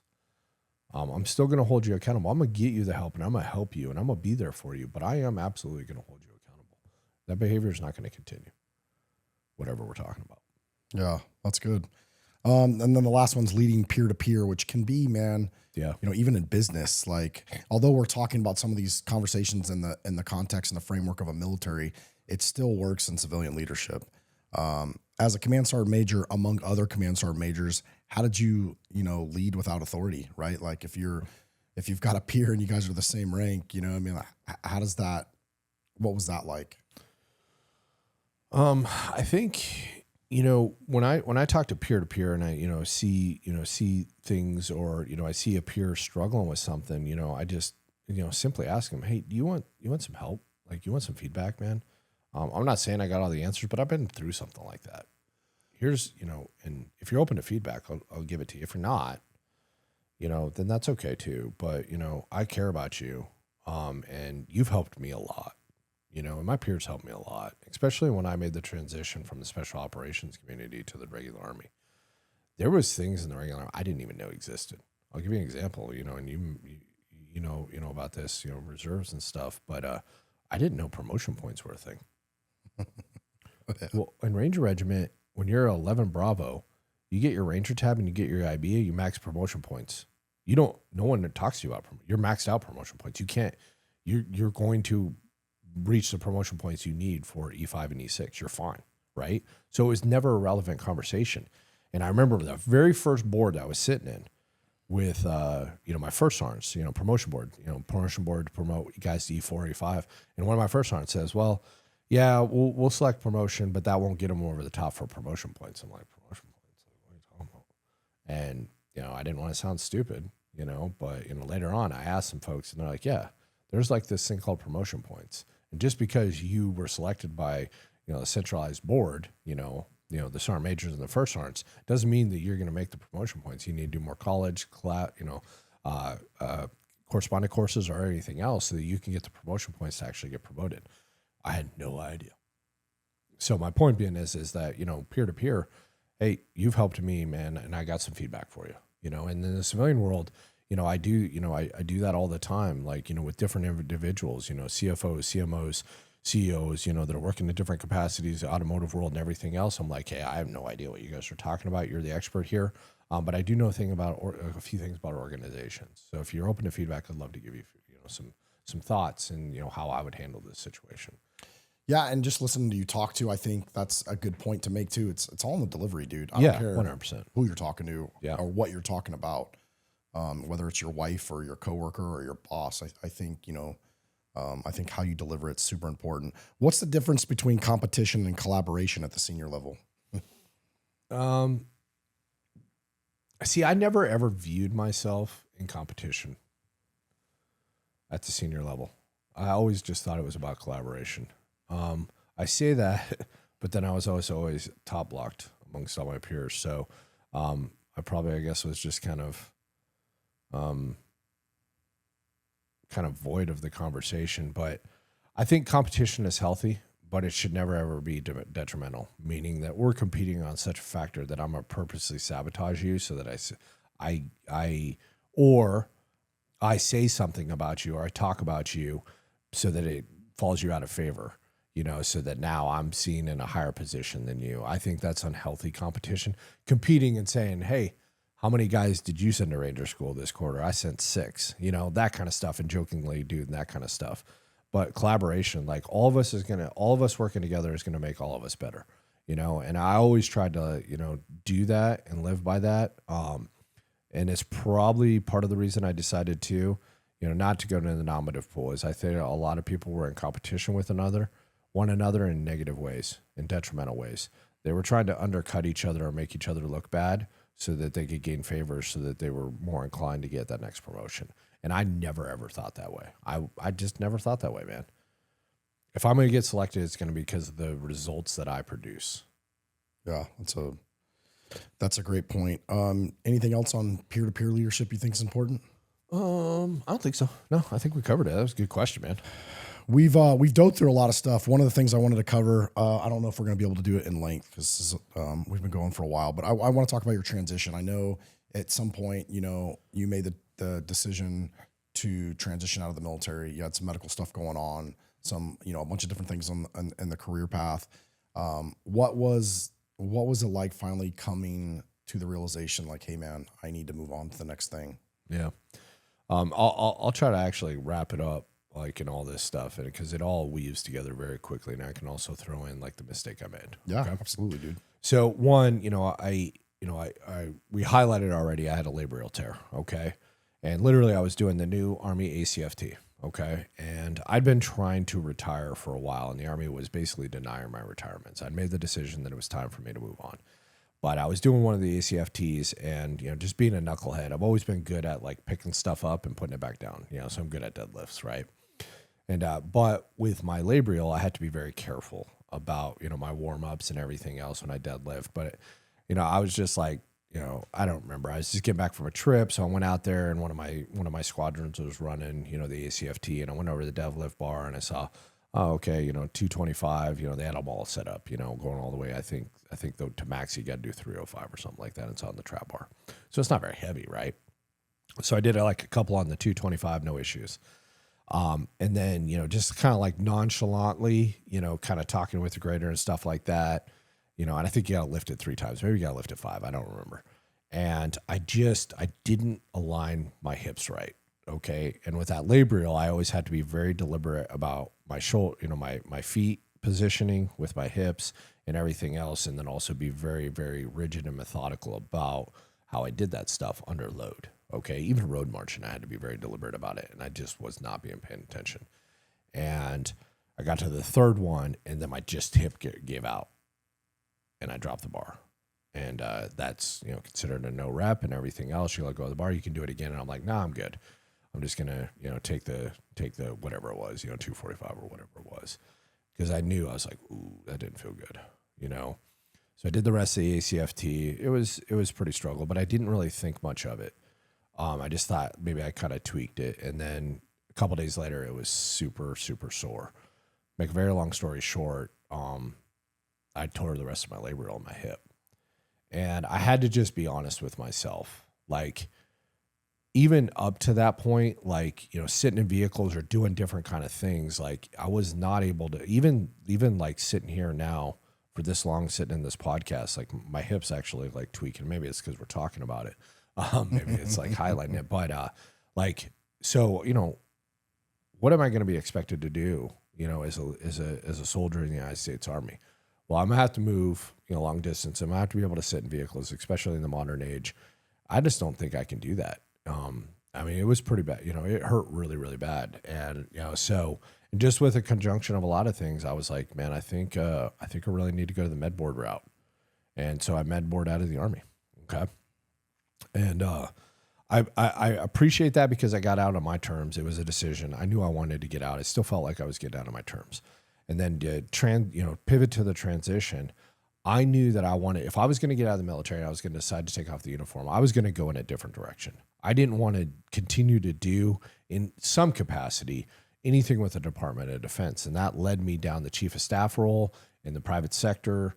And that led to the job that, I currently have, even though that's morphed a little bit. But I just wanted to do something different because I wanted to challenge. If I'm going to be a civilian now, I want to see what else I'm capable. I want to see what else I can do. Can I translate my leadership principles that I've learned in the military and have gotten good at? I feel like I did well in the military. Can I translate those in the civilian world and be value added to a civilian organization? And I was given an amazing opportunity. And I'm thankful for that. And I was able to help build an organization that's just doing amazing things. And I'm so thankful for that. I'm thankful for Logan Leslie as well. He's an awesome dude, and he's given me tons of autonomy to do a lot of the things I do. And a lot of the guys that I work with, very understanding, of what we're trying to do and how we're trying to accomplish it. The mistake I made was not taking a break.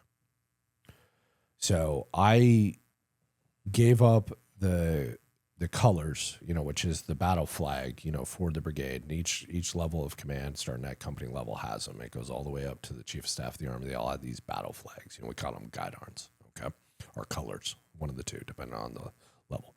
When I gave those, it was January 7th of 2023. Okay, I started my new job on March 12th. Okay, now there was no break in there though, because we sold a house, we moved into a new house. My wife started a new job. My daughter moved back in with us, started a new school. My son left college, moved back in with us. We got a dog somewhere in there too. And we did like all these things. There was no break. No break. I didn't take any vacation or nothing. I immediately started that job. If I had to do it over again, I would have did all that stuff and I would have taken at least 60 to 90 days. of some kind of vacation, some kind of reset before I started. Because I mean, I'm not gonna lie to you. That new job I started, man, it was no different than being a sergeant major, man. I was, especially that first 18 months before we'd really kind of build out the team that we have now. I had no break, and it was a huge mistake. It was a very big mistake. So my advice would be twofold. One, don't jump into the next thing right away. Even if you got it identified, don't do it. Okay. Take a break. Purposely take a break. Make yourself financially able to do it first. Okay. But take some kind of break. Go do something. Take a vacation. Go do a retreat of some kind. You know, there's this Buddhist retreat in Nova Scotia that I've always wanted to do. I should have went and did that. It was like a month long. Do that. And two, just ask yourself, like, hey, if you're going to transition, you're going to take in the uniform, what capacity could you operate in? And are you willing to step outside your comfort zone? Yeah. That's extremely powerful. It's funny, when we were prepping, it wasn't until very recently I realized that you were still working. I mean, I think I found you through Legends of the 75th podcast. We know some mutual people, and that's kind of how I found you. And, you were, obviously putting out those podcasts. And I remember, as a podcaster, when I found out that you were working full time as operations for a multi-million-dollar company, I was like, my God, bro, when do you sleep? But that kind of brings us, to you transitioned out of the military, but before you transitioned out, you actually started podcasting while you were still active duty. Yeah. We didn't get to really dive into COVID. But you had Kill Tank Radio, which was kind of your 2nd Cavalry Regiment, a podcast that you did during COVID. Then you were also a part of Always in Pursuit podcast, which you hosted that as well. And then you started Legends of the 75th, which is kind of how I heard about you, which is, talking about obviously Legends of the 75th and, some of the great things and really documenting that history. But you've also, dove into the film realm with multiple projects. You have the Operation Cabanatan, yeah. Oh, yeah, Operation Cabanatan, which is something that you've been working on for a while with the Three Rangers Foundation. Can you tell us a little bit kind of about, that film, if you want to talk about it? Yeah, absolutely. So, Legend of the 75th, as a deviation off of, Always in Pursuit. Every time I'd have a Ranger on, I get inundated with like other Rangers I should have on. And it was the genesis behind, Legend of the 75th. We've done 90 plus episodes now. We've had some just amazing people on. And, at the end of the day, we are talking about people specifically that served in the 75th. But at the end of the day, it's a leadership lessons learned podcast. That's just who I am by nature. That's what I'm fascinated by. And I just, want to take this information and this experiences that exist in these individuals' minds, one, to tell their stories, but two, also take their leadership lessons. And, whoever wants them, they're there. Yeah, you've had some powerhouse interviews on that. I haven't even been able to listen to that many of them, but I mean, just perusing some of the names, they're big powerhouses in the community. Yeah, I appreciate it. We've been very fortunate. And, last year, 2024, we got approached about the 80th anniversary for Operation Cabanatan, which was 6 Ranger battalions, POW rescue, daring rescue in the Philippines, to rescue 502 prisoners of war. We made the decision not only to take 22 Rangers going on, that was all headed up by Dan Knight, but we also decided to take over individuals to, capture the story. And, a film capacity. We're going through some trials and tribulations, through that right now. And we're sorting it all out. I'm not worried about it in the slightest. There's a ton of lessons learned. You don't call on amateurs to do professional jobs. That's the biggest lessons learned, that'll bite you in the ass every single time. And you also always have to, understand that some people's motives that they display on the forefront is not actually their motives. When you're getting integrated into this community, you got to buy into the community. You got to understand that it's not about you, it's about the team. So there's some lessons learned, but we've had the fortune through this whole process that I've gotten aligned with some great individuals. So we did a collaboration project with Vet TV, which is another great organization, capturing veteran stories, doing all kinds of different veteran stuff. They do so many awesome things. The Masquerade is kind of a comedy streaming service, but there's a lot more there, and I encourage people to go check it out. Got to do some military advising work for them for one of their TV series called Night Vision, which is really cool. It's kind of like a horror film. It actually might be a good film to a TV series to watch around the Halloween time frame. Nice. It's really cool. It's a lot of fun. And then also, so we did a documentary together about the best Ranger competition. It's called Rangers Leading the Way. Executive producer for that. It's also available on our platform as well. And it just talks about it's about the best Ranger competition, but it's also about the Ranger mentality and the mindset and the perseverance and the resiliency of those individuals that not only just drives the best Ranger competition, but also the Ranger community. Also working with Ranger Legacy Foundation and a couple other organizations and Creative Creatures media company and a few other companies. We're working on another project about the Ranger Hall of Fame, which the Ranger Hall of Fame just highlights just absolute legends of this community that have just done amazing things. And we got a couple different projects that'll spin off of that. So we got some other stuff in the works, about other battles that have happened across the ages that Rangers were involved in. But those are the three major ones right now. But we are, by the time this podcast episode releases, we're going to hit pause for a little bit on Legends of the 75th. And all I mean by pause is, we kind of boxed ourselves in a little bit with Legends. There's this belief that, it's only, it can only be listened to by Rangers, but I really, really truly believe anybody can listen to it and anybody can benefit it. Also, it is a pay to listen podcast, which, hamstrings us a little bit, but if people don't understand why we did that in the beginning. We did that in the beginning, one, to fund it because I knew how much this stuff costs when you talk about high production. And two, when I first started it, you look at our first season of Legends of 75th, these were people that have never been interviewed. They'd never, ever been on a podcast before. So they were very hesitant. And a lot of the ways that I got people to agree to do that stuff is because you always got to go back in time. This is 2022 timeframe. A lot of people weren't doing this kind of stuff, podcasting in this kind of capacity. The paywall was kind of a barrier. Like if you wanted to listen to the stuff, you had to pay to listen to it. So anyway, my point is we're just going to hit pause for a little bit. We're going to restructure some things as a business from a business, but then also I need to do a better job of setting our priorities. Like what are we really doing and what are we really focusing on? And we're going to come back in 2026, probably in some different ways. And I've already got some stuff cooking. And it's going to blow some people's minds. But, I bet you do, brother. Yeah. You're the senior vice president at Main Street Auto. You got the Legends of the 75th, not only the podcast, but all the media work you're doing. You got a family, 4 kids. You're staying connected to the Ranger community. I mean, how do you balance all these different things? I don't. Yeah. I don't. I mean, I would love to, and I've probably conveyed that I got my shit together, through this whole interview that's going on like 10 hours. But, no, I'm just kidding. It hasn't been quite that long. But, man, I don't.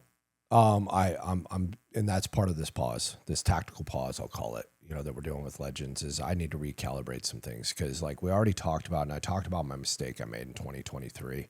I jumped straight into a new role. I jumped straight into, continuing with Legends. Legends was really kind of starting to gain its traction about that time frame as well. And I have not stopped to pause to reprioritize some things. So I need to pause, not just, as a husband, as a father, but also as a business leader and a leader as well. I need to kind of pause, reflect on some things. And I already got some ideas of how I'm going to do this, but I need to realign and reprioritize things so that I can do exactly what I can practice what I preach. I'm not showing up as the best version of myself in a lot of capacities, and I need to readjust that. That's a great, man. I mean, I think it's good to have reflection. And one thing I love about you is you're just honest and raw. I mean, you don't try to paint some picture of something you're not. And I think it's important, man. Sometimes we overload ourselves. We have this thing in society where if you're not the busiest ever, then you're not doing something. And you're not in the grind. Yeah, man. It's like hey, how are you? Oh, dude, I'm super busy, man. And some people wear busy like a medallion. So it's good to hear people say things like, hey, I'm going to take a break and refocus and maybe even focus on my family or whatever, man. It's refreshing to hear that, especially somebody that has not only accomplished what you've accomplished, but you're still accomplishing a lot and you still have, a lot of drive and a lot of life left in you. So that's kind of cool to hear. as we kind of turn this thing to a close, looking back at the 12-year-old kid in Montana wearing hand-me-downs, working at the grocery store, dreaming of being an airborne ranger, what would you tell him?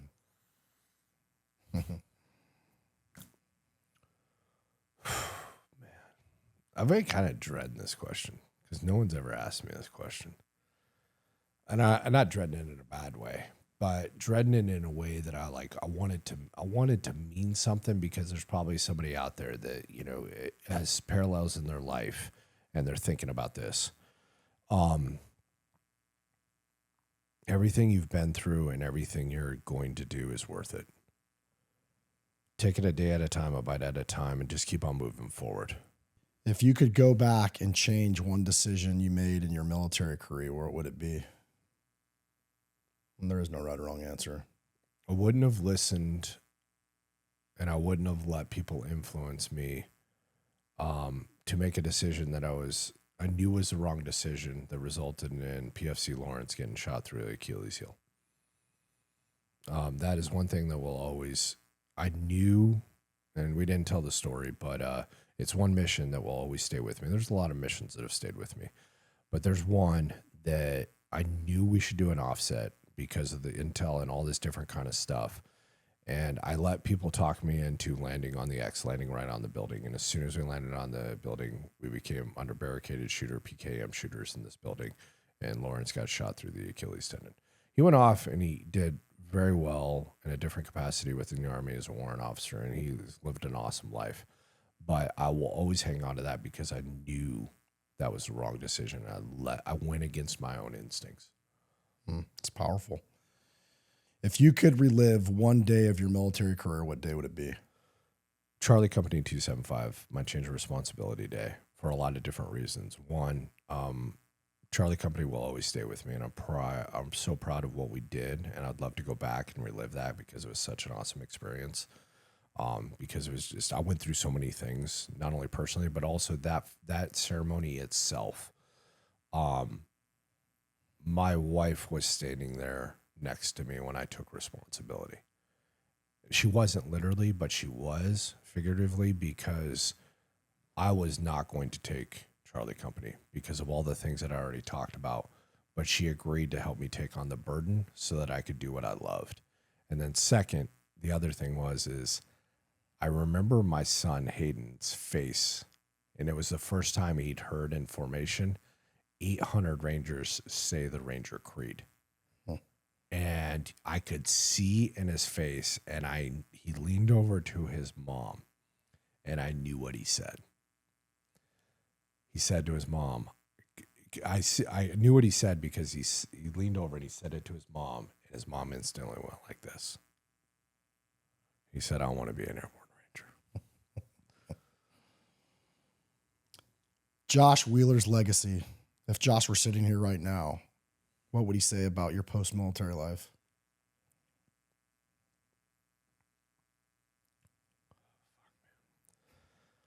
I think he would say he's proud of me, man. I think he would say that you're smarter than you think you are. You're better than you think you are. And your life went the way it was supposed to go. I know you wanted to, serve in the unit, but that's just not the way it was supposed to go for you, brother. And that's not a bad thing. Powerful.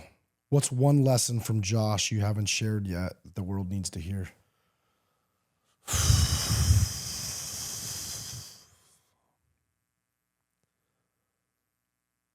You could come from humble beginnings. You could come from humble beginnings and change the world. And the world has multiple different dimensions, and multiple different statements and ways that can be quantified. But this is a simple fact as I sit here, because I can only speak from this aspect. Josh changed my world. Amen. 14 deployments, dude. 8 to Iraq, 6 to Afghanistan.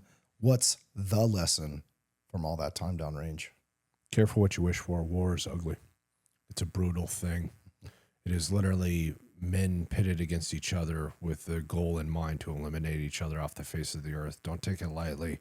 Prepare for it with every fiber of your being, because the worst thing that can happen is not you dying in combat. The worst thing that can happen is others die because of your unpreparedness. Only the dead have truly seen the end of war. Fact. If you could only pass on one lesson from combat to the next generation, what is it? Everything you do it as if it's the last time before you go to war. Yeah. Amen. Your wife, I know we didn't get to talk about her as much. She's I know she's a powerhouse in your life. She's come up in every single conversation I've had with you, literally, which says a lot about you, and it says a lot about your relationship, and a lot about your thoughts about her. And I know she's an anchor for you. So if there's something you could say to her, what would you tell her? Her and I had a moment a couple weeks ago. It was about a month ago now. On a beach down in Florida. And we made a decision, a unilateral decision, that the next stage of our life was not going to be a new chapter. It's going to be a new book.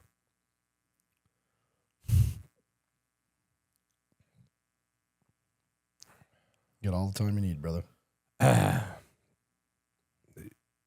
She's going to be the heroine in this chapter. Or I'm sorry, she's going to be the heroine in this book. And I'm going to say something and only she's going to get it. And I'll explain it to you off camera. She's going to be the Alista. Very cool. Your kids, man. You got 4 kids.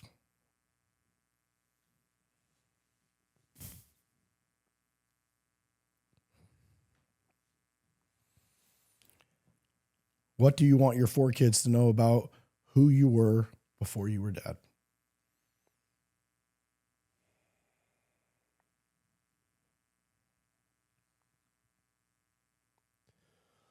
Before I was dad, before I was their dad, what I would have wanted them to know is that I was a warrior that was always destined to be a father. I love that. If there's anything you could say to your kids, what would you tell them? I'm not perfect. I've fallen more than I've gotten it right. But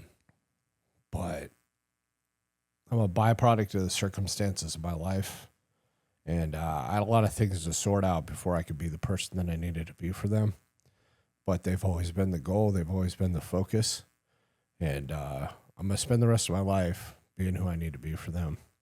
Because I know at times I was not. Love that, man.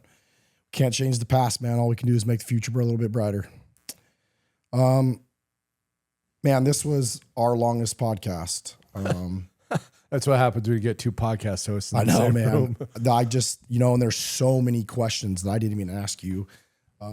You're just a dude that I could have talked to for a long time. And a lot of my guests are that way. You just have so many different life experiences.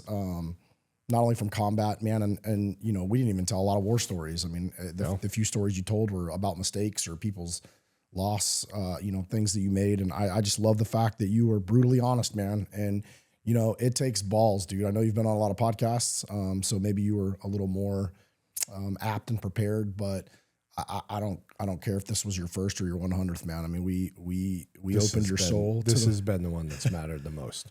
Yeah, you opened your soul up, man, and I just can't tell you thank you enough. I thank all my podcast guests, man. It's probably not, lost on people. My story's not available yet, and you and I have talked about that off camera, and there'll come a day. So I know what it, I know how hard it is to get in front of a camera and fillet your soul open, man. But this interview will definitely help people. You and I both know that. We've talked about it. I truly believe it. I mean, not only just your lessons in leadership. You were open and honest about some of your failures as well as your successes, because you've had plenty of success as well, both in the military and the civilian world, man. So I from the bottom of my heart, I just want to thank you. Thanks for taking the time, because again, you have an extremely busy life. So to take, time to fly out here and spend time with us on this podcast, I just wanted to thank you. So I appreciate that, man. Thank you. Thank you what you're continuing to do in the veteran community as well, man. With the Legends of the 75th and helping folks and just being super active and, continuing to tell those stories, man. It's really cool. And, this was a fun interview for me personally, because you are a podcaster. And, you've been in this field a lot longer than me.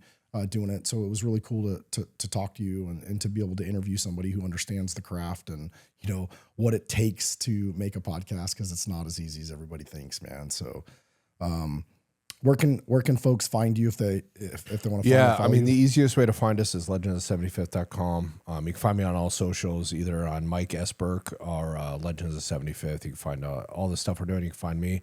Shoot me a note. I won't promise that I'll be, you know, I got a lot of mediums for, you know, different messaging and stuff like that. But if you want to reach out, talk about anything, you know, any recommendations, any improvements that I can do, anything that maybe I got wrong in the podcast, God, please. Oh, don't worry. YouTube's great about that. Yeah. Like I didn't do it purposely. You know, I didn't do it on purpose. Unfortunately, I've been hit on the head a lot. But Asher, man, I got to tell you, I've done, you know, I was telling your wife, you know, we were talking a little bit. I mean, between the podcasts that I've hosted and the podcasts that I've been on, I mean, it's probably no exaggeration to say I've done this 400 times. And this has been the single best. Thanks, man. That means a lot. We spent a lot of time preparing for you because you're worth it and your story's worth it. And, you know, hopefully we can do it justice. To everybody out there, man, that's, you know, listened and supported us, man, I just can't tell you how much it means to me, man. It's just me and my editor. And of course, you know, my wife has sacrificed a lot for us to do this as well. So thanks to continue to support the channel. I don't have a large team. We don't have a big budget. I don't have the greatest equipment. But here we are, man. And it's because of the audience out here that continue to listen and support us. I mean, we hit 110,000 subscribers in less than 10 months on YouTube, which is kind of unheard of. And it's not lost on me that it's because of you guys. If it wasn't for all these people supporting the podcast, the messages, the emails, the social media stuff, we really appreciate it. I try to read every single comment, especially on YouTube. On the podcast, I can't do it for all the shorts. We've had tons of shorts hit the millions, and it's really hard to keep up. But by all means, man, continue to contact us. You can send us an email. It's thevandguardwallpodcast@gmail.com. I might have screwed that up in our previous YouTube descriptions. So if you've tried to email me in the past and you didn't get through, it's probably because I don't think I spelled the email wrong. And that's just because I've been so busy. So, and I'm not the sharpest knife in the drawer either. So anyway, man, thanks for all the love and support. You guys, if you guys want to support the podcast, we have a website. We're selling merch. We've got some cool new shirts out. So that's one way you can support us. But stay safe out there. And if you can't be safe, be violent out here.